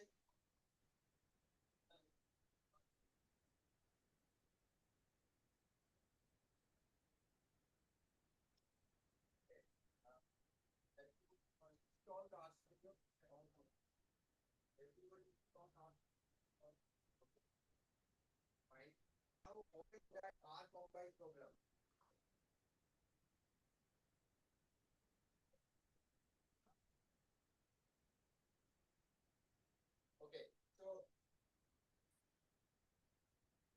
Okay, so the point is, those who already installed RStudio, please listen carefully. Those who already installed RStudio, they can only learn unless we waste time. So at the lunch hours, you please install the RStudio, those who didn't. Okay. And those who are online for our online participants, I am telling that suppose you already install RStudio. In that case, you please open the R combined program. If you don't, then please install it after this class and then you can run this. Don't waste time. Okay. So, no, those who are not downloaded at all, please skip. So you have not told them that to download RStudio. Okay, I cannot wait. I will actually run. So because it's time is very, very short. We have to cover many things. So you can continue because we were not told earlier. We will download in. We were not told and we were not given.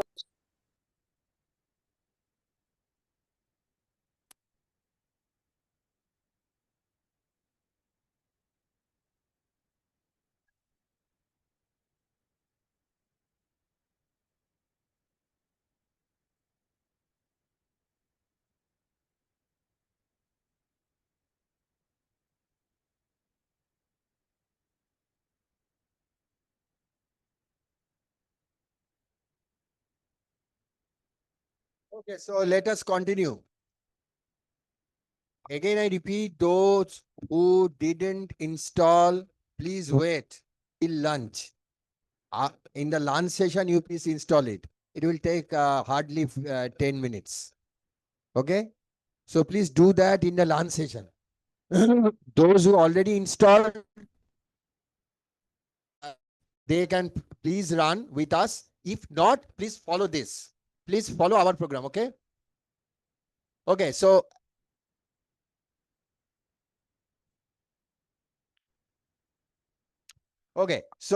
as we are discussing that if we just do a scatter plot, and listen carefully. Silence.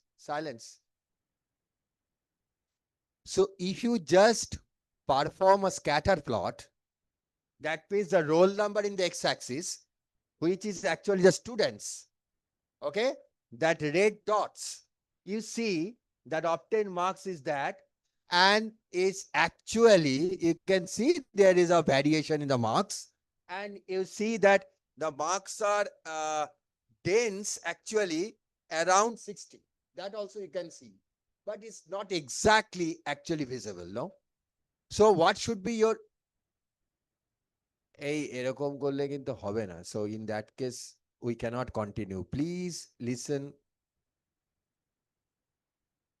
So already the coordinator told you to install it. If those people did not install, it's a problem of them. It's not a problem of the organization. Okay? So Dr. Behera already told all of you to install. If you don't install, that's your problem. Please do. You didn't get the mail?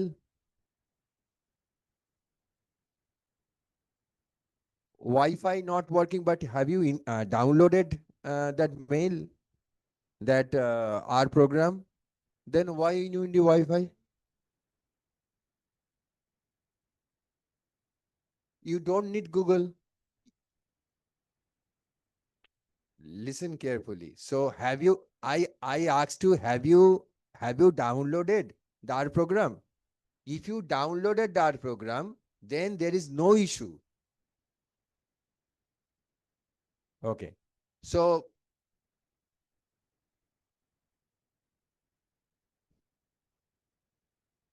now the point is you don't get angry. The problem is if I not continue, then you will miss many things. That's the issue. You try to understand. Okay. So the point is, if you look at the diagram, okay, that red dots, look at the red dots. It's a haphazard dots. I can see there must be some variation of the students' marks. And from that, apart from that, I don't have any additional information to say to the audience. But instead of that, if I do a histogram plot, that is a frequency diagram, then I have many information to share. Let's do that. You see the same data set. Again, go back to the red one. You see the same data set, exactly same data set. I plotted as a scatter plot, and the same data set I plotted as a form of histogram. Next, you see, and you see the variation. Even if you are not a good or intelligent students of statistics, there is no matter. You can immediately see, immediately intuitively think, okay, so around 60 to 70, there is a peak, okay, and gradually goes down towards 90 and towards 32 tails. And you see that the more or less, actually, the diagram is symmetric with respect to that 60 to 70 scale. Okay. So in that case, I can immediately say to the audience that I believe most of the students obtain the marks between 60 to 70, and must be the average will fall into that category. You see, that is actually, for the time being, you please assume that that is the marks of the population of 1,000 students. Okay. In most of the cases, what happens? You have the data set of 100 students or 500 students. Okay. That is a sample. For the time being, you please assume that this is the population, and I have no information now onwards. I have no information about the population. I have now drawn a sample of size 100 and size 500, and I'm expecting that the mean of the sample 100 and the sample of 500, that must be very close to that population mean, because you are drawing sample, and if your sampling scheme is good, and also as I mentioned about the heterogeneity and the homogeneity problem just few minutes before, if it is maintained, in that case your sample mean have a close parity with the population mean. Okay, that is your expectation. Let us do that. So please draw a sample of size 100.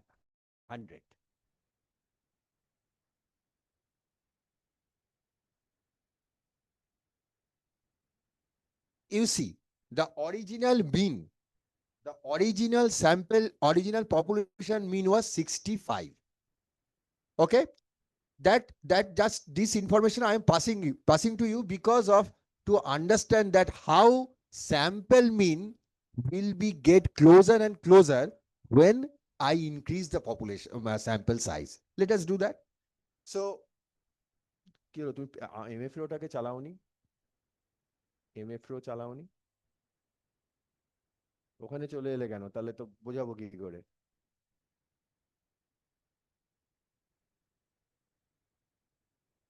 Look at this. The gray color is your population. Fine. Now you have drawn a sample of size 100, and you see that 100 sample size is actually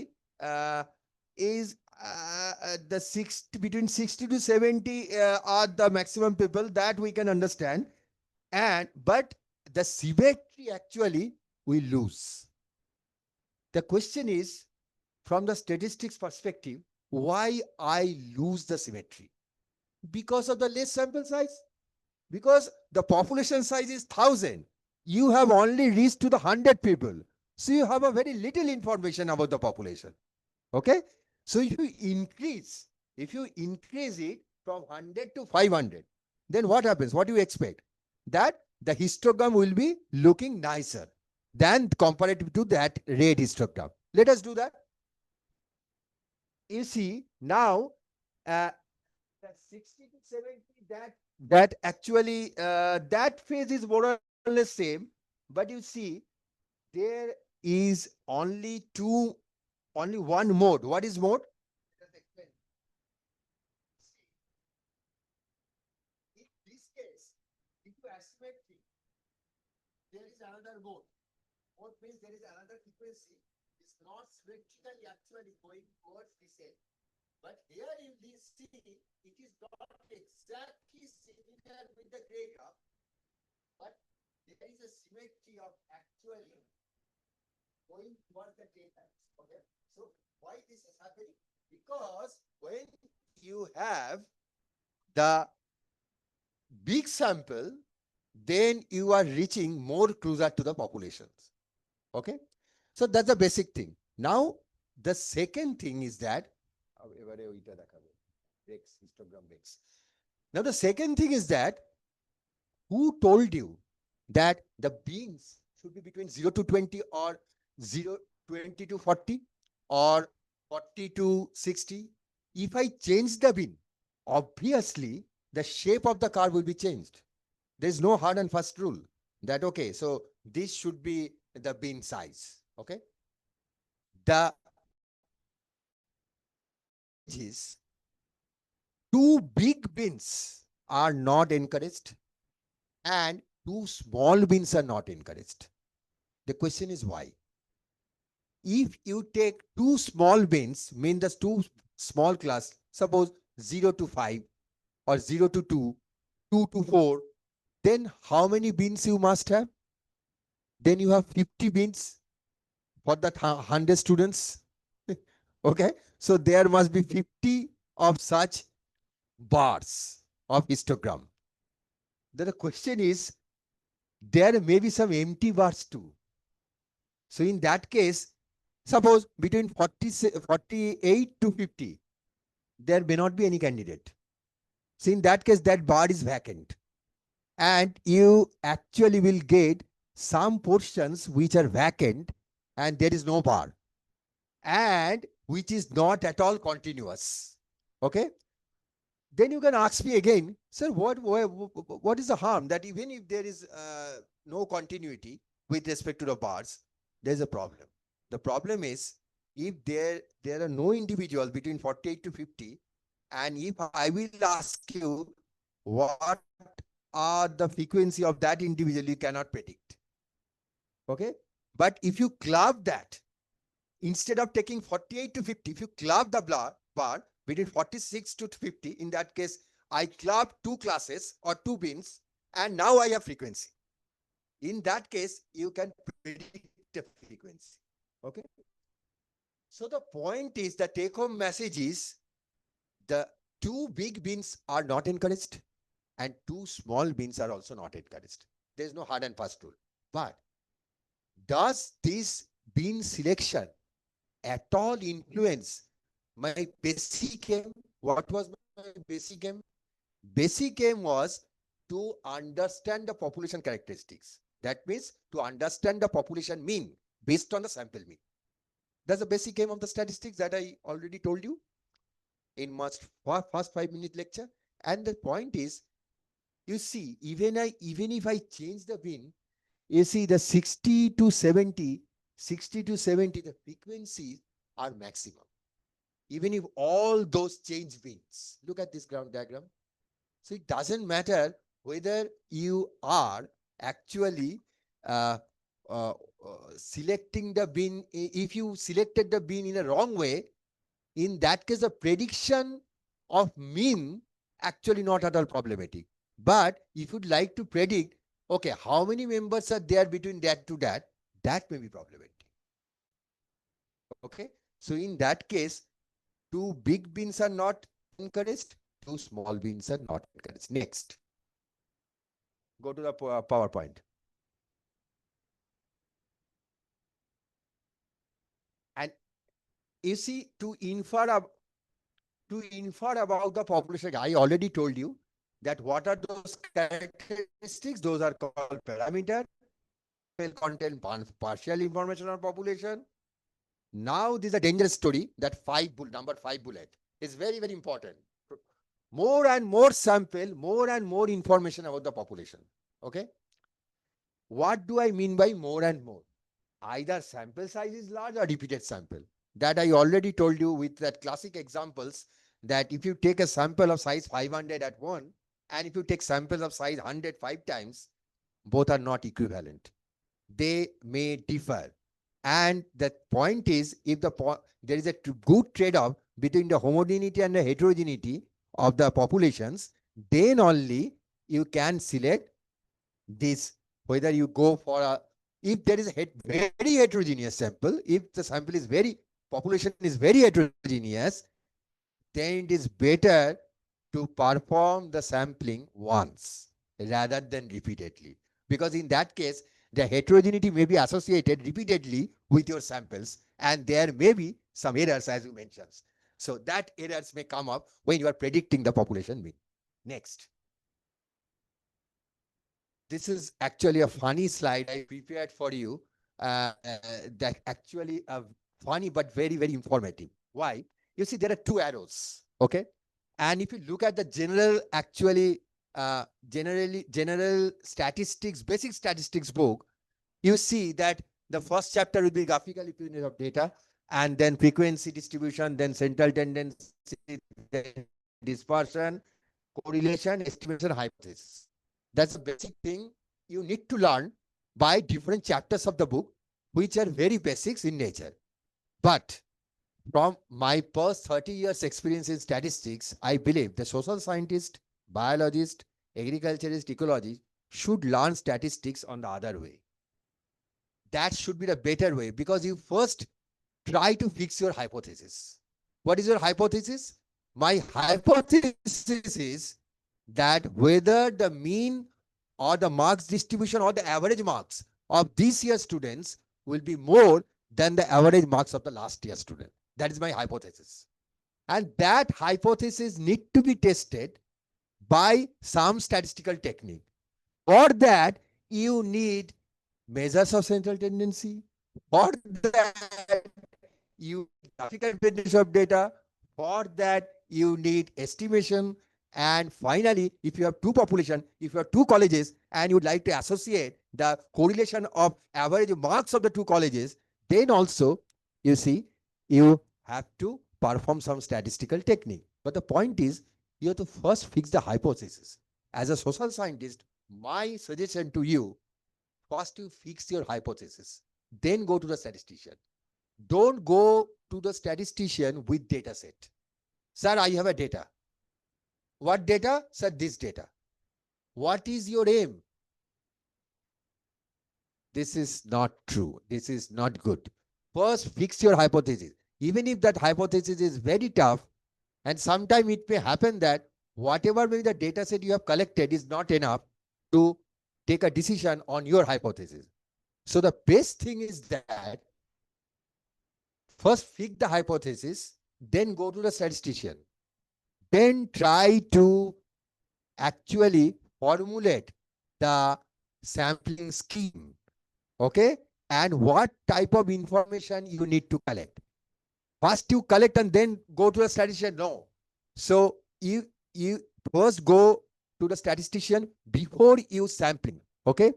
And then when the sketch was done, then you go and sampling. And if you know R, then there is no need to go to the statistician for the analysis. No need to go. But most of the people are coming to the statistician just to perform a t-test. But they don't know why you are doing t-test. That's the basic problem of the non-statistician. Is actually a problem. The problem is they don't know, they don't spend time on the hypothesis. Please spend time on the hypothesis, that what hypothesis you need to test, what hypothesis you need to develop. the data set, then you try to collect, and before collecting the data, you please consult statistician. To achieve that hypothesis, what are the points you need to collect?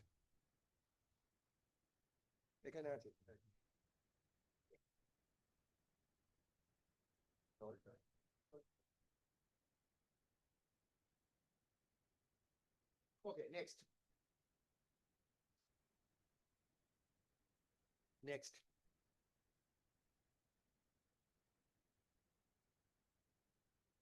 So boldly written, there are two ways to actually do sampling. As you are the scientist, so you actually do sampling. Always you do sampling. So this is a broad spectrum actually classifications of the sampling scheme. One is sampling with and another is sampling without replacement. What is sampling with and what is sampling without replacement? Okay, that already we discussed that when you allow in the next sample, the previous sample member may come again, then it's a with replacement sample. That means, so when you have drawn a sample of size 100 from a population of size 1000, then again after drawing one sample, you recorded the data, and then again you return back the sample to the population, and when you draw the second sample, then there is a chance that the members which appeared in the first sample may come again. Then it is called with replacement sample. And there is another case which is called without replacement sampling. Without replacement means that when you have a sample of size 100, after first sample is done, first sampling is done, then for the next sample, you have to draw a sample of size 100 from a population of size 900. You have to discard the first 100 sample from the populations. Okay, then it's a with replacement sampling. And I told you another terminology is called the stratified sampling. This is very, very important for the social scientists, because if we look at the social structures and behaviors, in that case, there must be some stratifications. All the rickshaw community and all the business person community, they are the different community.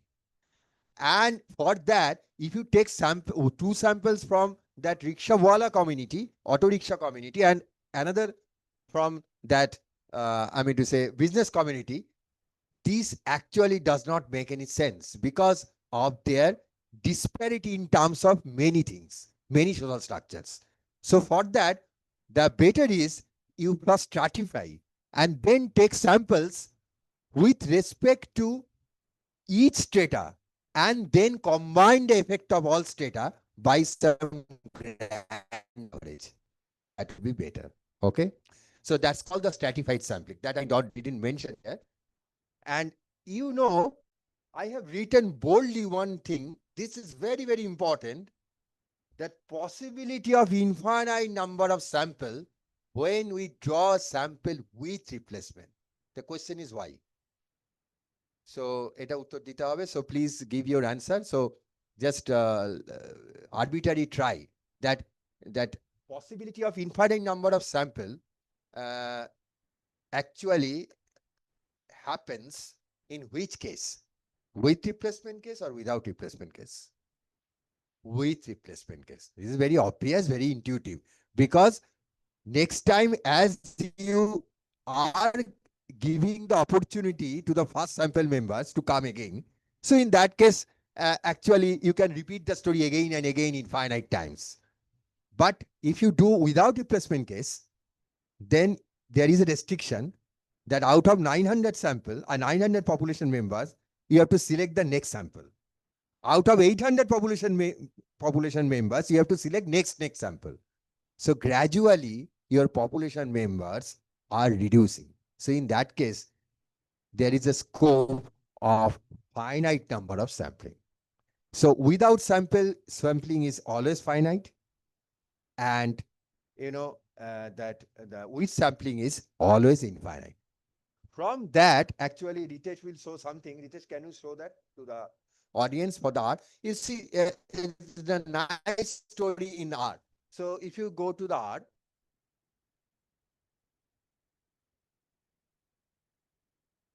Okay, please run. Suppose I have the population member 2857. This is my population member. Okay. And you see, out of those population member, replace equal to false means I am not replacing. That means without replacement. If it is a without replacement, please run this. 5788. Please run again.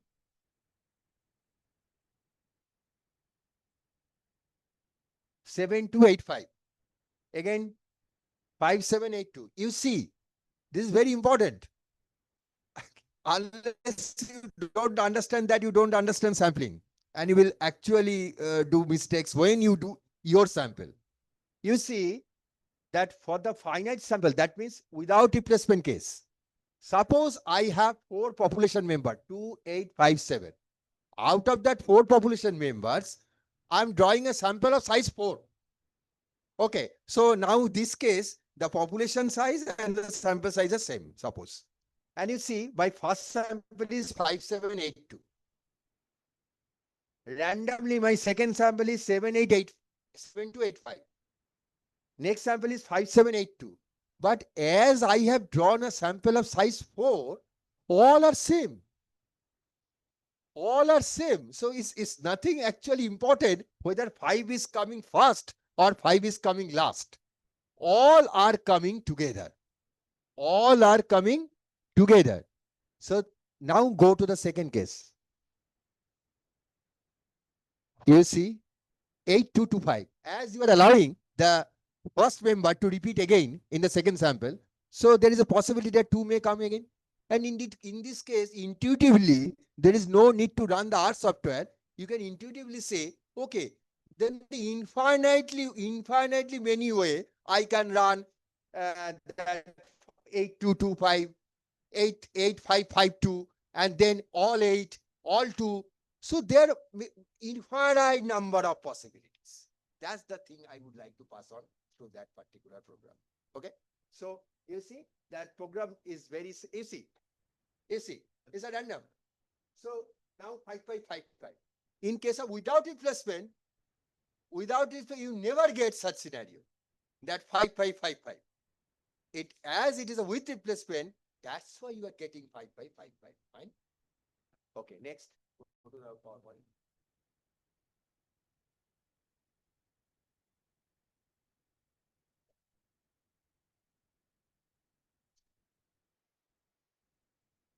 Okay.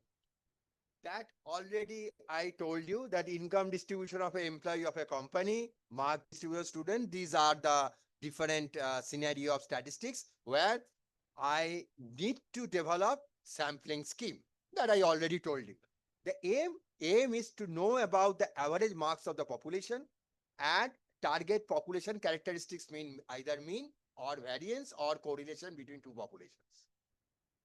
And the point is distribution is frequency distribution and the average is measures of center tendency. These are the two broad spectrum that you need to develop through the statistics game. Next. So the point is, this is a very, very important story that I already told you, that sample mean and variance close synergy with population mean and variance. That is your expectation. That may not be always happen. I told you, it's depend on the sample size. If your sample size is too low, in that case, you cannot achieve the left part. Okay. In the right part, I have written something. Dispersion of sample averages is less than the target population dispersion. This is a very, very important story. What do I mean by that? Let us try to understand it first with language, then we'll come to the R again for visualizing. Just read this very carefully. It's a very technical word. Dispersion of sample average is less than target population dispersion. Target population dispersion means I have 1000 population marks. Okay. And the dispersion means I have some standard deviations or variance, some measures I have for the dispersion. It's not at all important that whether you are going to develop mean, about mean, standard deviation, variance, all other dispersion measure. Measures of dispersion, measures of standardness. With respect to mean, this is my mean, how far I am. So some members are here, some members are here. So I am taking the distances and then squaring out and then taking the average and then I will get variance. Nothing else. That formula is not at all important. So don't concentrate on the formula. Try to understand the philosophy that I am here standing. My dispersion means how far I am with respect to that mean. Okay, that's the measure of dispersion. So for the population, the dispersion is that from the population mean how far I am as a population member. Okay, and I'm taking the square of the distances and then averaging and so on, and then I will get the population dispersion. Suppose a variance, I obtain variance. Now I use the terminology dispersion of the. No, go to that PowerPoint. So I will come to the dispersion of sample average is less than the dispersion of sample averages. Sample averages, plural. I use the word sample averages. What does it mean? That means if you take a sample of size 100, if you understand that story, you can understand hypothesis testing, estimation, everything. Okay? You can understand standard error too. A basic terminology most of the social scientists, biologists use is called standard error. What is standard error? Why it is called standard error at all? Why it is error? That's the basic question you must have in your mind. If you don't answer that question, you cannot understand the basic essence of the statistics. You see, this is very intuitive. I will tell you. So today you can understand at least a little bit. Might try. The point is, when you have drawn a sample of size 100, fine. Then you have one sample mean. Next time, suppose it's a width replacement case. You have drawn again a sample of size 100. You have another sample mean. Okay. And there is no guarantee that these two sample mean will be exactly matched each other. If you repeat the story again and again, 100 times, you will get 100 of such sample means.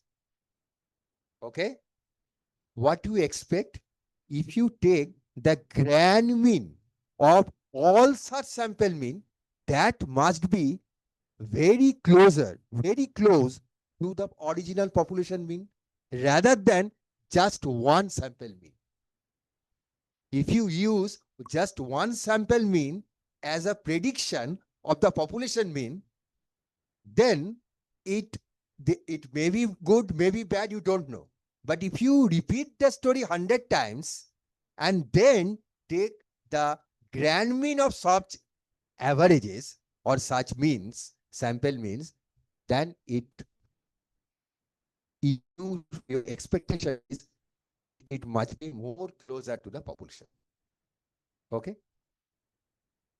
And the point is, if you take the dispersion, the next stage, the dispersion or the variance or the standard deviation, whatever it may be, if you take the dispersion of those sample mean, what do you expect? Intuitively tell us. No need of statistics. What do you expect?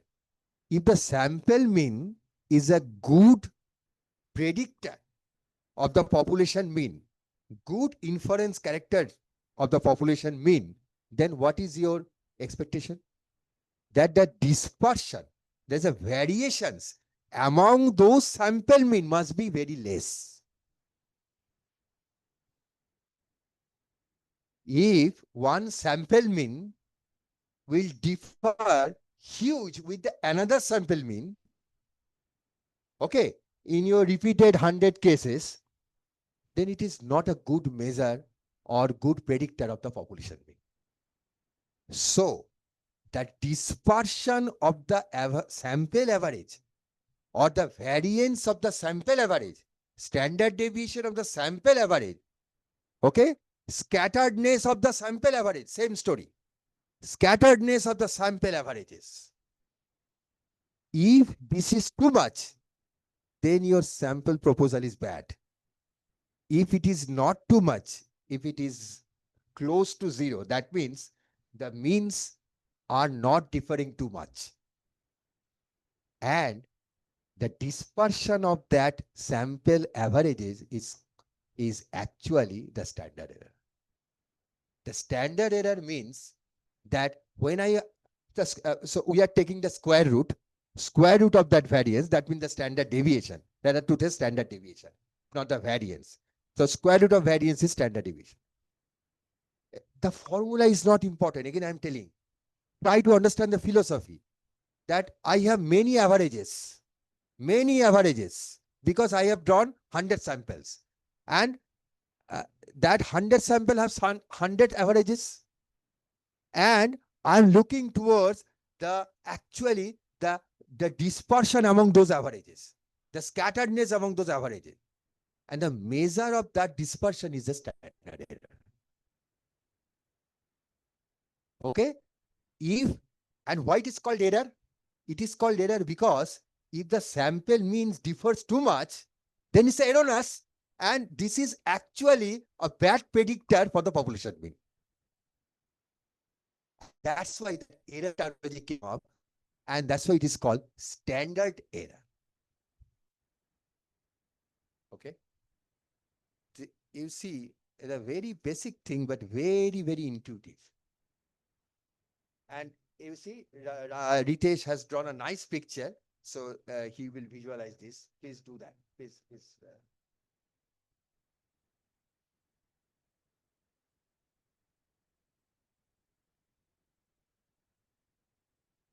So what he is doing, let us concentrate. Please concentrate. 2 minutes.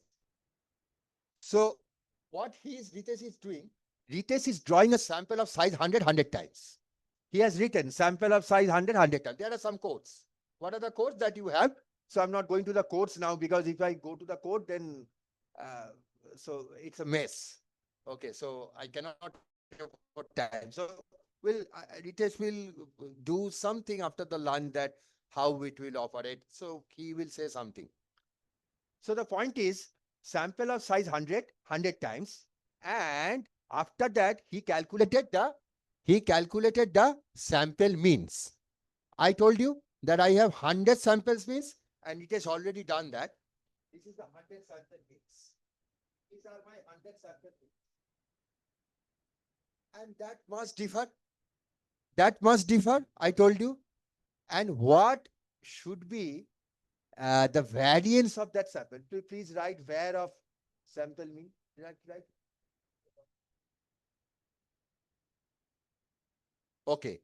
In R, if we write mean, then the mean will return.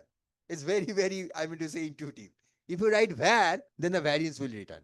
So you see, the variance is 0.8033903.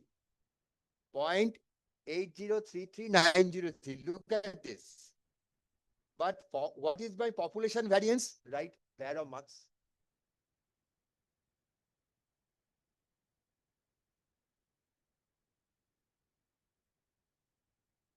My population variance was around 100.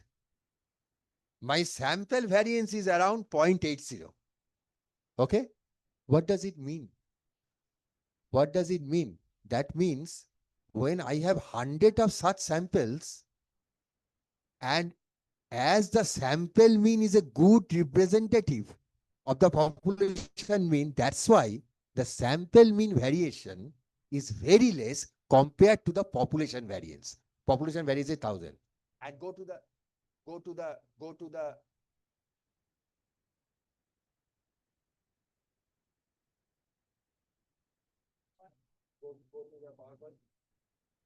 Go to the PowerPoint. Whatever I have written in the right hand side, dispersion of sample averages is less than target population dispersion. My target population dispersion was 100. Okay? If you take square root, then it's 10. SD was 10. And for this case, the variance is 0.80 only. That means Mean is a very, very good representative. Sample mean is a very good representative of the population mean. And that's why you are interested on the standard error of statistics. That what is the value of the standard? And you see, in most of the paper, you put a error bar on the histogram, no? Error bar. Okay. The error bar is nothing but that standard error. Okay. So if the standard error is less, that means your prediction must be good. Okay. So that thing I actually discuss here. I think we should finish now. Okay. After lunch,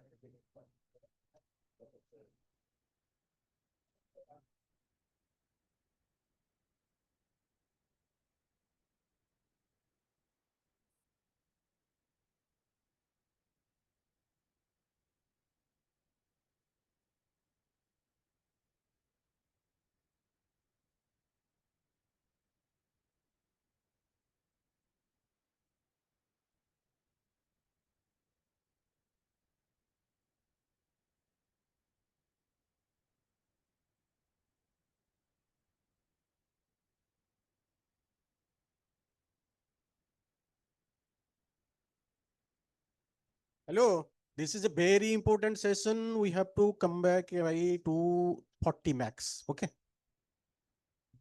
It is 2:10 now. So take 30 minutes for the launch. Okay, 5 minutes here and there. Don't worry for that. But try to come by 2:40. It's okay. Otherwise, you will miss the session. You don't blame me.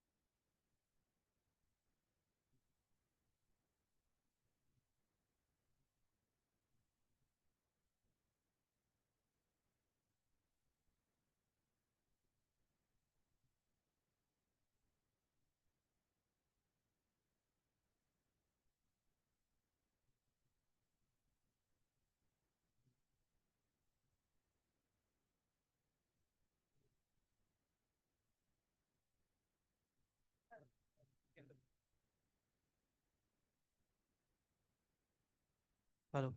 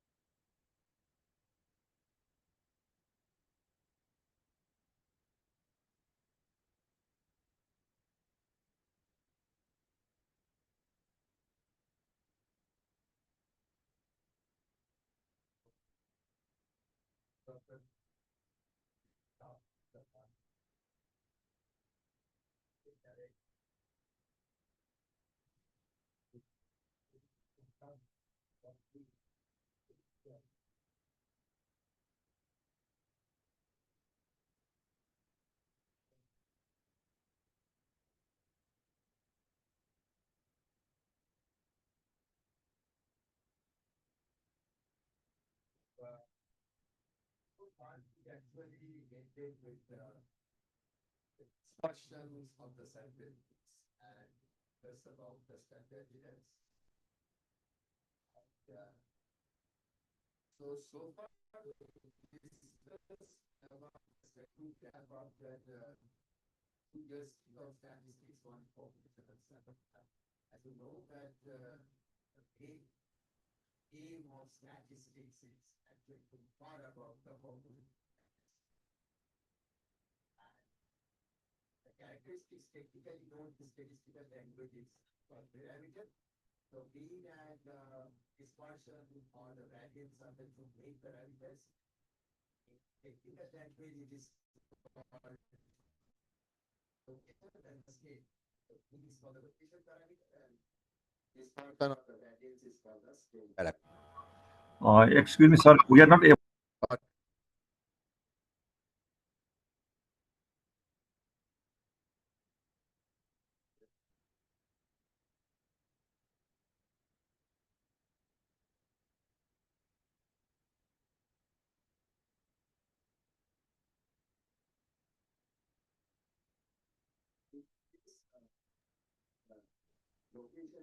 We are unable to hear anything.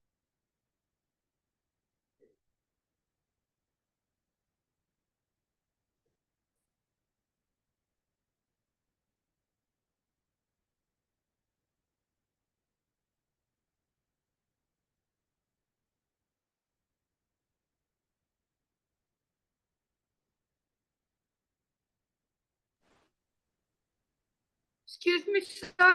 Can you come near mic? Excuse me, sir.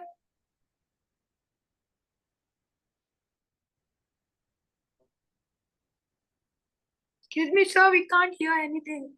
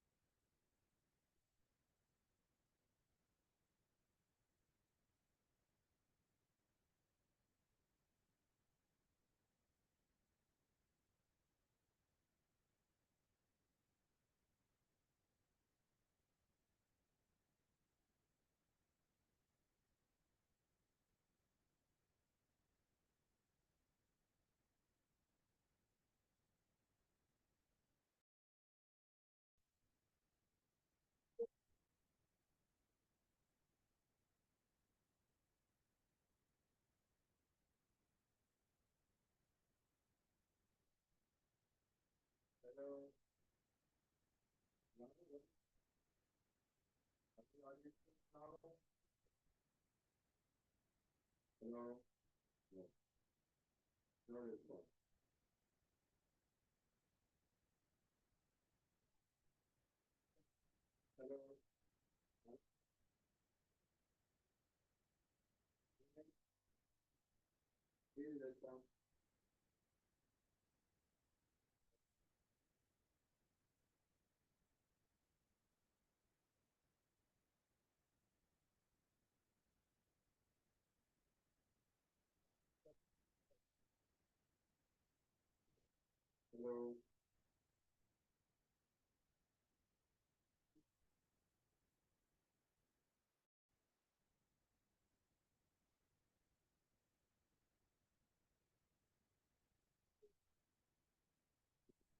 Hello, hello, hello.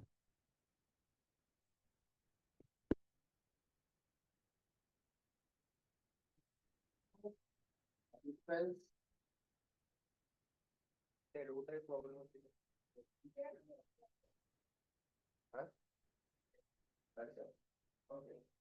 Okay, thank you. So, let's start. So, as I was discussing that, so, would not be,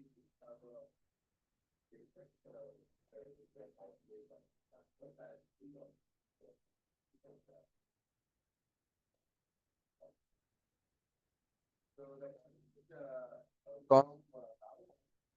is, usually go not in a deep dive, but some of the statistical formula and that we have to do so. So, Sorry, sir, we are not listening to you.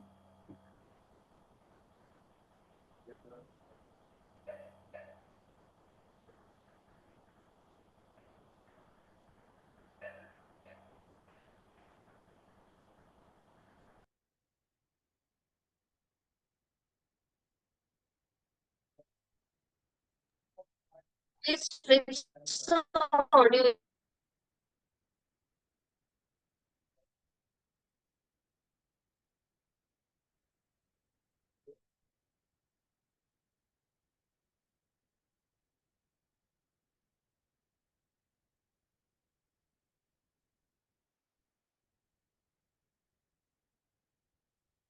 hello, hello. Now,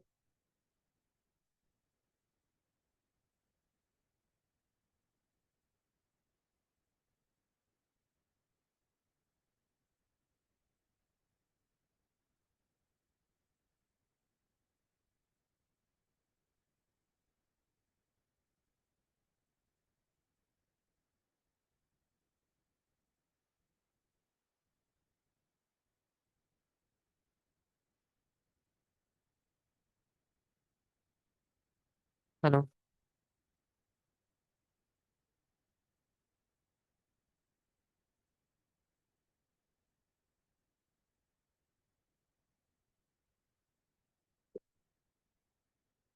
participant? Participant? Yes, sir. Yes, sir. Okay, so do that. Okay, so I'm using the modern microphone. Fine.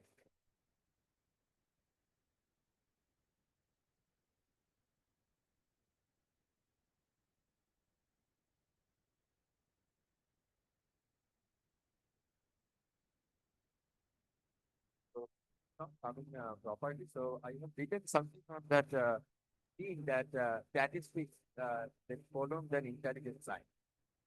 And this is a very basic level school level things. I think my daughter used to do that actually in class 12. So that because it is not that well. But the point is actually But the voice is very not a so there's a maximum voice we can afford. So I'm sorry because the problem of technical is I cannot solve it. We actually tried that way, but I don't know what is that. Sorry, please excuse. Okay, so the point is, although it's actually a very basic, but fundamental things.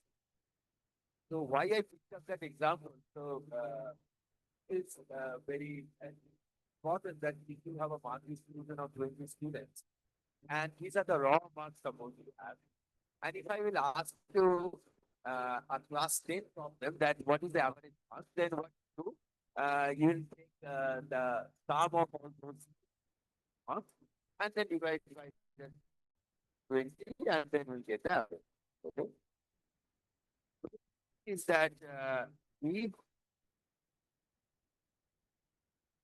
so instead of that, if you perform frequency distribution, if you convert that raw data to a frequency distribution, then the point is that in 0 to 20, you have two frequencies.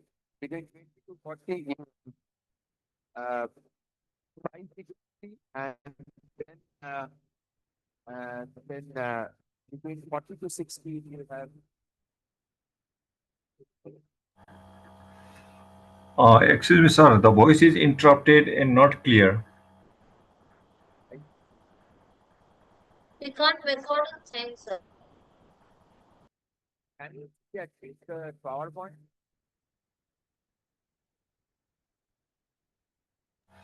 Yes, the PowerPoint is visible, but your voice is interrupted and not clear. Why is it not coming? So I actually told them, but I don't know so why, how to solve because they try to that someone from the agency call Hori and then try to manage it. Otherwise, I will lose the time.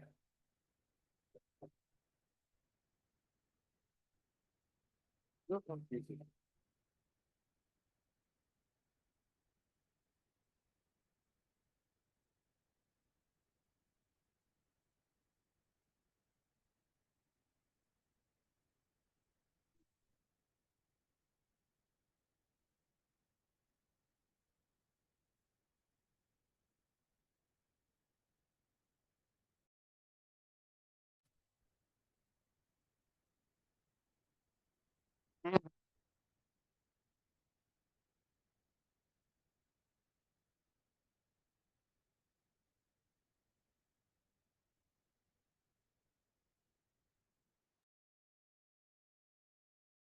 Call someone.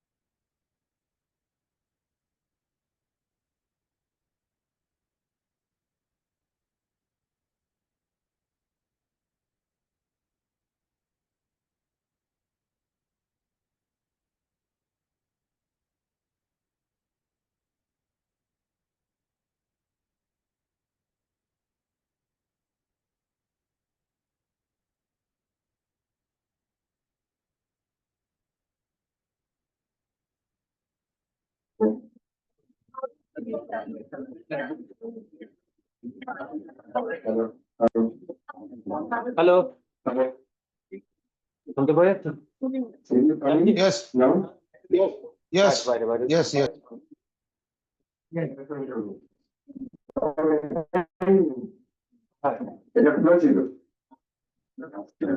দেখছি আমি এখন দেখছি হয়ে যাচ্ছে না তুই বাইরে কেন আমি আছি আমার অডিটোরিয়ামে চলছে এই ভাই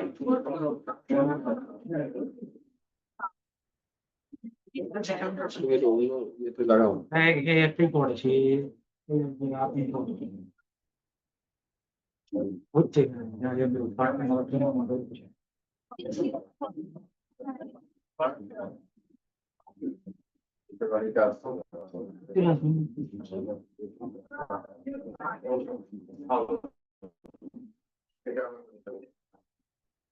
हमारे लैपटॉपটা সব দিনই জ্বালাই সব দিনই জ্বালাই হ্যাঁ মনে নেই আমি কি পোর্টের ভিতরে ঢুকে যাবো আমি হ্যাঁ পোর্টটা খারাপ হতেই পারে হ্যাঁ এমনি ওটা দাও ওটাতে ঠিক আছে আসছে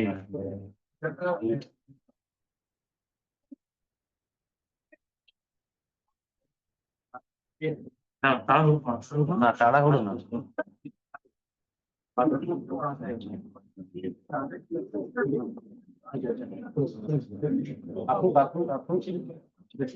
আমি so now the screen is visible participant please confirm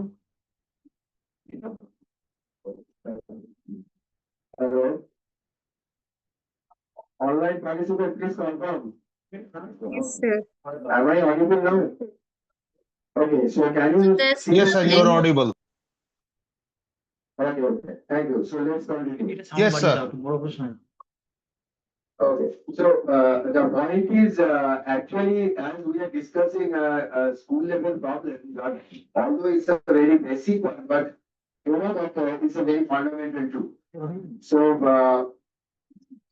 so the point is actually when we are taking raw data, fine. So one is fine. So when we are looking for the raw data set, and if I will ask you a question that whether what is the mean of that raw numbers. So you can add up all those 20 numbers and then divide by the 2, I will get a mean. That is called the raw mean, okay? But instead of that, if I will ask you that can you convert this raw number to a frequency distribution, then actually the question becomes a little bit complicated. And you can actually, by your choice, you can put different means, 0 to 20, 20 to 40. In statistical language, it's called class boundary. And then the frequency, and then you will actually calculate a mean value.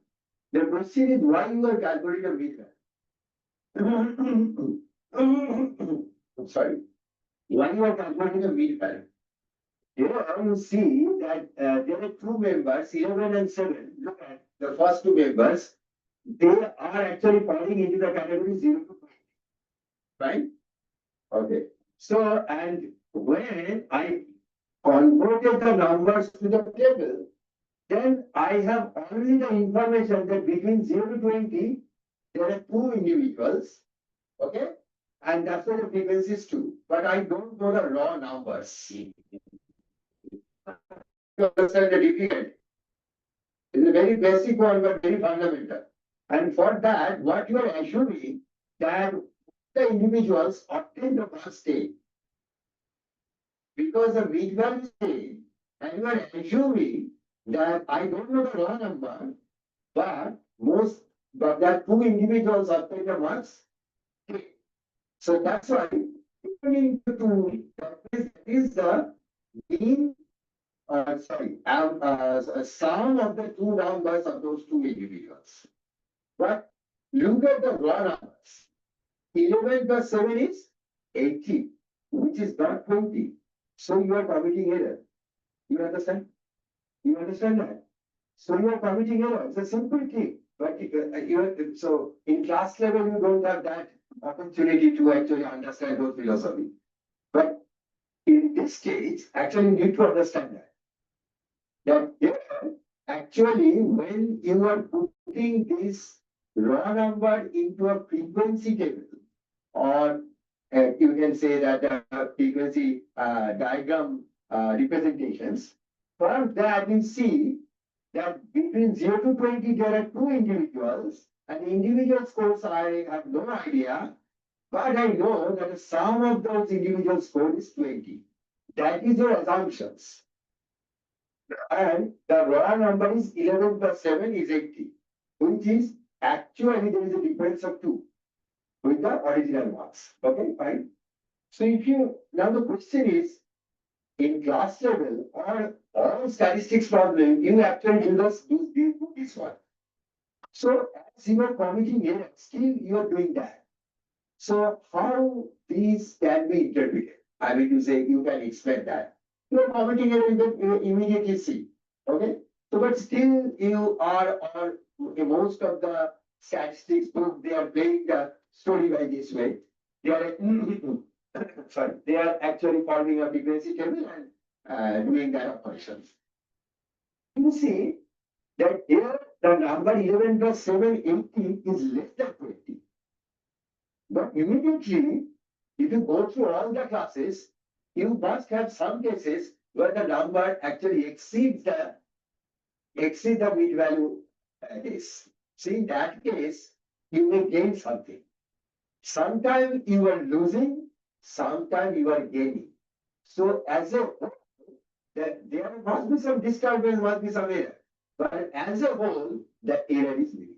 That's the philosophy.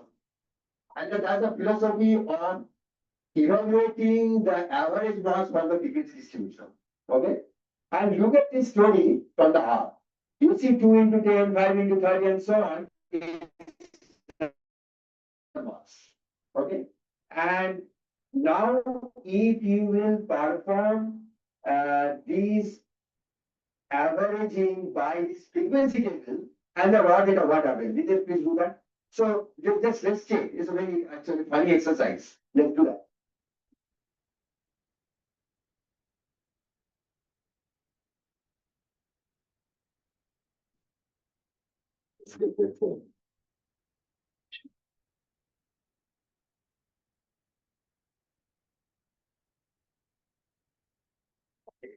So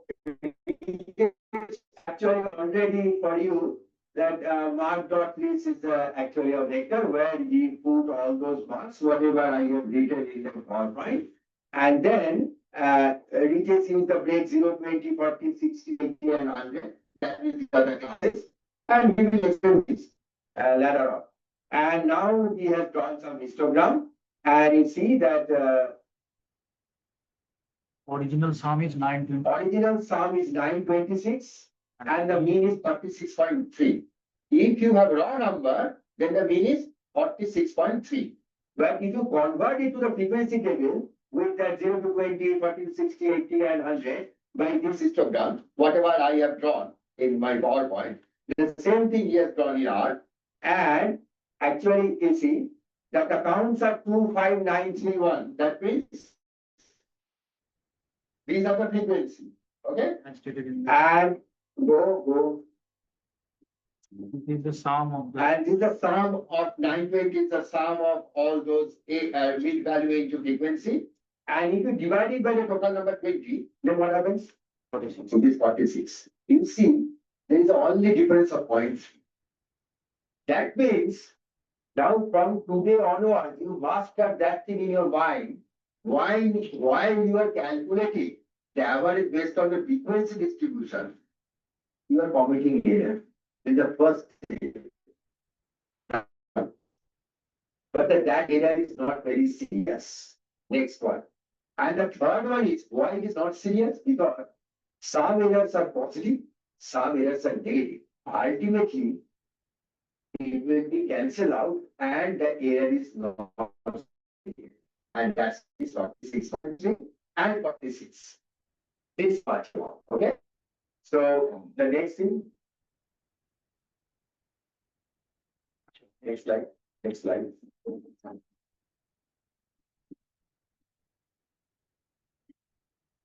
Okay. So so the first chapter measures of central tendency. Okay. And you know that the mean I already explained. And this is actually the second chapter is called Measures of Dispersion. So if you look at any basic statistics book, the first chapter contains very things. The measures of central tendency, the mean, median, mode, many things. But the idea is when you are trying to focus on the frequency distribution format, okay, you are always committing error because you are assuming the mean value, which is not exactly the raw value of the individual score. That point, actually, I would like to pass on. If you just open any standard book, you get the formula of the median. It's not at all an issue. You will always get the formula of the mean. It's not at all an issue. So that point I already pass on. And the next thing is that for a dispersion case, is look at how the dispersion measure came. Why it is xi minus x bar whole square and then sum and 1 by n. How? What is the science behind that? That also you need to understand. Because I told you repeatedly in my first lecture that that x bar means the average. Okay.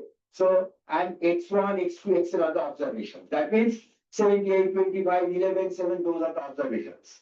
And x bar here is in this example is 46. Okay. How far I am from 46? And you see x1 minus x bar, x2 minus x bar are those deviations. Okay. So 11 minus 46, 7 minus 46, and so on. If you do that, in some of the cases, it's very interesting. Some of the cases that is the deviation is positive. Look at it. Some of the cases deviation and some of the cases deviations are negative. Okay. Some of the cases deviations are positive. For example, 11 minus 46 is negative, 7 minus 46 is negative, but 85 minus 46 is positive. So if you add up all those positive and negative deviations, then you intuitively can think that sum of the deviation may be zero. Okay. I use the term may be zero. All points are important.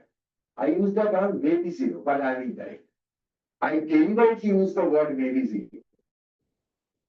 I am incorrect because it must be zero, not may be zero. What I'm telling, if you have any numbers, string, write any arbitrary number, take numbers, take the mean, and take the deviation from the mean. That means 11 minus 46, 7 minus 40, and so on. Add it up. It will be always zero, not maybe zero. It must be zero. And that's the second beauty of the statistics. That sum of the deviation from arithmetic mean, sum of the deviation from the mean will be always zero. So the point is, if I take the average of the deviations, that will not serve the purpose as a measure of the dispersion because it will be always zero. 0 by 20 is always zero. Okay. So now I will ask you a second question for the dispersion test. What is the second question? The second question is, do you believe that if x bar is sitting here, that is 46, is sitting here, and 11 is in that side, and 18 is in that side, okay? Does it matter whether I am in that side or that side, but it matters how far I am. Okay, so for the dispersion measure, it is not at all actually matters whether I am in that side or this side. And actually, the negative and positive signs are telling you that story. That whether you are in that side or you are in that side. Instead of that, if you take the absolute or the modulus value of that, that means 11 minus 46 is negative number, take the positive one part. That means the absolute deviations. Instead of the deviation, if you take the absolute deviations, then take the average, that will serve your purpose, and that measure is called mean deviation above.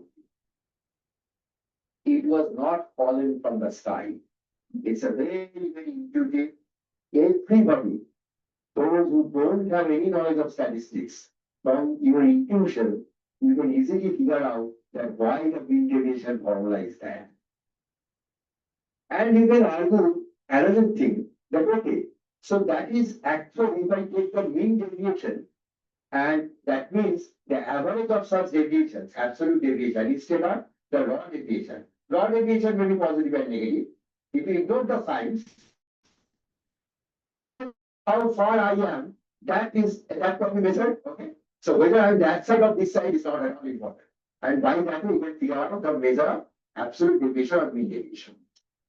The next step is you can argue with me, so why sir I should take only the absolute value? I can square it out. Then also negative and positive sign will disappear. Yes, you can do. You can do. So if you square the deviation, that means x1 minus x bar, then take the square, x2 minus x bar, then take the square. In this example, 11 minus 46, take square. 7 minus 46, take square. And so on. You can repeat the story. And then add all those square of deviations and divide by the 8. That is 20. You get a formula again, which is called variance. Again, it was not falling from the sky. Okay? So it's a very, very intuitive analysis. Now the question is, if the variance is a measure of dispersion, right? Why should I know? Why should I be interested on the measure? Another measure is called standard deviation, which is square root of the variance. If the variance comes out of a variance is a measure, obviously. Can anybody have any answer for that? Why I need the square? Why I need to take the square root of the variance to build up another measure, which is called standard deviation. Here I told you that formula is not important. You know that philosophy is important. So that's why one true was I believe that after that you will never forget that formula. You will never forget, I can guarantee you, you will understand correctly. That what is the formula for the variance, what is the formula for the mean. You will never forget. The point is, suppose I am interested on the height distributions. Instead of mass, look at this for the height, yes.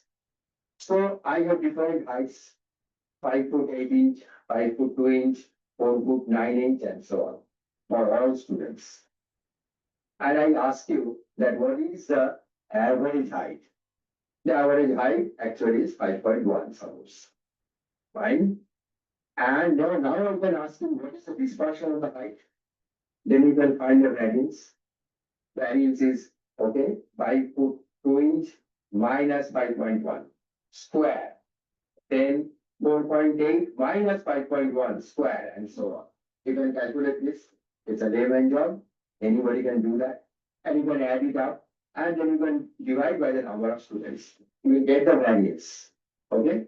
But the unit of the variance is root square.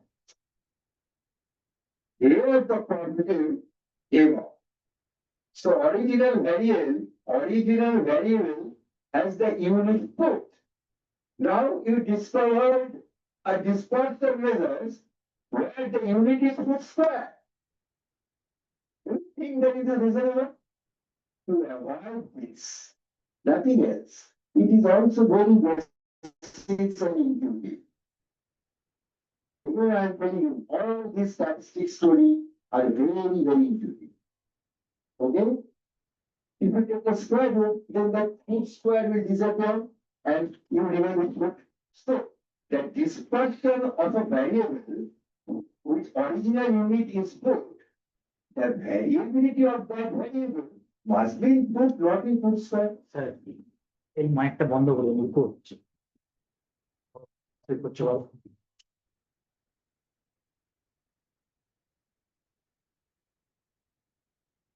This problem later cannot be solved. Although it is a very intuitive problem, microphone problem, but it cannot be solved. But last 20 years I was observing that, and I actually devoted maybe more than 100 hours on that, but in many lectures. but I saw the same thing every day. And every time there are some problem. It's not the problem.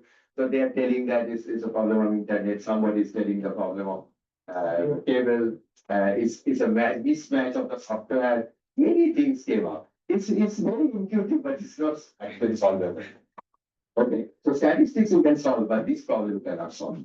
Okay, so so as we were discussing, look, that's why the two bases are actually important. Variance is also important because although it's input square, there is a great mismatch, but it can actually give some of the dispersions of the variable. And another important thing is algebraically is good shape. Because if you have a square, you can inside that you have sum. You look at the formula. So it's actually looking not so smart. Okay. So, but if you remove the square root, then you are free. So that's why variance is also popular. But from today onward, you master that thing in your mind. The variance unit is different with the original unit. Okay. So next. We'll see. Okay. Okay. So that next portion, up to this stage, whatever we discussed is based on the single population. It's based on the single population, fine. Now you have two population. You know, this two population terminology also very tricky. Why I told that? Because the population height distribution or the mark distribution of the student of this room and the height distribution of the students of the local college, okay, or the mark distribution of the student of the local college, in supposing the sociology department, fine. These two are the two populations, fine. And suppose you are in the same class. Suppose you are in class 12 students, fine. So in that case, these two populations are independent. Am I clear? These two populations are independent. Why it is independent?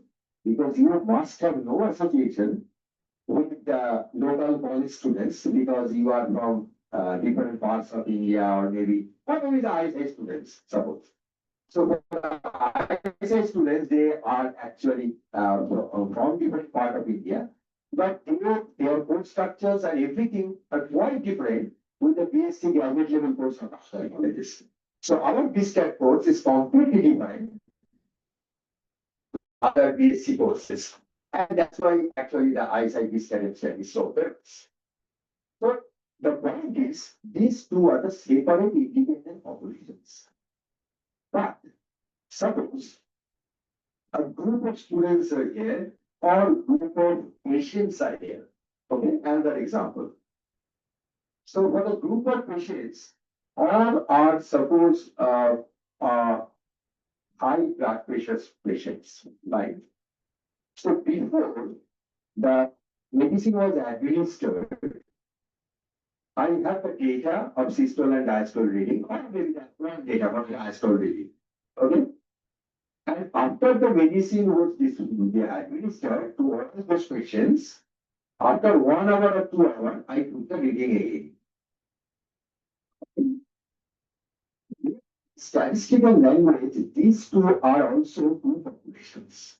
Although I am applying a medicine on the same population, virtually the same population because all are the same individuals, but I have to give of those individuals, patients, systolic data, systolic blood pressure data for those particular patients before the medicine or the drug was administered and after the drug was administered. In statistical language, we expect that the mean should be shifted because if the medicine has efficacy, if the medicine has efficacy, what do you expect? That this systolic blood pressure will be actually moderate level. So either it will be goes down, okay? So in that,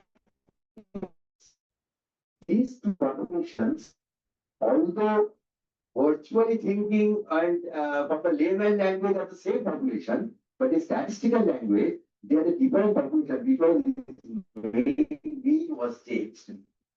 Fine. And there must be some association with this population. Okay.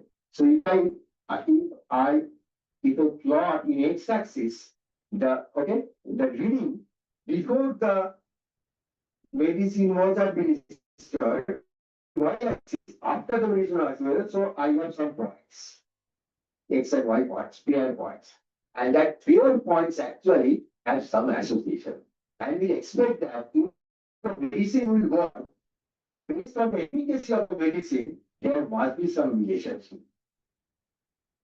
So that thing you should actually understand. So these two are actually associated population, not the independent population. These are basic terminology, right? So why I spent last 5 minutes on that?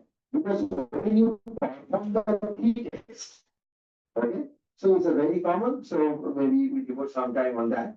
So how much time we can spend here? 5:30. 5:30. Oh, so fine. No, but you have some presentation ceremony. No, no, only the certificate. Oh, that's that is not too formal. So,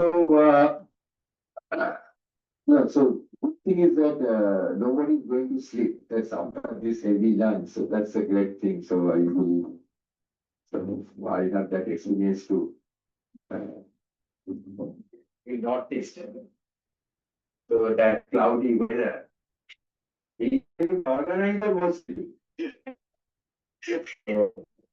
and the experience I had. So it's very good, nice audience. I can see everybody face is very good. Okay, so the point is for this case, the population is associated, right? So now the same thing, actually now we have to draw the data set. We have to, because in last case, in the previous case, all the previous cases, rather to say, you have to draw a sample of size n, maybe 100, 500, from a single populations. Now we are drawing a sample of size n from bivariate populations. You know, bivariate, because they are associated.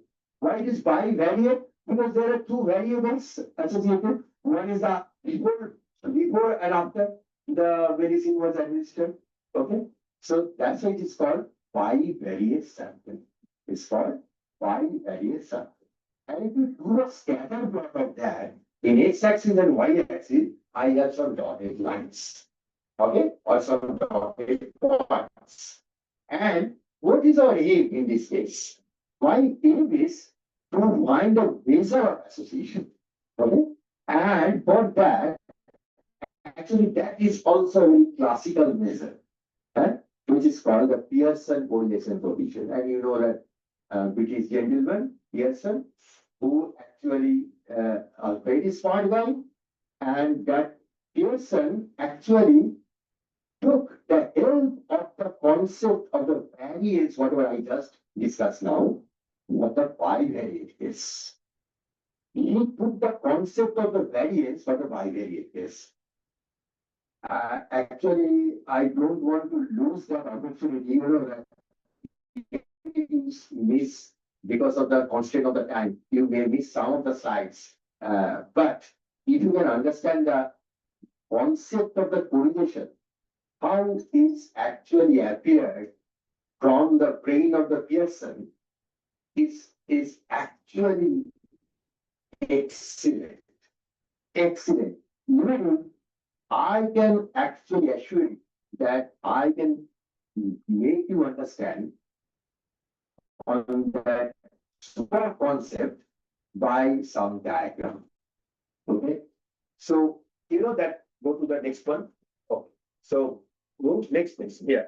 Stop this. You know, before going to that particular concept, what Pearson derived as a Pearson correlation coefficient, as you all know, that when there is association, linear association, we would like to calculate a coefficient which is called Pearson correlation coefficient. So before going to that, we can go to Okay, so if you look at the first diagram, that in X and Y, you see a perfect linear relationship. Okay, and all the points is actually are falling on the approximated straight line, right? And in that case, the relationship is perfectly linear. And look at the second one. Here, if you imagine a line, okay, and which is actually going up, so in that case, you can understand that it is not perfectly linear because there are some points which are close to the line, but not exactly on the line, right? And due to that closeness, I just write arbitrarily that it is 0.8.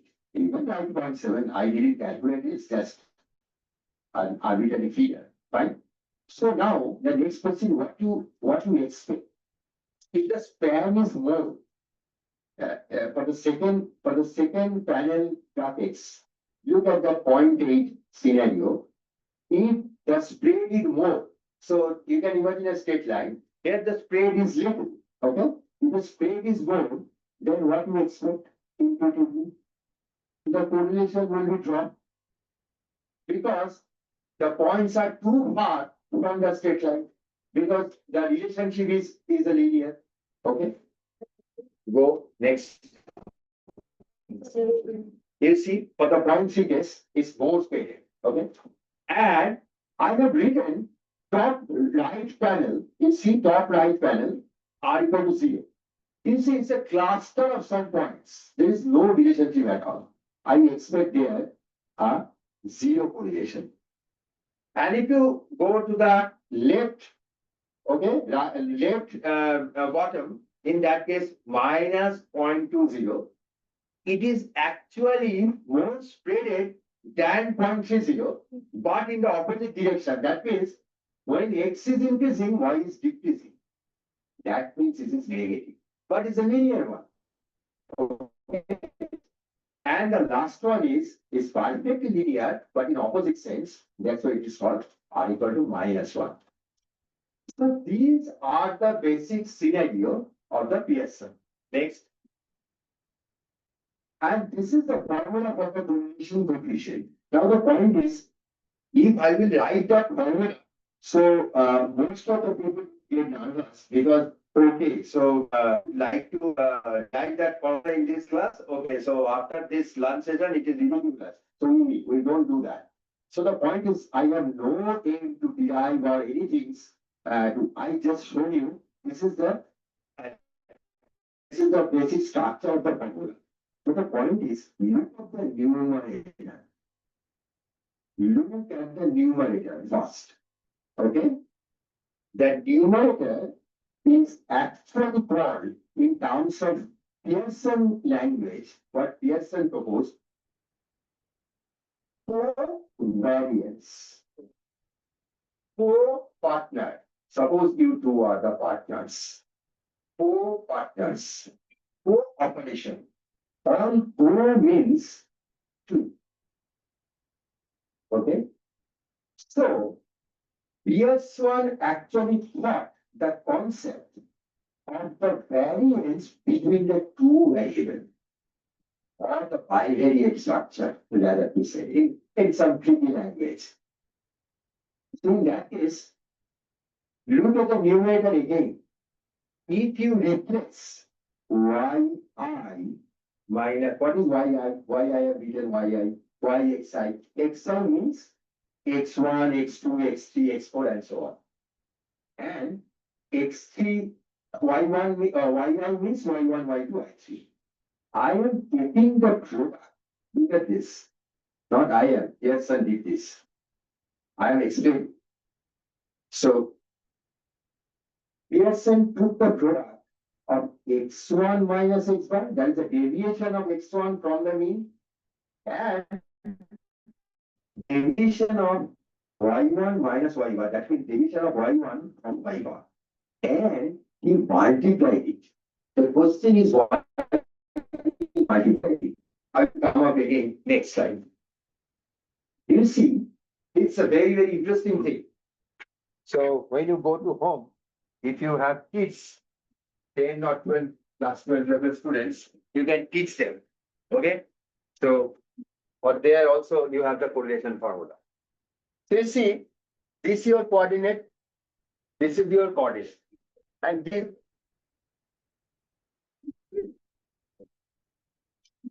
I don't want to touch that.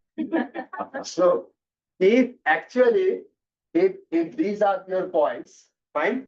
So what Pearson did, so this is your axis, x-axis and y-axis. Okay? Pearson shifted the axis from here to there. Okay? What does it mean? You can understand. It's not a very huge mathematics. So what is that? That means where he shifted, here is your x bar and y bar is sitting. X bar means this is your x bar. This is your y, this is your y bar. So this point is your x bar and y bar. That is the mean of x and the mean of y. So if I shift from here to here, in that case, there is an advantage. What is advantage? Advantage is that most of the points either in first coordinate or in third coordinate. Very few points are in this coordinate. So if you have a positive association, that means when x is increasing, y is also increasing. If you have that association like this, what you expect that most of the points will fall either in first or in third coordinate. Very few points will fall in the second and fourth coordinate. As a result, in first coordinate, both are positive. You know, that is your basic, even if you are social or sociology people or geography or whatever maybe, that you know, in first coordinate, all are positive.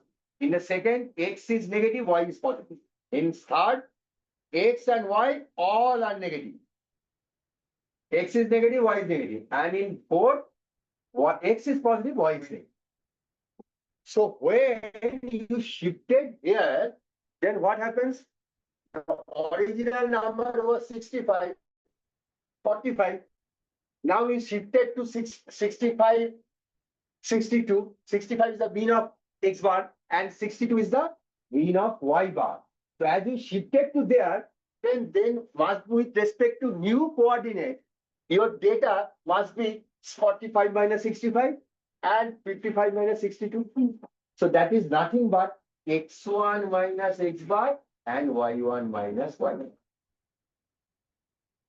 And the point is x1 minus x bar, y1 minus y bar, if you multiply it, so then it is either both positive numbers because it is in first coordinate or in third coordinate, that means both are negative. So the product will be positive. That means if you have positive association, then the product of these x1 minus x bar and y1 minus y bar, and if you take the sum of the numbers will be in that coordinate. So some of the numbers are negative too, but most of the product are positive. So as a result, there must be a high percentage of positive product. And as a result, if you take the average of the positive product, that is called the product. Yes, actually tells you the story of the association between the two variables, how the product will be increased, how the positive product will be increased. So that's some problem. It's very difficult to manage. Okay, so I'm extremely sorry for that. So the point is, go next. Next, I have done this.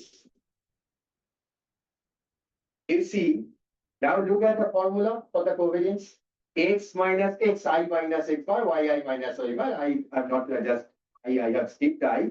So the point is covariance between X and Y is nothing but if you just write Y is instead of y minus y by 2 x minus x bar again, it is x minus x bar square.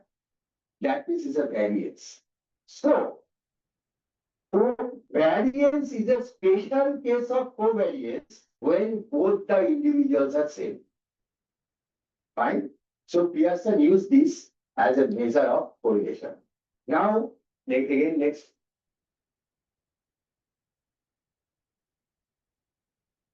Now the question is, the first part numerator is explained. Why you need the denominator? Denominator is SD. Denominator is SD of X and SD of Y. So why you need to divide the covariance by the SD of X and SD of Y? What is the need? Anyone have any clue? So he's very close to the answer. So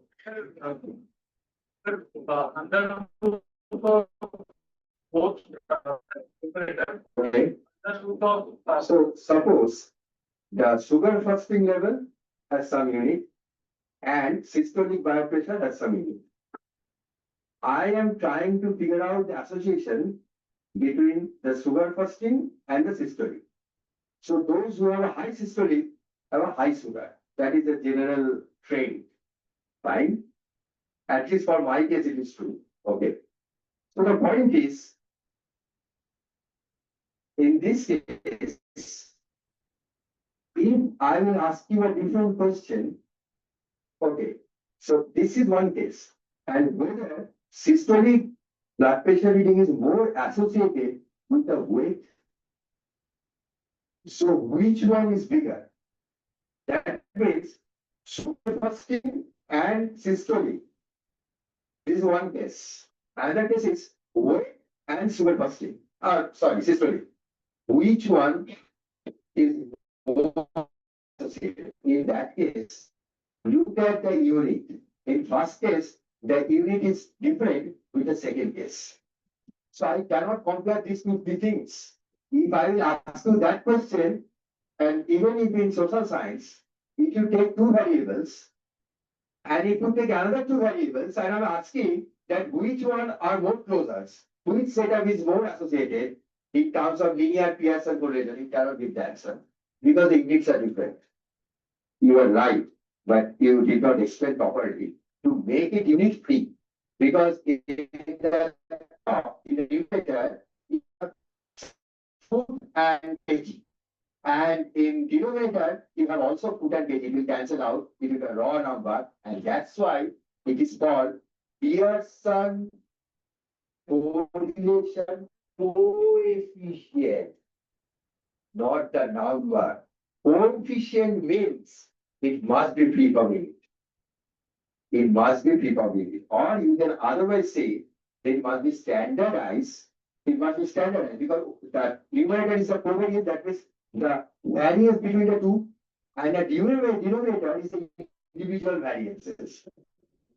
Okay, or SD, whatever, individual SD. So if you just standardize this with that, then that is also another interpretation. Then it will give you a coefficient value, right? And that is the idea of huge, exciting measure of Pearson correlation coefficient. And actually, still today it is popular because of that elegance derivation. Okay, and that elegant derivation, even if I used to teach in BStat courses, because this is very exciting and most of the students, they know the whole history of that derivations. And so I think the next stage is the regression setup. But before going to regression setup, there's a correlation. So the last stage is the regression. So that actually most of the people, you people, those who are going to write the paper, you need that. So if you have the data set, then how to feed a line so that can explain our approximate linear relationship among those bivariate variables. Right? That is the next. So for that, you have to actually use the regression technique. So that technique is available in our, we should show that, how to do that. And in the last few minutes, or maybe last 20 or 50 minutes. So for that, you need to understand what actually regression is going to help in this case and how the regression will play. So before going to that regression setup, and I have to spend some time on the hypothesis testing also. But the point is that first I try to make you understand on the regression and then come back, because in regression technique you have also, you need to know the significant test. You use that terminology many times in your journal paper writings, so that whether this is statistically significant. Okay, but so I will come on that. So, but before that, I think the regression setup is important. So for that, can you go back to that? That dotted XY. PowerPoint पे जाओ ना. Oh, such.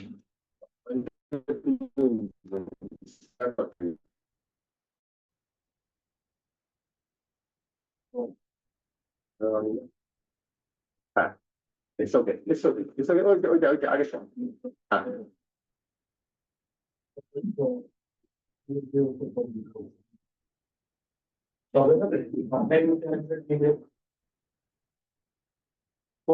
After this 5 minutes, so any participant has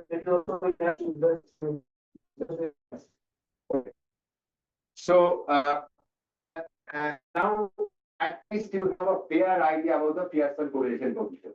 Now what is my next step? My next step is that I have to fit a line. The question is, I have to fit a line. Every terminology is important. I have to fit a line. Fit means I must have some technique to explain my fittings. Okay. So for that, I have to add some technique. What is the technique? The technique is that somebody may say, no, this is not the right line. I feel that this is the right line. Somebody may argue, no, this is the right line. Okay. So you have to fix some statistical technique or some tool to fix the line, which is the baseline, right? So what should be the way to think? Actually, suppose this is your line. Now I just deleting those. I stick to that line. You see, these are your errors.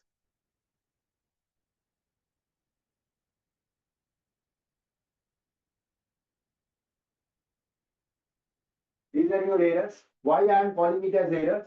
Because when your X is that, your Y is that. Fine? What you are telling here that your Y is that. Because you have fitted that line and you are telling that that is the representative line for the whole set of data. So that's the error you are committing. Okay? And for this case, this is your X and this is your Y. So the error is very small. Here error is very moderate. Here error is very big. Here error is again small. Here is big. Big, small, and some of the errors are positive, some errors are big. Okay? So if my straight line is there,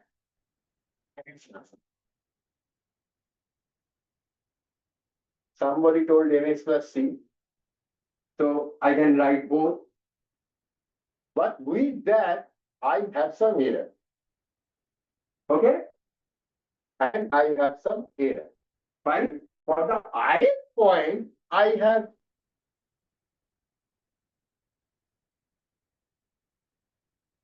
okay.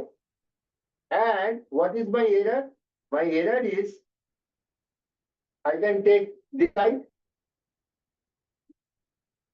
This is my error. I can take the square of the error, just like the variance case. Just try to recall A into D. in case of variance, what I explained, some of the deviations are positive, some of the deviations are negative. And if you take, actually, if you add all those positive and negative numbers, then what happens? It will be exactly same. To avoid this, you take the modular side, or you have to square it. Okay? Here, I am squaring. So this is inner sum of square. If I take the sum, that means this is my y1, okay, minus sum a minus b into x1 and square and something, okay, and then my y, this is my y2, and so this is my y2, and so by this way I can formulate all those point error, and I can take the square and I can take the sum, and I can call it as x is a sum of square, okay. And what R is doing, R is doing all things for you.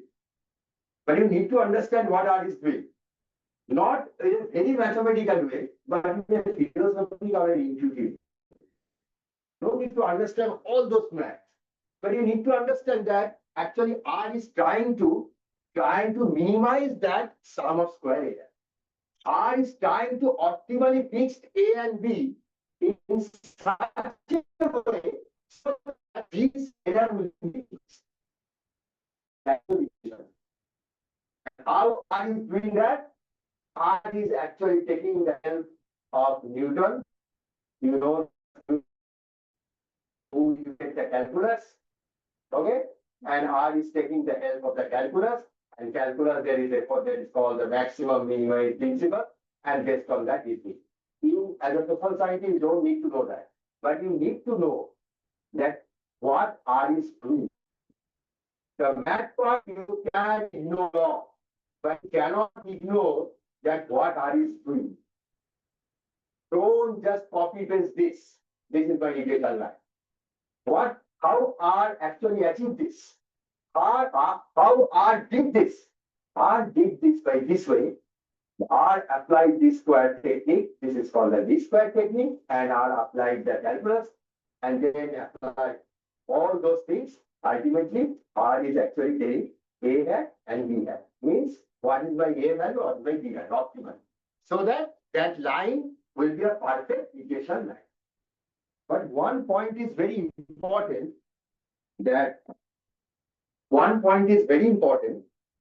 that for the regression line, all those theory I am talking about, even if starting from the Pearson correlation setup, all are in linear. If you have a quadratic relationship, okay, if you have some other type of relationship, actually it will.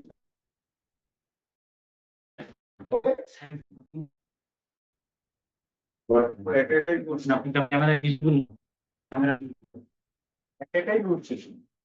এখন তো ঘুরছে না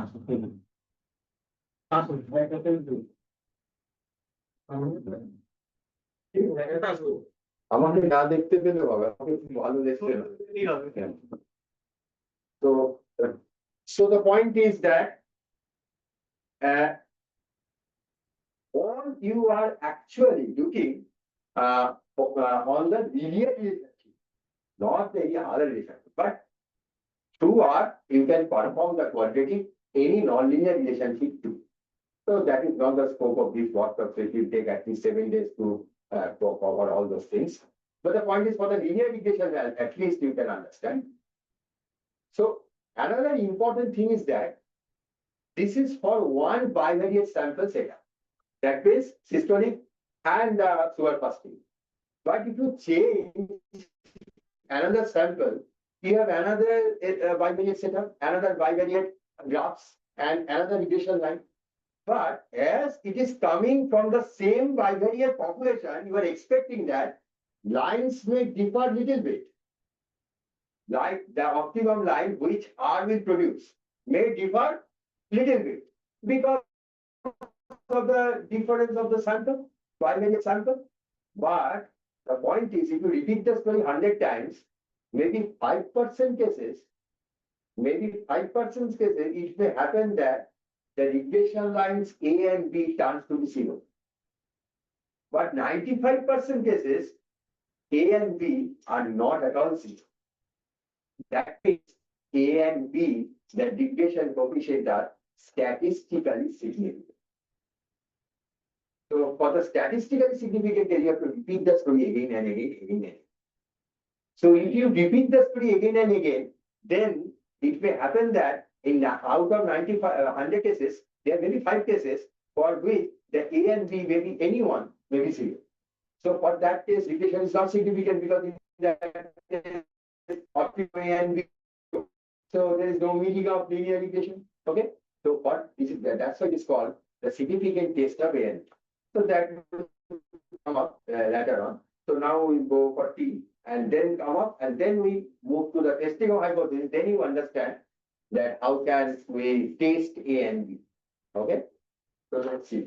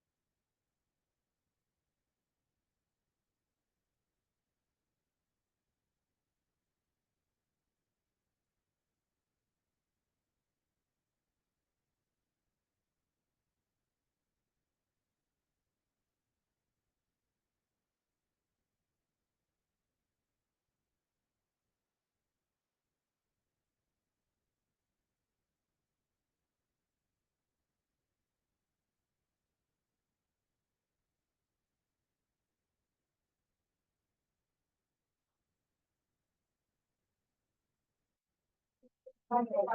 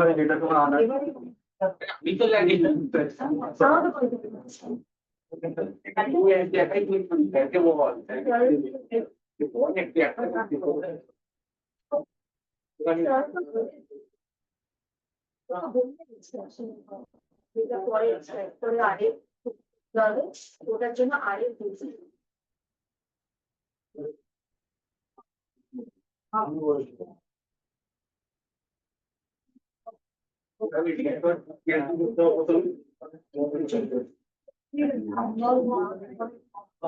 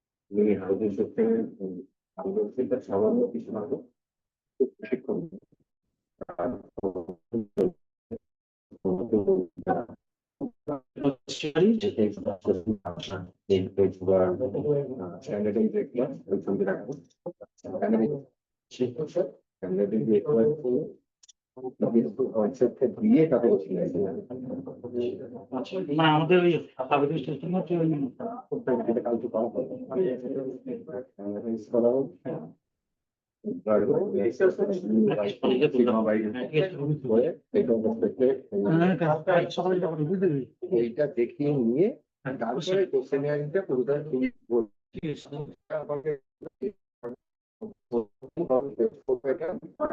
আধা ঘন্টা লাগবে না আরো আগে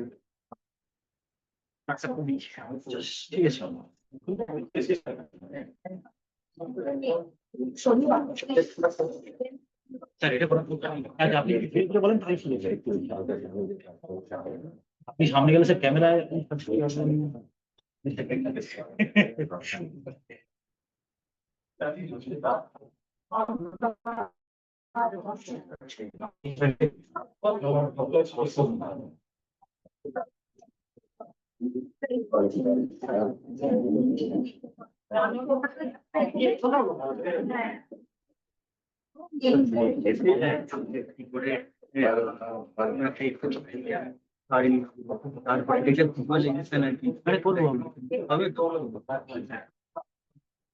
সব ডেটাটা যারা ডাউনলোড করে রেখেছে, যেটা আমরা করছি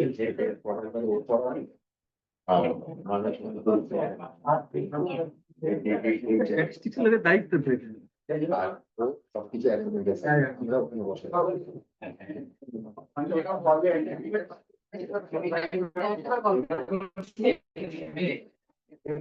লাইটটা অফ, হ্যাঁ লাইট অফ আছে তো। হোয়াটসঅ্যাপে কি মেল করা হয়েছে তো? ডেটা, হ্যাঁ অ্যানোভার ডেটা ফাইনাল ডেটা ফাইলটার নাম সবাই যেন ডাউনলোড করে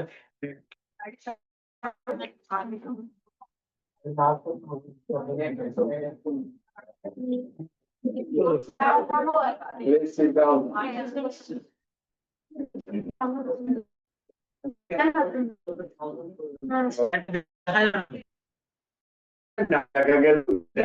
জ্বালিয়ে দিন, ওটা জ্বালিয়ে দিন, ওটা দিলে ওকে লাইটটা পড়বে, এটা মাথার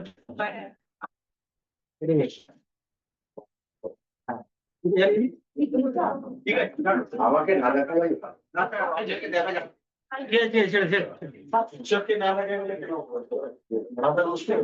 No, I have that experience that one of my PhD students. So okay, so one of my PhD students, actually it's maybe 15 years before. So when I'm coming to that door, that artificial door, he is actually moving toward the Rani Bhavan. So that was the regular picture. One day I just grabbed him. So when he was actually going to Rani Bhavan, then I entered in that artificial Bhavan, then again came back, returned back, and then went to the other way. Okay, and I cast. So and I asked him that why you are trying to escape. So that's why invisible is better. Okay. So the point is, he was actually now assistant professor of Vishwabharat University. Oh, he's now. Yeah. So he performed well later on. Okay. So so as we are discussing that this part is actually over. That up to the basic statistics level. Now we're moving a little bit harder part, which is called the testing hypothesis. So before going to entry into that or going to deep dive on that testing of hypothesis problem, classical testing of hypothesis problem, it is better to understand that testing of hypothesis problem from a very, very basic, common language. Okay, so let us put it into our everyday.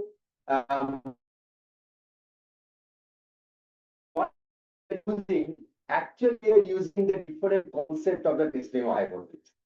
Okay, so actually, when you are boiling the rice, what are you doing? You are actually doing something. You see, you have a big spoon and you are studying, and then you are trying to pick up some sample. And the point is, why you are actually stirring with a spoon? What is the reason? What is the reason I'm asking you? Because we discussed it, that heterogeneity is homogeneous part. Actually, you are making the population homogeneous. That is the reason. Your mom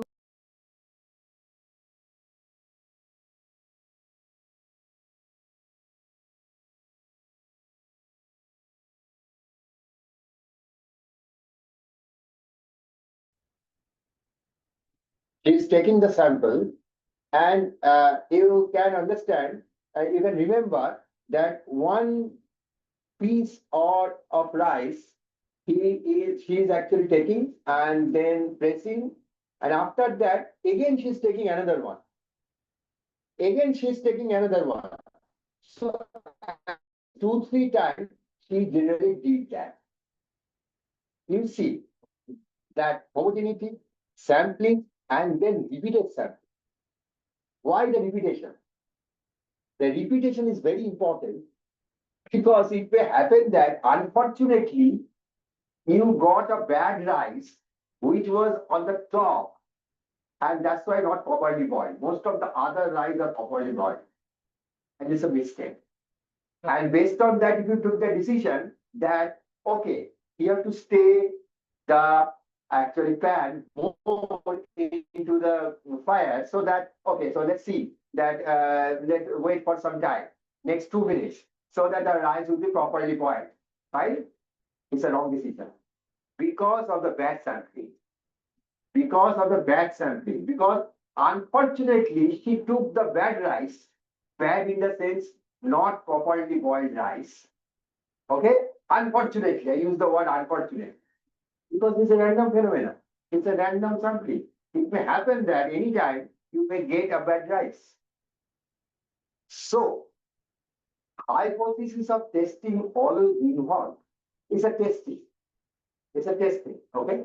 So, and there are some other aspects too. And that story is actually very common.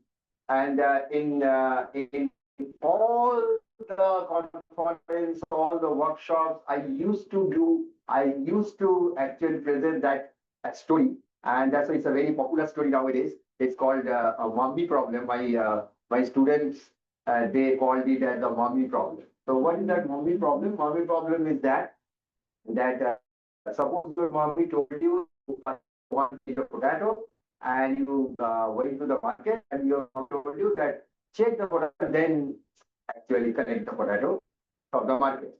And then you went to the shop, and one shopkeeper, and he was actually selling potato, and so you picked up 2-3 potatoes. So, and after that, you decided you have to take that. Okay. And then you took 1 kg of potato, you came to your home, and then the next morning your mommy told you that you know nothing. So I just told you to purchase 1 kg of potato instead, because most of the potatoes are.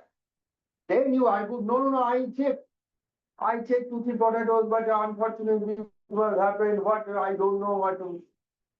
Okay, so let's see that next morning again You went to the market and again you checked some potato for the next shopkeeper, not the same one, and you checked some potato and then you used to because the potatoes are bad.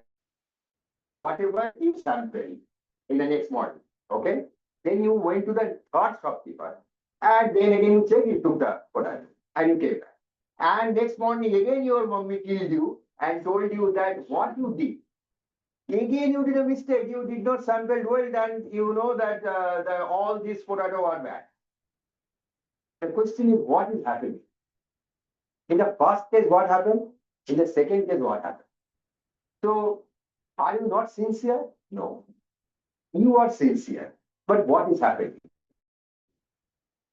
Happening, actually, you can understand from the story of hypothesis testing. So, the point is, in the first case, okay? So, when you check that potato, that shopkeeper or the, I need to say that potato seller, what actually returns first? He deliberately put some good potatoes on the top. And that's why here mixing is very important. You have to, and then put them on. So that's a different story. Okay, so what he has to do? So he didn't do that. So unfortunately, he put all the good potatoes on the top. And when he actually purchased that, when you actually purchased, he actually sampled from the bottom, and that's why the bad potatoes came. Okay. So what happened? So you accepted the what is your null hypothesis? Hypothesis is the potato is good. So you accepted the null hypothesis when it was false. You accepted the null hypothesis when it was false. Okay. The next case, next day, what happened? So you rejected someone because you took and most of the potato. Unfortunately, it was again a mistake because that shopkeeper or potato seller was the person. Randomly, some bad potatoes are killed, and unfortunately, you took only those bad potatoes. All the 95 potatoes are good, only that 5 potatoes are bad, and unfortunately, it was your fortune that you took that 5 potatoes. Okay?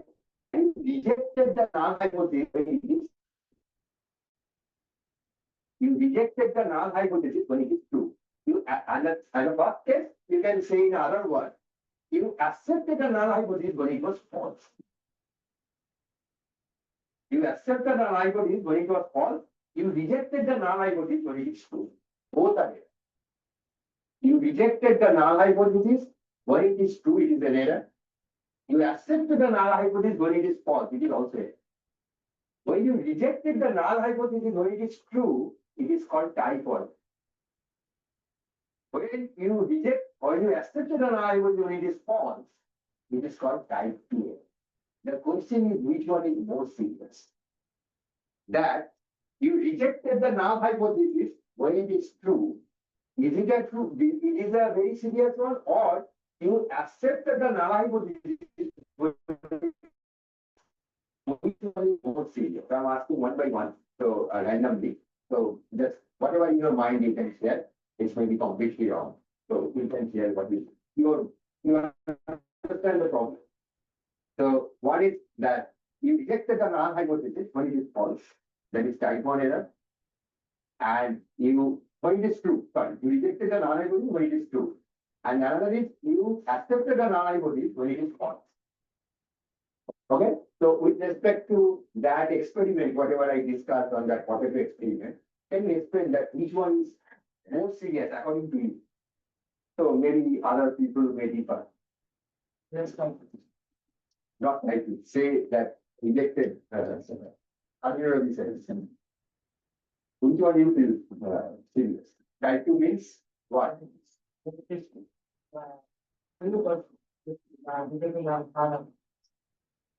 Rejected the null hypothesis when it is true. You feel that this is more serious. Okay, so you.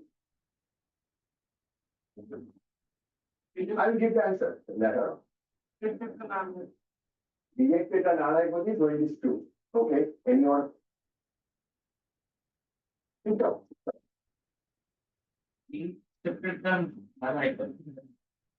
It is not serious. According to you, and you are from? But in Delhi or? So what is your? That means,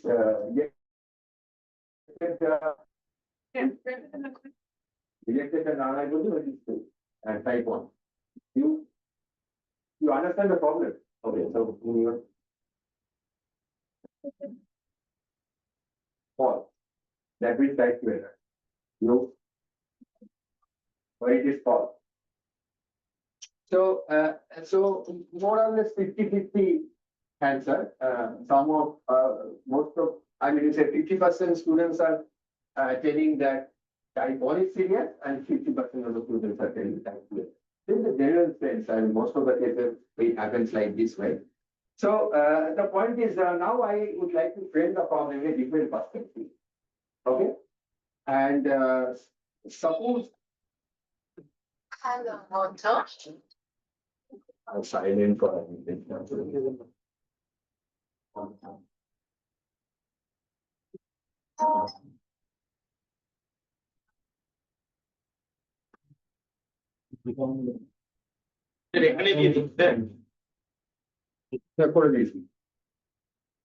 Okay. So now I am framing the problem in different perspective. Okay. And the point is that according to Indian Penal Code, okay, some victim appeared in the court. So from the perspective of the judge, look at the problem. Okay, let's see what happens. Now you can easily understand that which one is serious. Okay. And so what was the general attitude of the judge? When somebody actually present in the court and people are talking, people means the other lawyer, police department, tax, many other politicians, all many, I mean, say, a class of people, they are telling, no, he is the victim. Okay? And what judge is actually doing? What is the role of the judge? What is the role of the judge? Judge actually collecting some information. Those are the data sets. Some of the details, some of the raw data, and there may be some other sources of data, many types of data. Based on that, judge is actually taking the decision that that particular person is really a victim or not. So what should be the null hypothesis in terms of judge? The null hypothesis of the judge, according to Indian Penal Code, is always that he is not guilty. That is the null hypothesis. The null hypothesis is he is not guilty. And the alternative hypothesis is he is guilty. Okay? That is the general rule of the Indian Penal Code. Okay? It's not my opinion, it's a general rule.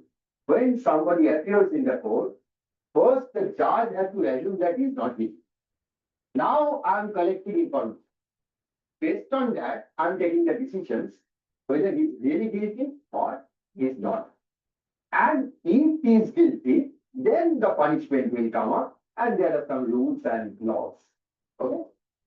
So the point is, there may be from the perspective of the judge, because there may be some false interrogation, there may be some false digital footprints, there may be some false information, there may be some false persons who are going to give some false evidence. Okay? And there are some true evidences also. So there must be a trade-off with respect to the judge that I have to take a decision based on all. It's not a simple job, difficult job. So there must be some error. So look at the type 1 and type 2 error from that perspective. The type 1 error in this case is person is not guilty, but you are pushing that person to the jail. That means you are rejecting the null hypothesis when it is. That means type 1 error. You are pushing a innocent person to the jail who is not at all guilty. This is the error which is called type 1 error. And the other word, that you are actually not taking a serious decision, although he is a guilty person, but you predicted that he is an innocent person. That's why actually in Bengali it's called Bekosul Khalas. I don't know the terminology for that. So I'm sorry for that. So there must be some in Hindi or English terminology that so we don't take any actions on that particular person. So there are some terminology, and I don't know the English terminology for that. You know that? Also means innocent. The Bekasur Khalas in Hindi में बोलते हैं Bekasur Khalas. So बेकसूर मतलब कसूर से बेकसूर हाँ कसूर क्या है इसमें बेकसूर खलास. So it's the terminology, but I don't know the English. I don't know the English word. Okay. So the point is that is also error. That is also error. That you are actually not giving any punishment to a guilty person, but that is a type error. Now you tell me if you are serious, to put an innocent person in a jail or to leave a person who is very guilty. To put an innocent person in a jail must be a serious error. Because in the other case, you can see many politicians, they are guilty, but they are actually not going to the jail. Okay. So in that case, obviously, the first type of error is much serious than the type case. So in statistics, we cannot actually take the decision to minimize both the errors. Okay, by minimizing both the errors, I cannot take the decision. Why? Because there is a dangerous, actually, what should I say? Dangerous trade-off. Because if mathematical, if I would like to minimize one error, automatically the other error will increase. You just go and see, and your full brain, you can understand why I'm telling that. Mathematically, it can be proved, but I'm not going to that mathematical detail. So if you would like to minimize one error, the other error will be automatically increased. So I cannot simultaneously reduce both the error type 1 and type 2. Okay. So what should be the take? The take is I have to minimize the type 1 error as much as I can, and I have to fix that type 1 error. And now the second step is I have to minimize the type 2 error now as much as I can. So type 1 error must be fixed prior, before an hypothesis testing is done. That fixed error is called the level of failure. In statistical terminology, if you just go to any book or any TTS test, what is the level of alpha? Alpha is 0.05. What does it mean? That means that I am putting the type 1 error at 0.05 or less than 0.05. In that case, that I have a confidence that out of 100 cases, I may be wrong only in 5 cases. 95% my statement will be right. What is the statement? Statement is that it is not it. Right? So with this way, we can frame the testing of hypothesis problem. That's the basics of the hypothesis of testing problem. So in hypothesis testing problem, what we generally do, we have to fix the type 1 error at a level 0.05 and I have to minimize the type 2 error as much as I can. Based on that, I have to take a decision, and that decision is called testing of hypothesis problem. In t-test, what you do? What exactly you do? So you have population mean and you have some sample. Okay? Based on that sample, you have to take decision whether your population mean. What is the population mean? You don't know. You are speculating. Somebody, suppose the principal of some college told you, you are suppose the administrative staff of that particular college. And the principal told you, okay, can you say the last year it was 65? Can you say that whether it's this year the mean is mean performance is greater than 65? Is it this mean performance of the average performance of the students? Fine. You see, what is your hypothesis now? Your hypothesis is H naught is written as H naught. That means null hypothesis. Null hypothesis, my mean is very 65. And my alternative hypothesis is greater than 65. So, without going to any statistics, intuitively think, whatever you learn today, based on that, you must have some clue to base that. Even if you don't know figures. You see, how can you do that? So, X bar is your sample.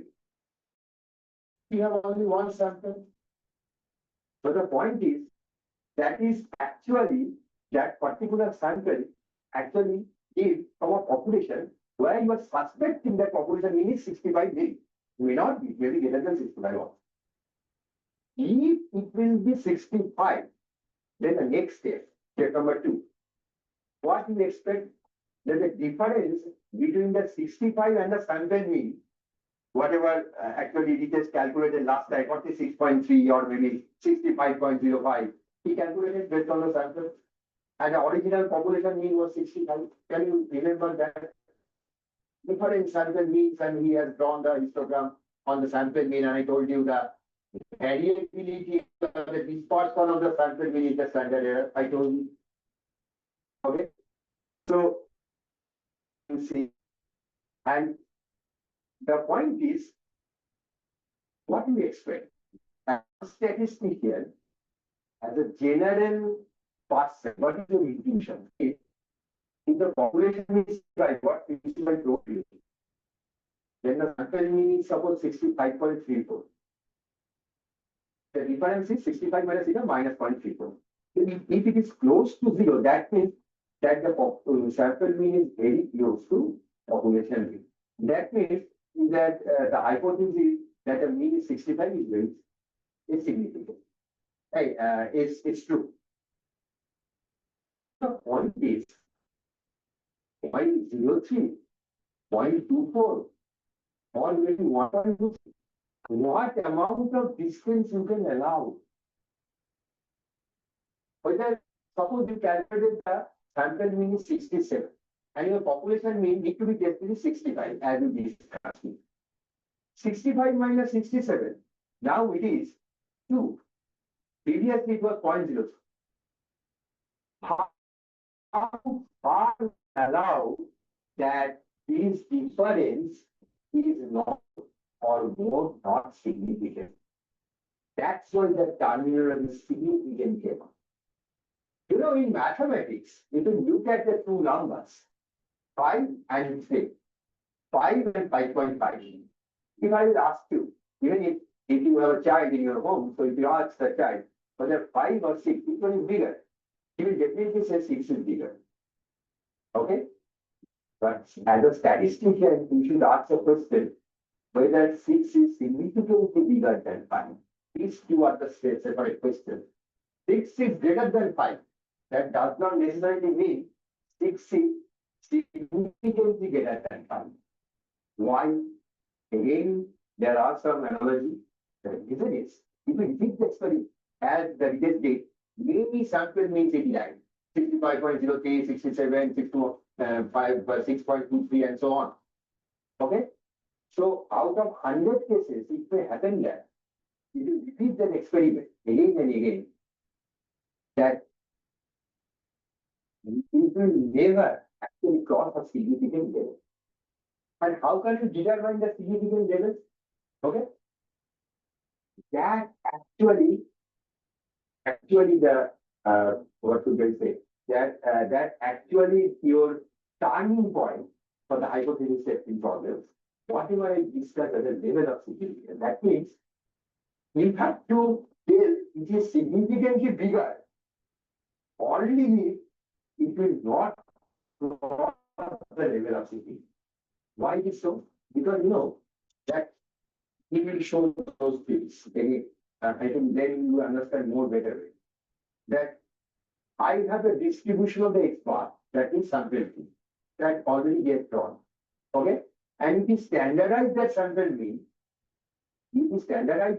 that means X bar minus 65 by its variance as it is come. Then it must be between minus or the plus. So it's the same type of distribution, but it's standardized. And we expect that if the mean is too far, that means the sample mean is too far from the population mean, then obviously the standardized version will be far from the zero. Far from the zero because you are actually subtracting the 65 from x bar. No. So x bar minus 65. That means if it is zero, then you are very close to 65. If it is too far from zero, then it is not. There is a chance that it may happen that it is not 65 mean is for at all. That from where the population mean is taken. Population sample is come. The point is, if you have this particular card, okay, this particular card, if just assume this particular card has area 1, total area is 1. For the timing assume, the total area is 1, okay, and 0.05 is small portion into that state, okay, and if it is greater than 65 significantly, then what happens? It may fall too far from zero. If it will fall in that region, you are suspecting that whatever the null hypothesis your principal proposed, it may be wrong. That means it is greater than 600. Your alternative is true. Okay. Now, there is a tricky question that actually in many exams, in last ISI exam, I actually said a question with this type of basis that the point is that if I will ask you, okay, so 65 is significantly, 67 is significantly greater than 65. Based on that, you have rejected the null. Does it mean that the true mean is not 65? Does it mean that the true mean is not 65? Based on the sample, you are taking the decision. Again, I am telling you the story. It is very, very fundamental. Based on the sample, you are taking the decision that my hypothesis is wrong or not. Based on the evidences that judge collected from the different sources, judge is taking the decision. Okay? If the evidences will change, your decision may change. The very, very important story. If your sample or my or anything will change, your regression setup, your XY sample will change. The regression will change and the significance of A and B may change. And you cannot say that the hypothesis is significant and you say A and B is significantly different from you. Or maybe in this particular example, that my hypothesis that mean is equal to 65 is equal to is or not. So what should be your answer? Your answer is, if I ask this question, the answer is the population mean is 65 or not, that I cannot know. I do not. I can assure you that based on this sample, there is an enough evidence to reject the null.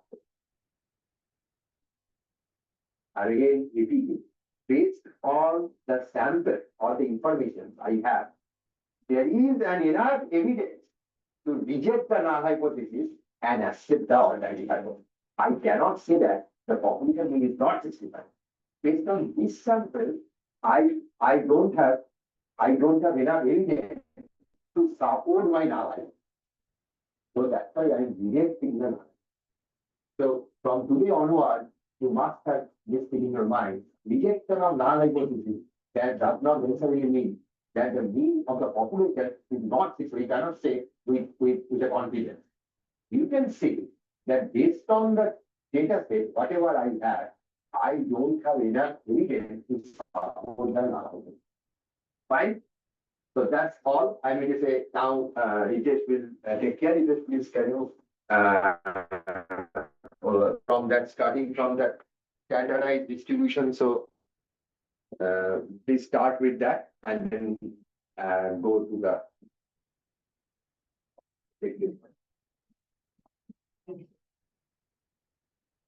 I can take a little bit. So,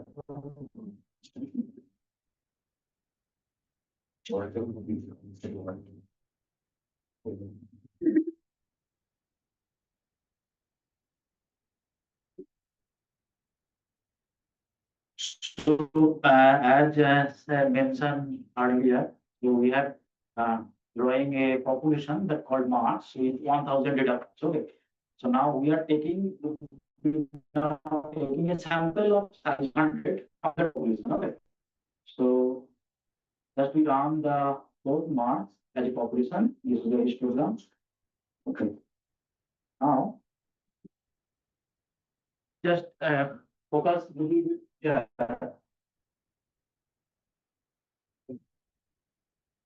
So we are just defining a matrix. Okay. We are defining just an empty matrix here for storing the sample of 100 sample of size 100. Okay. 100 sample, that means repeating the process of sampling 100 times. And each time we take a sample of size 100. Okay. So storing that samples, we just define an empty matrix for the sample combination matrix in short sample count matrix. And here NA means we are not defining anything right now. Okay. There is an empty space, but row is 100 and column is 100. So we are using an R library function called matrix. So we are storing this matrix under this name. So in this name we can change. Okay. As you want, you can change its name, but matrix is the R library function. We cannot change this. Okay. So first we just define an empty matrix. Then we starting a loop for I equals to 1 to 100. And each time we take a sample. Similarly, sample is an R library function. Okay. We take sample function, we have to mention two things. From where we take the samples and what is the size of sample. We have to mention two things. Okay. So first we define the population. From where we take the sample. Our population is Mars. And we take the sample of size 100 from that population. Okay. So this is the mechanism of sample function. And we repeat this sampling for 100 times. As loop goes on from I equals to 1 to 100. Okay. So using this loop, we are filling the sample count matrix. As we earlier defined it here as an empty matrix. Okay. So we just filling the matrix by taking 100 samples of size 100. Now we use another R library function called row means. Okay. We use another R library function, row means, to take the means of the sample. As Sir mentioned earlier, for each sample, we can define its mean. We can find the mean of the sample. Okay. So for 100 samples, we use the row means function to find the mean of the each sample. Actually, what I explained, okay, it's fine. So what I explained, that actually he is now trying to explain it how he has done this. The mean is that you have 100 sample means, I told you, and that sample mean histogram you have to draw. For that, you have to first estimate the sample means. For that, you need 100 samples, and how that 100 samples can be generated, that he is trying to explain. So even if you cannot understand all, actually the code is yours now. Okay, you can go home and then run all those things. But try to understand the concept that in a 65.78, you see 63, you see 66. So sample means may vary huge. Okay, 65 was the original population mean, but a sample, 100 sample means are different. That he has to show. And this code he has written for that. I think that's enough to say. Okay. Not going to the detail. Okay. So now we just find the mean. This is of the sample mean. Look at the span of the mean of that distribution of the sample means. span from 62 to 67. Okay, and it is the center value is 64 point something because there is interval is for the span of each half. Between 63 and 64, we have two bars. That means each bar, each interval is a half points. Okay, so actually this is the standard error. Distribution of the sample mean is the variance here. We can find the standard error. This is the representation of the standard error from the sample mean distribution. Okay, we can find this. Now, as Sir mentioned, suppose we have the population mass, and from that population we draw a sample called S1. S1, we take the sample. Now we try to infer that whether the population mean is 65 or not based on this sample. Okay, we take the sample S1 from the population of mass, which is actually mass is our population, and we choose a sample using the same mechanism from the population mass of size 100. Okay, and we are trying to checking that whether the population mean is 65 or not. For that, we define a function. We define a function. The mathematical form of this function is like that. Mathematical form of this function is like that. Z equals to x bar minus 65. Here we consider that the standard deviation of the population is given. Write the standard error of x1. Right, SC of x1. Okay. Just we define this function. In statistical language, this function is called the test statistic. Okay, there we trying to check that the population mean is 65 or not, and we take a sample, and x bar is the mean of the sample S1. Okay, we take the sample S1. Okay, now we calculate these values. We can calculate from the sample. Okay, so we just write this function and store it, name called J. Okay.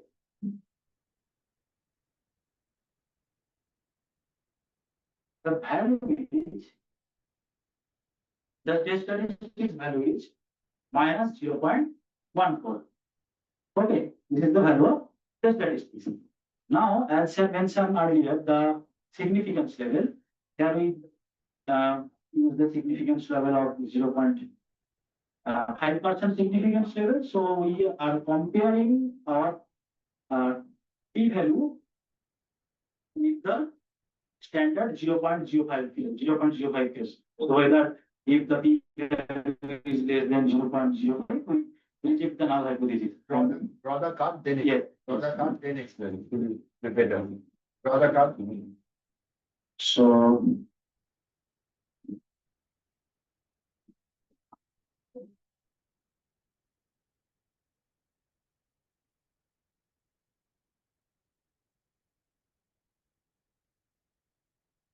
Curve explain. okay. Now this is the distribution of sample mean. If we repeat this process as we mentioned earlier in sample mean, now we draw a continuation of the histogram. Okay, and here we place a line. This line is the indicator of the significance level. Okay, this line is the indicator of the significance level. Now, if the values of the test statistics are actually situated in this line. Okay, if the values of the test statistics are on the right side of the line, that means the case, the sample, from the sample, you can say that the value of the test statistics is detected in this case because it is in the rejection region, because we fixed the probability of type 1 error and 0.05. Okay, and it is outside the significance level. If the values of the statistics are the left square combined, we accept in this case. That means we tend to reject the nullity. That means our data is not giving any evidence against the null hypothesis. Okay, so just we here manually calculate the p-value.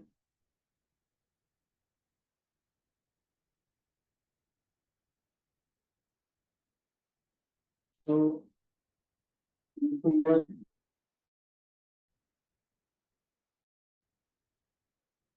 from given the statistics is minus 0.05. Now if we calculate the p-value manually,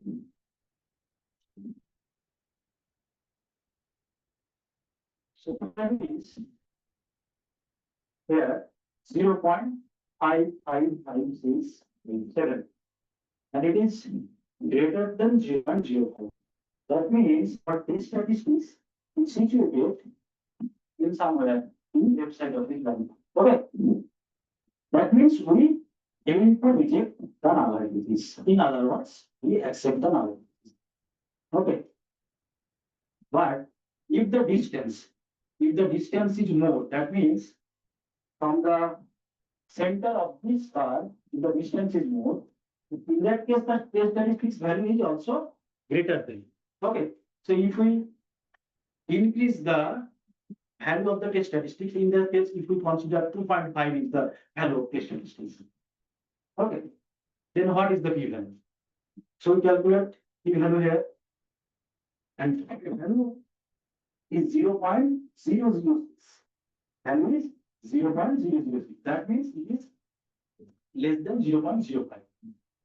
Less than 0.05. That means we reject the null hypothesis. In that case, the sample we have drawn from the population is giving the evidence against the null hypothesis.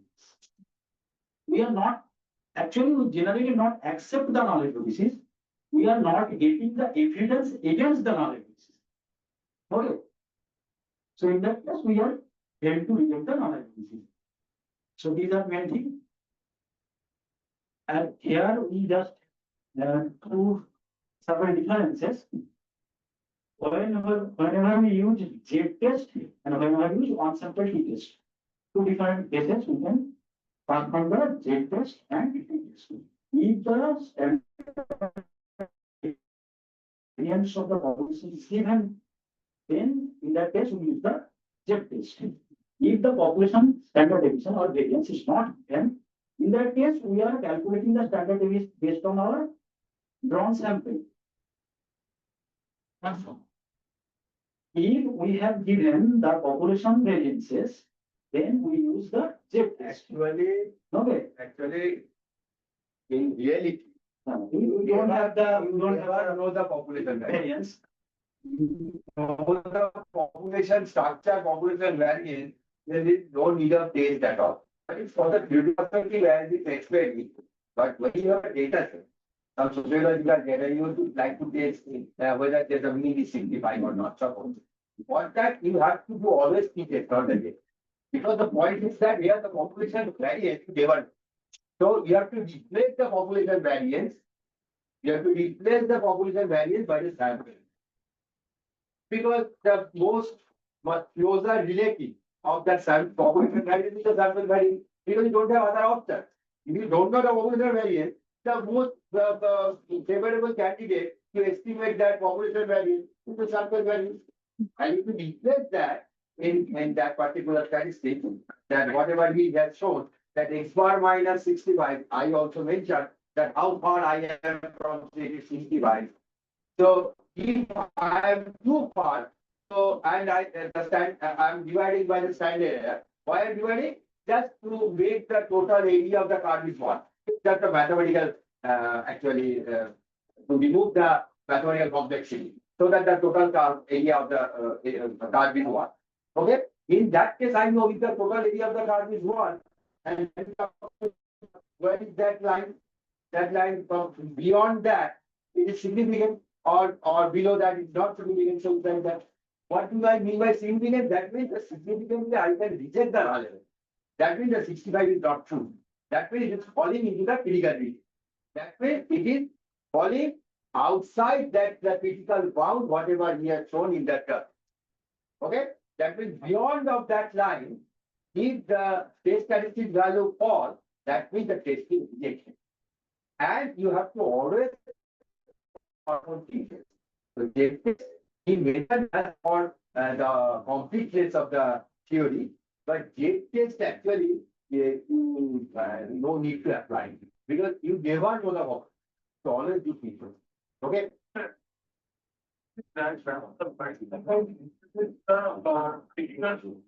point of view is 0.05. Right.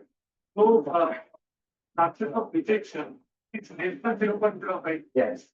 So, can I say maximum point, I define that vertical line. Maximum point. Maximum point, is, marks, 6 marks, in the population in 5. But one thing is you don't want to that not comparing with the mark, you're comparing with the average different samples. But as you have tried to understand the problem from the different perspectives. Yes, sir. I said, online syndrome. So I understood your question. So actually so you have wrong impressions on that you are comparing with the individual marks, not that. You have only one sample. Listen carefully, everywhere. So you have only one sample, okay? And based on that, you have only one X bar. You don't have multiple X bar. Fine. So you have only one X bar. But the point is that for your understanding, he actually drawn 100 samples to show you if I can repeat the experiment 100 times, then this is the scenario of the sample mean distribution. That means how we put. You understand? No, just let me finish. So you just have one X bar. Okay? And nobody will supply you multiple X bar. But if you can repeat the experiment, then the curve will be like that, the continuous curve, whatever he has drawn. And for that curve, there is a theoretical curve. And for that curve, what is the 0.05 region? I know that beyond that, the total area is 0.05. The total area of the curve is 1, and that area is 0.05. So, in most of the cases, you are expecting that x bar minus 65 difference is huge. If it is that, then there is a chance that it will fall inside that 0.05 level.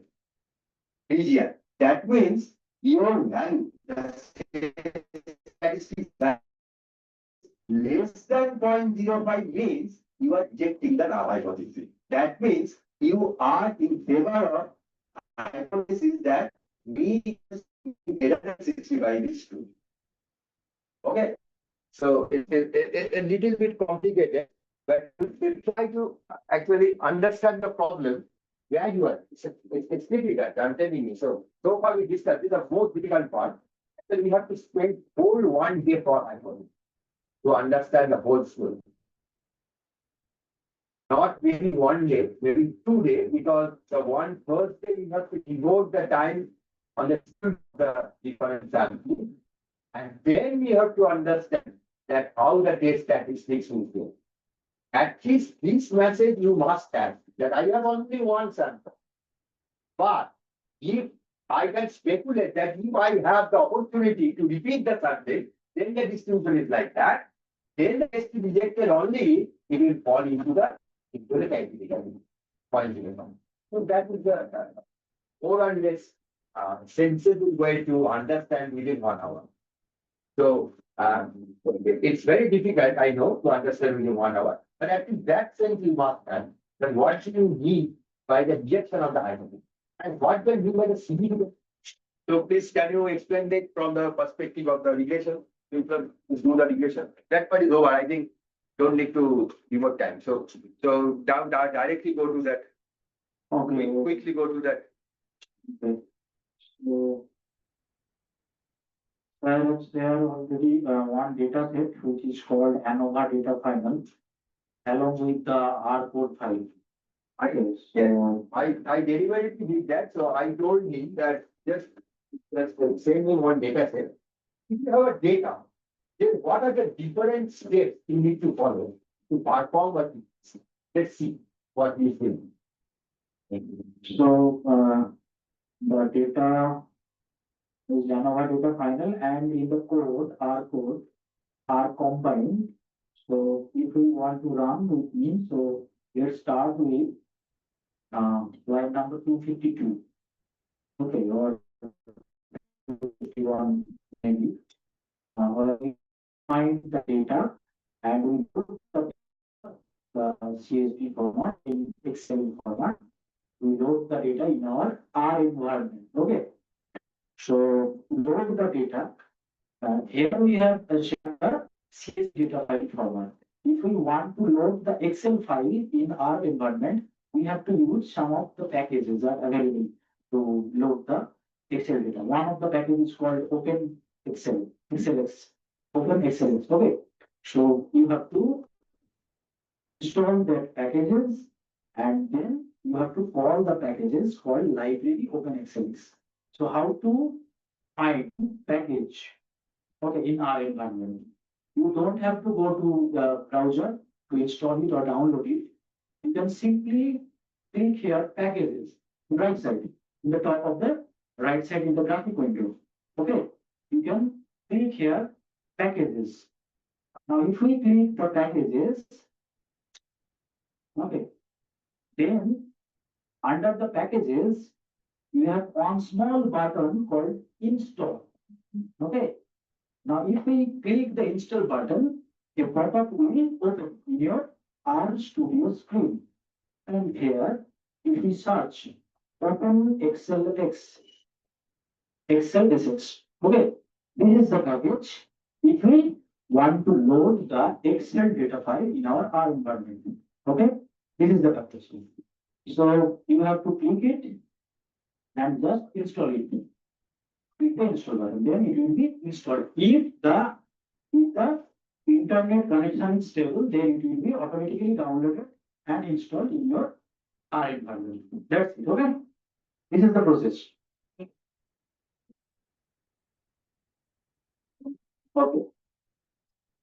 Now, as the data file is R in CSV format, for CSV data file, we don't have to use any kind of packages. It is by default R can understood the CSV data format. It is the default data format for R. Okay, so that's why we don't have to use any kind of packages. Now we use the function read.csv. This is the function to read the CSV data file in R environment. Inside the read.csv function, we have used another command called file.choose. What is the benefit of this command? We can place here the directory address or the location of the data file in that place. But if we use the file.choose, irrespective that if the data file is one folder and the code file is in another folder, then we can also access the data file. So how to access? Just hit Control Enter simultaneously.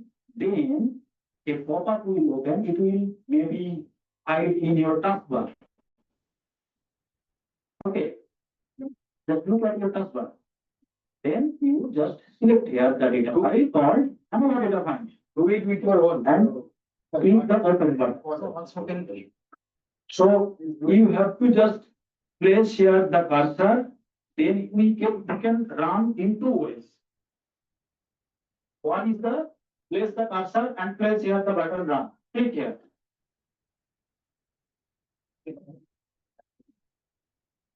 Yeah, okay. Actually, so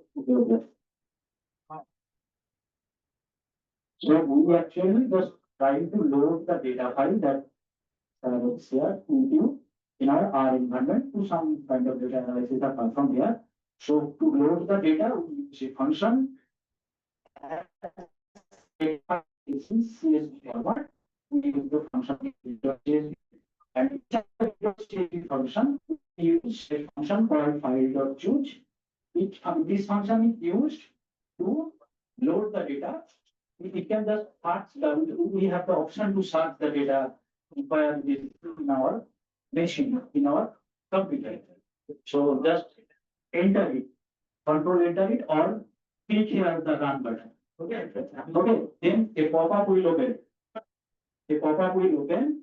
This from this pop-up, we can select our data. We can change our files, change our folder. Okay. Just look at here. Just look at here. We just select another data final and open it. So now the data is loaded here. Okay. After loaded, the data is successfully loaded or not. If we want to check, so we use another function called view function. So if we just click control enter, the loaded data file will be shown in here. Okay. That means we are successfully loaded the data in our environment. No problem. You take the data, how did the data came from where, right? Actually, it is this data is your in our data file. Now we actually import this data in our R environment. Okay. Okay. Whenever that means we have Every software has some environment and some language, no? So Excel is a format, CSV is a format. So when R would like to perform some statistical test based on that data, R has to read that. So that is the scenario, whatever he explained, that how R is actually trying accessibility. So, okay, so that is already done by this program. So read dot table by here read dot CSV, and after that file.choose. Yeah, file.choose and then view data. That means it's successfully loaded in R. Now it is in the R environment. It is ready for analysis. Okay, it's ready for analysis. Now you know that go quickly. Now, as we see that the data set containing 3 columns.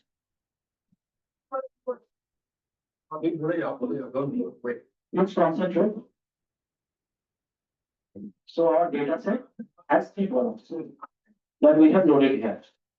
Group 1, group 2, and group 3.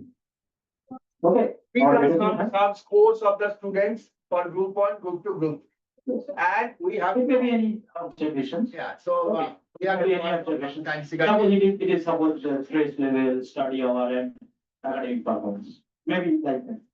This is the data collection from students, and these are the 3 variables we have mentioned here. Now we want to extract the individual feature or individual column from this data set. We want to extract. Okay. So like that.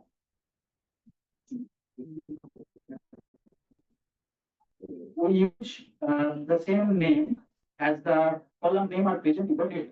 Group 1, group 2, and group 3. So how to extract the data? So remember that we installed our data. Even if the name of the data file is data file, but here we save it as the name data. Okay, this is the name of the data. Where actually all the name of the data in your machine is not important here. What important, we have saved the data in our R environment in the name data. So this is the name of our imported data set in R environment. Now, on the imported data set, we choose the first column. But the comma is the space, the comma is the differentiation between row and column of the data set. Okay. So first place we have to write the row name. But here we are choosing the columns of the data. That means all the row are same for that data. So we are choosing first column. So that write column number 1. Here group 2 we have used extract the second column. That's why we write 2. And for group 3, Go to view data again. yes, View data again, and then Yes. say that these are the rows and these are these the. are the columns. So these are the rows, 1, 2, 3, these are the rows. This is the horizontal one. And the vertical one is the columns. Okay. The vertical one is the columns. It's the vertical one is the group 1, second is group 2, second is group 3. So now we extract the data set. Actually, we have shared another PDF file called some questionnaires and some questionnaires. In that PDF file, we have mentioned some of the questions based on the shared data file and our data file. How to load it, how to extract the columns from the data. Actually, this code are also after online participation.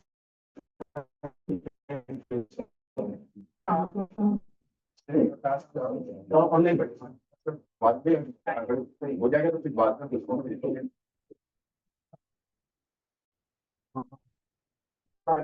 no audio. Okay, already.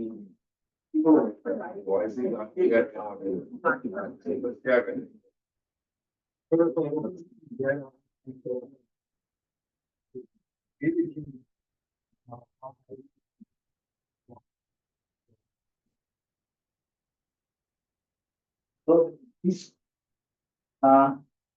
code is actually designed for that for the answer of the question as mentioned in the PDF file and some questions. Okay.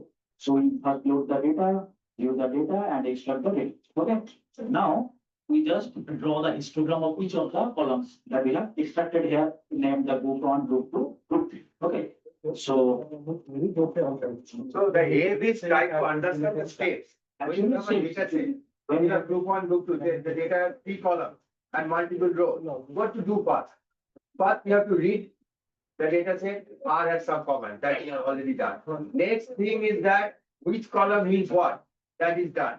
Now after that, so now it's time to figure out the histogram or the frequency distribution for each column. Let's do that. Now he's doing that. Please go quick. So these steps are nowadays called the fancy name called exploratory data analysis. So these are the steps of the exploratory data analysis. So just draw the graph, histograms. Okay, now then the question called create a new group called group 4. Okay, by adding some random number with group 1. There is the question. Please open the PDF file. Then there is a question. You don't need to go to the PDF file. Okay. They will open Generate another data set named group 4 by adding a group 1 data and random sample from normal distribution with mean, gain, and standard deviation 1. So for this question, so we have created a group 4 and we are adding normally distributed data. There is one thing. We use the function called R norm function. Okay, the R norm function, we have to supply 3 information to R norm function. What the R norm function does? Actually, choose the data from a normal distribution where it choose random data from normal distribution. R it stands for random and norm it stands for normal distribution. So R norm function choose the random data from normal distribution. Now we have to give 3 things. The number of the data we want to choose. Just like that, the sample function. In sample function, we have to mention the population name and the size of the sample. So R norm function is like that, but here we have to supply 3 things. First, the size of the random number, then the mean of the normal distribution and standard deviation of the normal distribution. So we have first leave here the length of group 1. Length of group 1 means the length function is just count the number present in a vector. Okay, or present in a column. So group 1, the length of group 1 function is just count the elements of group 1. Suppose it is maybe n. Second, 48 is the mean of the normal distribution. And 1 is the standard deviation of the normal distribution from where we want to choose random numbers. Okay, this is the mean of the normal distribution. Now we add this normal data, normally distributed data with group 1. Now this new data is group 4. So our new data is group 4 like that. This is our new constructed data. Okay. Now we draw the histogram of the newly constructed data where it is group 4. Histogram of group 4. Okay. Now there is a hypothetical, there is a visual treatment to check that the data is normally distributed. Okay. For that, before going to that, I think one thing I should mention again that why we need normality test. Because you know that without that shape, without that symmetric shape, I cannot call it a set off. Okay. If your distribution is not like symmetric, if it is like positive distribution, then t-test cannot. This is there's a very important thing that before going to perform t-test, you check normal. If the normality is not present in your data, then you cannot perform. That's a very, very important message. Okay. So for visual testing of normality, that is that if you non-plot, that if it is a straight line, then it's normal. And there is another test, it's called Shapiro dot test, that also you will show. By that way, you can understand, even if when you write the paper, when you write your journal or research articles, you first test whether the data is normal or not. By some statistical test or by something you on the plot. If it is normal, then only you go for the t-test. If it is not normal, then you have to perform non-parametric test. But it is not out of scope for today. So, no. So, small, large, whatever, this is not the issue. The issue is the underlying distribution must be normal. If it's not normal, then you cannot perform. This is the most important thing. And also, if you have a two population, suppose two population, then also the t-test is valid. No. For the two samples, if you have two population, that is called two sample t-test. And for that, you have to, what is your hypothesis? Hypothesis is whether the mean of the first population and the mean of the second population are equal or not. That is your hypothesis, mu1 equal to again, greater than mu2, mu1 not equal to. The point is, there also, the normality must hold for each of the population. You understand? And some bivariate structure normally, that means bivariate normality must hold, unless you cannot perform that. So if the two populations are associated, and I have given the example for that patient example, that means that before medicine is administered and after the medicine is administered, you have a systolic blood pressure reading. In that case, it is a co-relief population. And if you would like to test whether the mu1 equal to mu2, then it is also a t-test. But that t-test is not the independent t-test, it's called paired t-test. So one is the paired t-test, another is a t-test, two sample t-test. These two are different. And now he is explaining the individual t-test, that means one population. And you would like to test whether the mean of the population is 65 or not, something like that. So if we would like to do that test, then it's called single sample t-test. Right? So please do that. So basically, like if my differential variable is not slightly good, and I think sometimes suggest that we have to do log sum. And right, to get normality. But why working? So again, I repeat. So your x and y is dependent and independent fine. But the point is in terms of regression setup. But in terms of population setup, whether they are correlated at all, if they are correlated, obviously, so if it is a regression, then they are associated. They need to perform paired t-test. then you should perform the full sample t-test. It is a pair t-test because they are associated, they are correlated. These two population Y and X. You understand? So that's the main story. Even if you do log transformation, after that, this paired variable, X and log Y, suppose, or Y and log X, suppose. In that case, these two are actually associated random variables.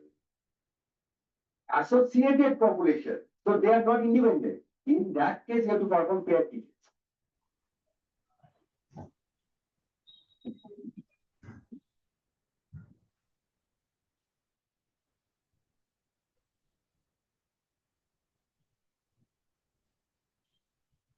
So here we just plot the group 1 in x-axis and group 4 in y-axis. That means group 1 is our independent variable or predictor variable. If we want to perform a regression here, and group 4 is the dependent variable. So based on the observation of group 1, we want to know the relationship of group 4 with group 1. So that there we can see that there is a positive relationship between group 4 and group 1. That means the increasing relationship. Whenever group 1 increases, group 4 also increases. Okay. So just find the correlation. Is quite better. 0.6.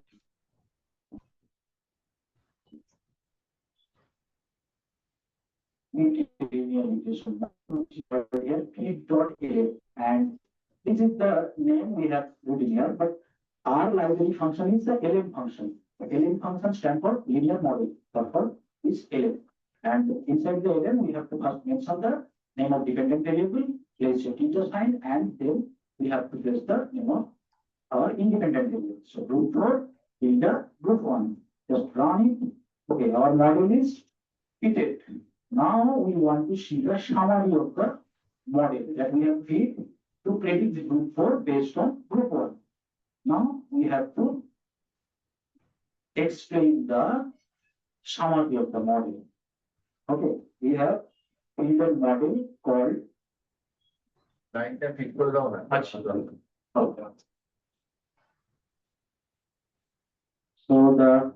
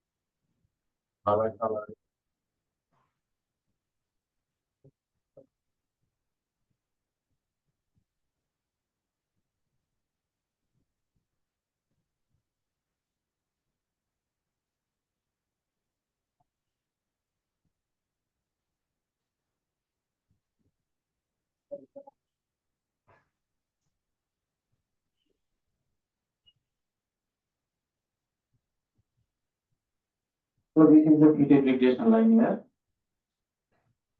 Okay. Now we want to explain the summary result of the linear regression. Okay.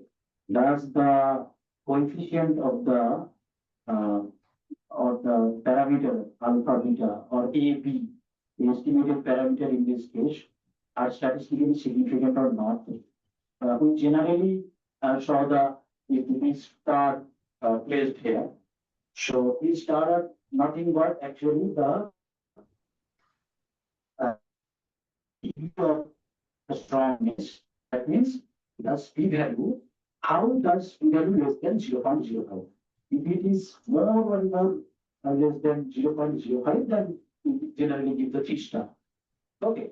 So the definition of star actually 2 star, 3 star, 1 star when we place 1 star when we place 2 star. So the coefficient of the Group 1. So here actually the equation is looks like group 4 is equals to estimated parameter value is intercept, that means 50. So the value of A is 50.40 plus 0.94 into group 1. So this is the equation of this fitted line. Okay? This is the equation of the fitted line, and this is called the intercept, right here, intercept, and this is called the slope. Okay, so and your group 1 is just now, is that coefficient of this equation line is significant or not? We are just testing it. Okay, so as he mentioned that, so the A and B, both whatever feature 50.40 and 0.94, both are significant, highly significant. So here also he used the term, listen carefully, he used the term significant. Okay. So previously when I mentioned that in the classical examples of that mean equal to 65 is significantly, I mean, is significant or not, that test. That is quite different with that significant. That significant means if we repeat the regression, if you have, you just assume that if you have multiple bivariate data set, same type, if you repeat that regression, I mentioned that thing also before lunch, that you have multiple regression lines, it may generate and slightly varying A and B. Okay. And for that, okay. So it may happen that in some of the cases, even A and B, anyone may be zero. It may happen for some of the cases. So you are actually giving assurance to the audience. R is giving assurance to the audience that it will never be zero, A and B. Only 5% cases is a possibility that it may be zero. But it is not about 5% cases, it's highly significant. It may be almost 0% cases. 0% case, it may happen that A and B is zero. You understand that? So here the significant level means the significant test means A equal to 0 against A not equal to 0. So if A equal to 0, then it's not significant. If A not equal to 0, that means if the alternative hypothesis is true, then it's significant. Try to understand the story from just a different perspective. So previous case, it was not like that. But the regression setup, if I repeat the experiment, so it will actually never, in any one of the 100 cases, actually it will never go to 0. The A and B value, estimated A and B value, never go to 0. So because the significant level is, you see, 2.2 into 10 to the power minus 16, that is almost 0. So there is no chance that even if you repeat the experiment, A and B will never go to 0. That means A and B are significant. And that significant means A and B have some positive value or negative value. It has some value, some magnitude. It never reaches to 0. Okay? So that's the main concept of the regression significance.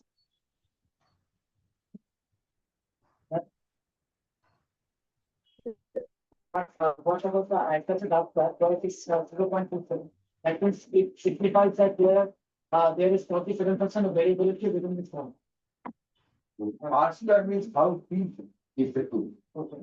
How deep is the regression? How good is the regression?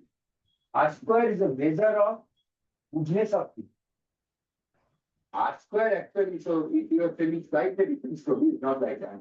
So R square is a measure of goodness of P of the regression. Okay?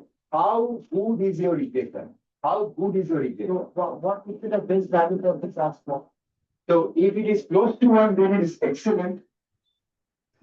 If it is close to 1, then it is equal because the minimum value is 0 and the maximum value of R square is 1. So R square will be negative, will never be negative. So it starts from 0 and it ends with 1. But don't confuse R square with the correlation coefficient R. It is different. That R square is the model selection criteria. That means how good is my model? I have fitted model with that data set. And how good is the model? If the model is close to 1, R square is close to 1, then it's very good. If it is not close to 1, then you cannot say it's bad. Because you see that adjusted R square P value is 2 into 2, 10 to the power minus 16. That means almost 0. 10 to the power minus 16 means before there are 15 zeros. So that means it's almost 0. What does it mean? That means even if it's 0.45, but it's 0.46, 47. Even it is 0.46 or 0.447 or 0.4741, still it is too good because it is significant. Even if you repeat the experiment, so in that case, there is no chance that R square will never close to or very close to 0. It always be around 0.5. So that means it's good. Very So good. how is the R square calculated? Yes, the R square is calculated by what? So you know that. Okay, so if R square is 1 minus residual sum square by the total sum square. Okay, so the residual sum square, you know what is residual sum square? I already mentioned that the residual sum square is nothing but the inner sum square. So the inner sum square is in the numerator, denominator is the total sum square, and if you subtract that ratio from 1, then you get R square. Okay. Okay. Sir, it was not audible. Can you repeat? Oh, so that's the problem. So every time, so it is not audible clearly. Okay, so just a minute. Let's see. So now can you hear me now? Hello. Yes, sir, it's now audible. So the point is that you asked that how the R square is calculated. R square actually is calculate the residual sum squares that I explained that what is residual sum square. Residual sum square is the inner sum square. Okay? Regression line and what the regression line from the true data, that is the error. And if you square it, then it is the residual squares. And if you add all those inner squares, then it is called residual sum of square or inner sum of square. You have to first calculate that, and then you have to find the total sum of square. Total sum of square of y. And you have to take the ratio of these two, and you have to subtract this from 1. Then you will get the R square. And in the adjusted with the R square, then it is called adjusted R square. So why the degrees of freedom is important? It is important because, at some case it may happen that if you increase the degree of the polynomial, that means the linear means degree is 1. If it is quadratic, then the degree is 2. It may happen that for some of the cases, for some of the data set, maybe the quadratic model is better than the linear one. Okay? So that also you can fit in R. So today we don't have scope because it's already 5:45 or maybe more than that. So the point is, even if you can use the same LM function to fit the quadratic line. Now, if you fit the quadratic line, then obviously it may happen that in some cases the R square will be increased. If we meet the cubic line, then R square will be further increased. Because as you are actually increasing the degree of the polynomial, there is a chance that the little variations in the data, the model can capture. But you have to start somewhere, no? So the point is, if you instead of R square, if you see about adjusted R square, it may happen that even if you increase the degree of the polynomial, like from linear to quadratic p, R square may increase, but adjusted R square may not. If the adjusted R square will not increase, then you stop the regression and you start the increase the degree of the polynomial, degree of the linear, I will say degree of the polynomial with degree of the equation. So if it is that, then adjusted R square is also important. So the p-value here, the p-value, you see the last p-value 2.2 to 10 to the power minus 16 is again. That means your R square and adjusted R square both are significant. Okay? Thank you.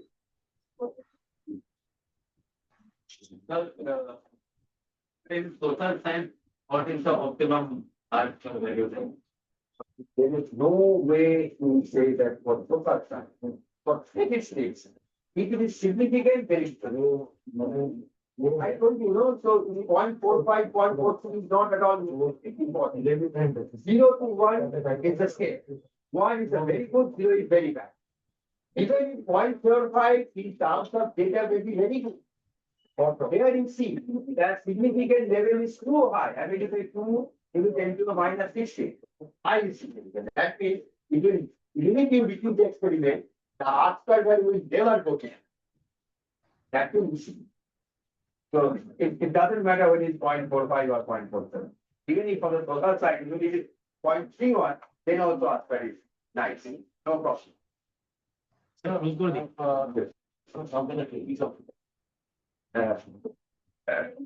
Degrees of freedom means in adjusted R square? Yeah, so the point is that. So the point is that the R square must be adjusted with the degrees of freedom. Okay, so what is the degrees of freedom of the residual sum of square? Because you have two parameters, A and B to be estimated, and you have n observations. So the degrees of freedom is n minus 2. So you have to divide the RSS, residual sum of square, by n minus 2.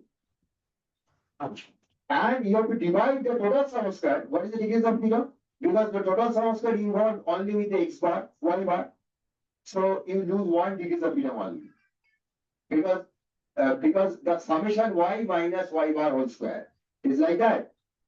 So if all the observation is known, okay, and suppose you have n observations, like just so as you were asking, that's why I'm explaining.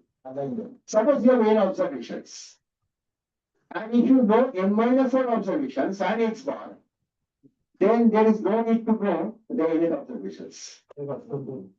So if you have n observations and you know the x bar, then in that case, there is no need to know the nth observations.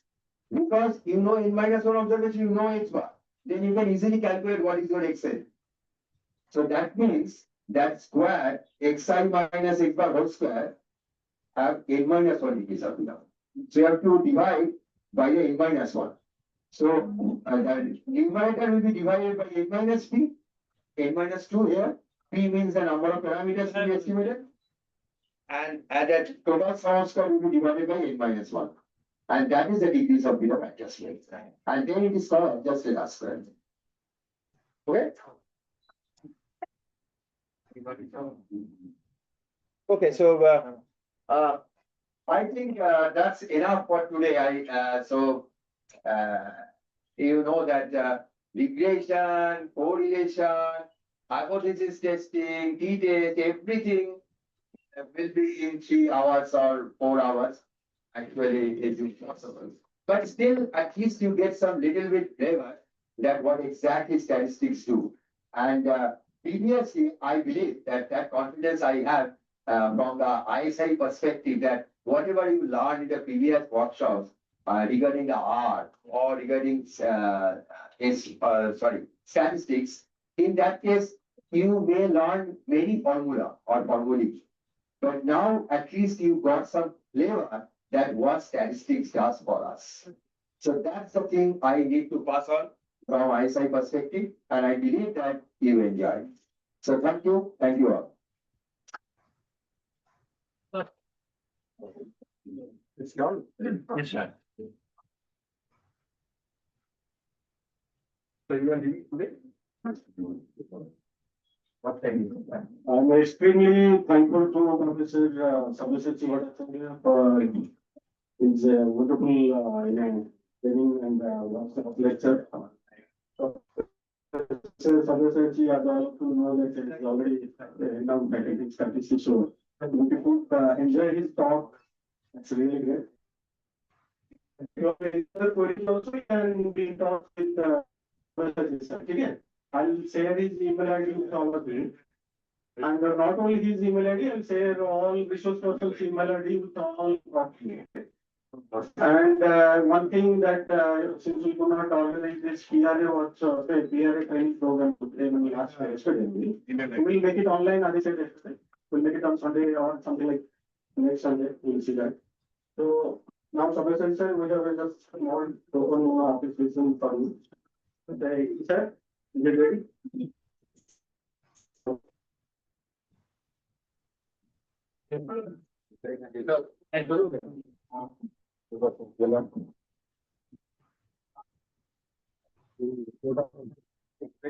Stand there. Thank you.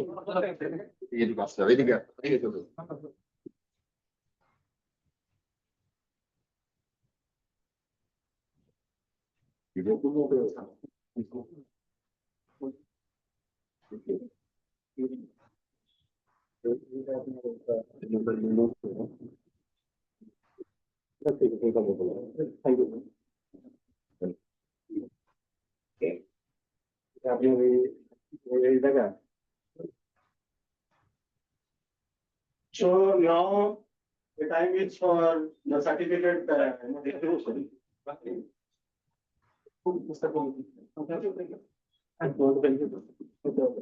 So actually there is one more one of my research scholars who also taught you this art programming. So we wanted to also felicitate him for his wonderful contribution to this art workshop. So yeah, the latest. So they have made the arrangement for you also, as you know, aware of.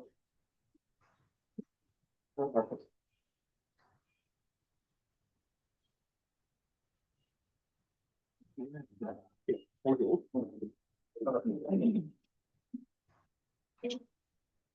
So, as I said, now the time is for the certificate distribution. Those who were offline participants, we were actually all here, 32% participants are here only now.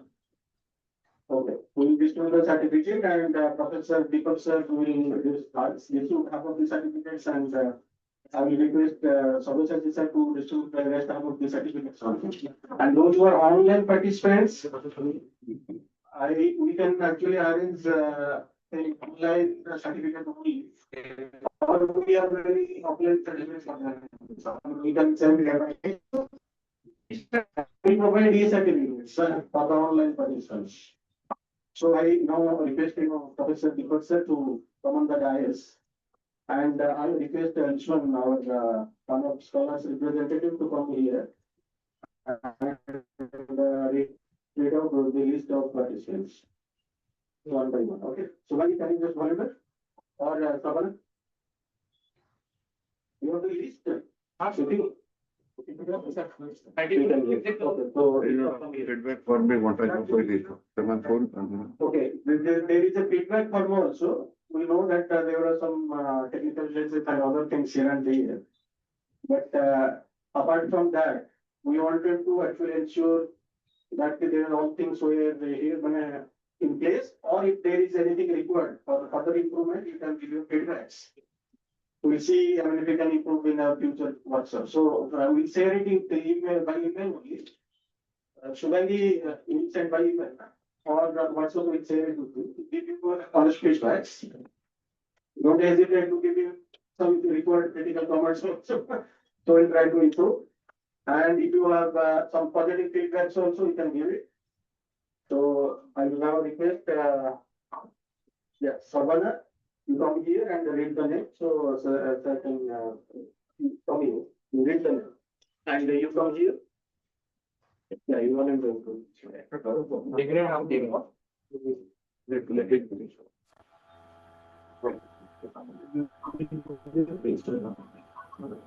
Amrita Datta, please come forward.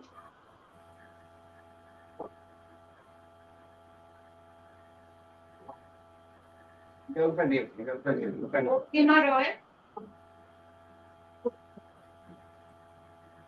Pradeep Das,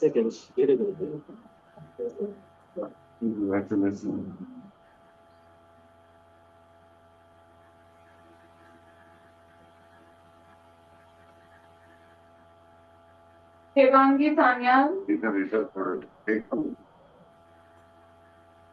हो गया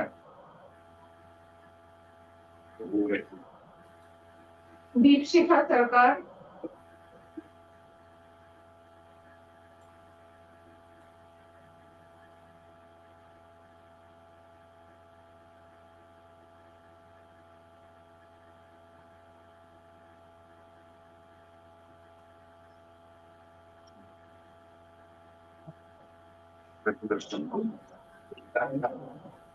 Keval Kumar,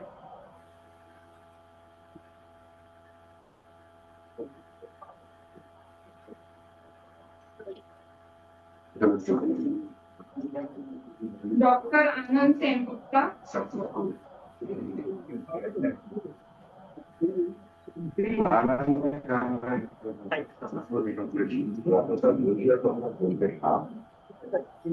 Dr. Mahua Bhattacharya,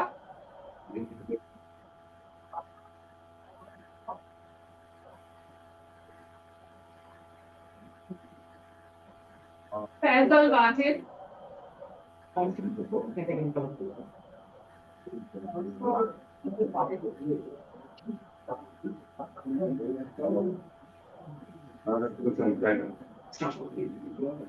Husne Afreen,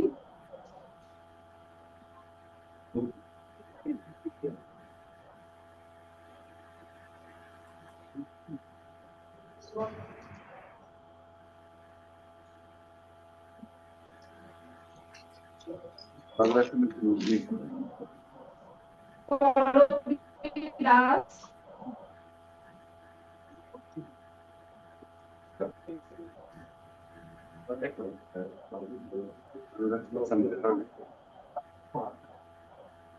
Kaushiki Goswami,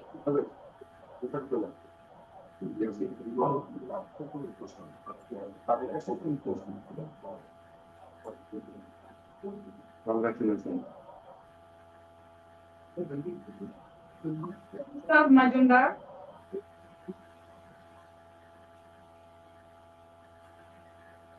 Manish Anand,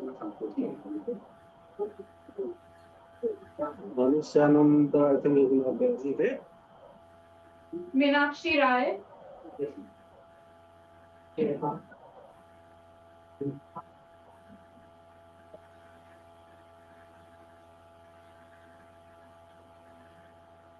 Mohammad Kamal,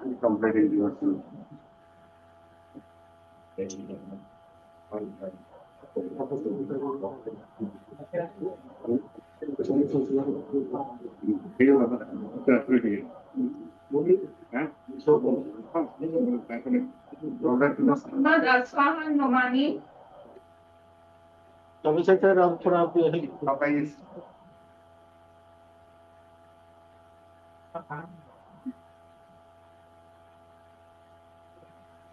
Okay, thank you. Priya Banerjee,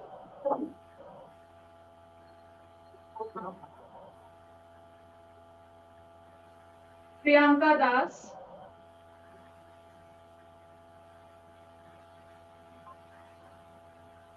Choikot Shaha Roy,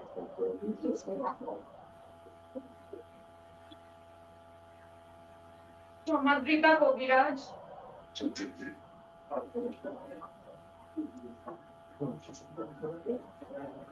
Sanchari Noshkar,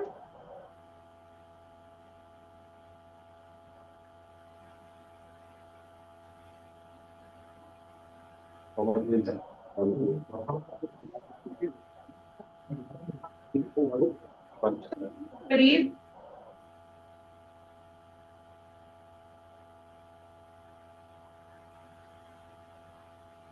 Shehbaz Ali,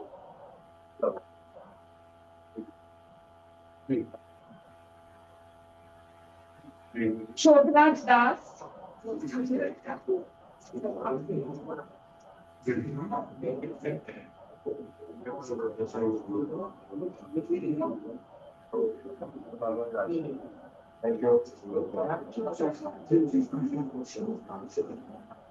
Sonali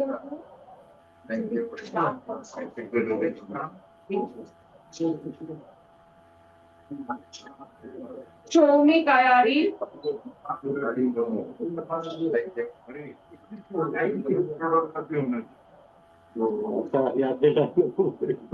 Shubeshna Biswas,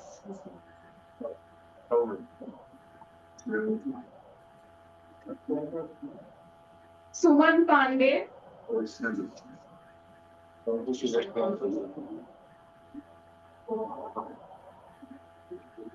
Shweta Datta. Suman Pandey. Yes, sir. Thank you. Thank you.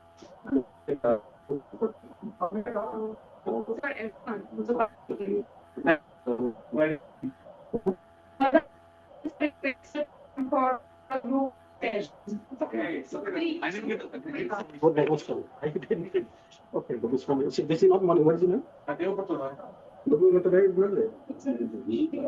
Some happened. So Hey, just a minute. That's all. Ishan. Who's that? Hey. Alinam. क्या नाम क्या नाम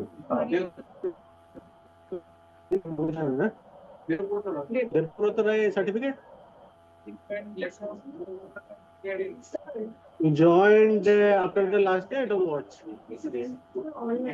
Okay, then we'll send it by online. No, there is nothing written online or offline. Will it be sent by online? What is it? Okay. So we'll have a group photo now. So please come forward. We'll have a group photo. then we have to remove those. To remove those. Then it will be done. এই গাছগুলোকে সরাতে বলো এই গাছগুলোকে একটু সবাই এখান থেকে করতে বলে ঠিক হবে না এখান থেকে ঠিক হবে আমি বলছি এই গাছগুলোকে সরিয়ে দিলে এখানে দুটোতে বলে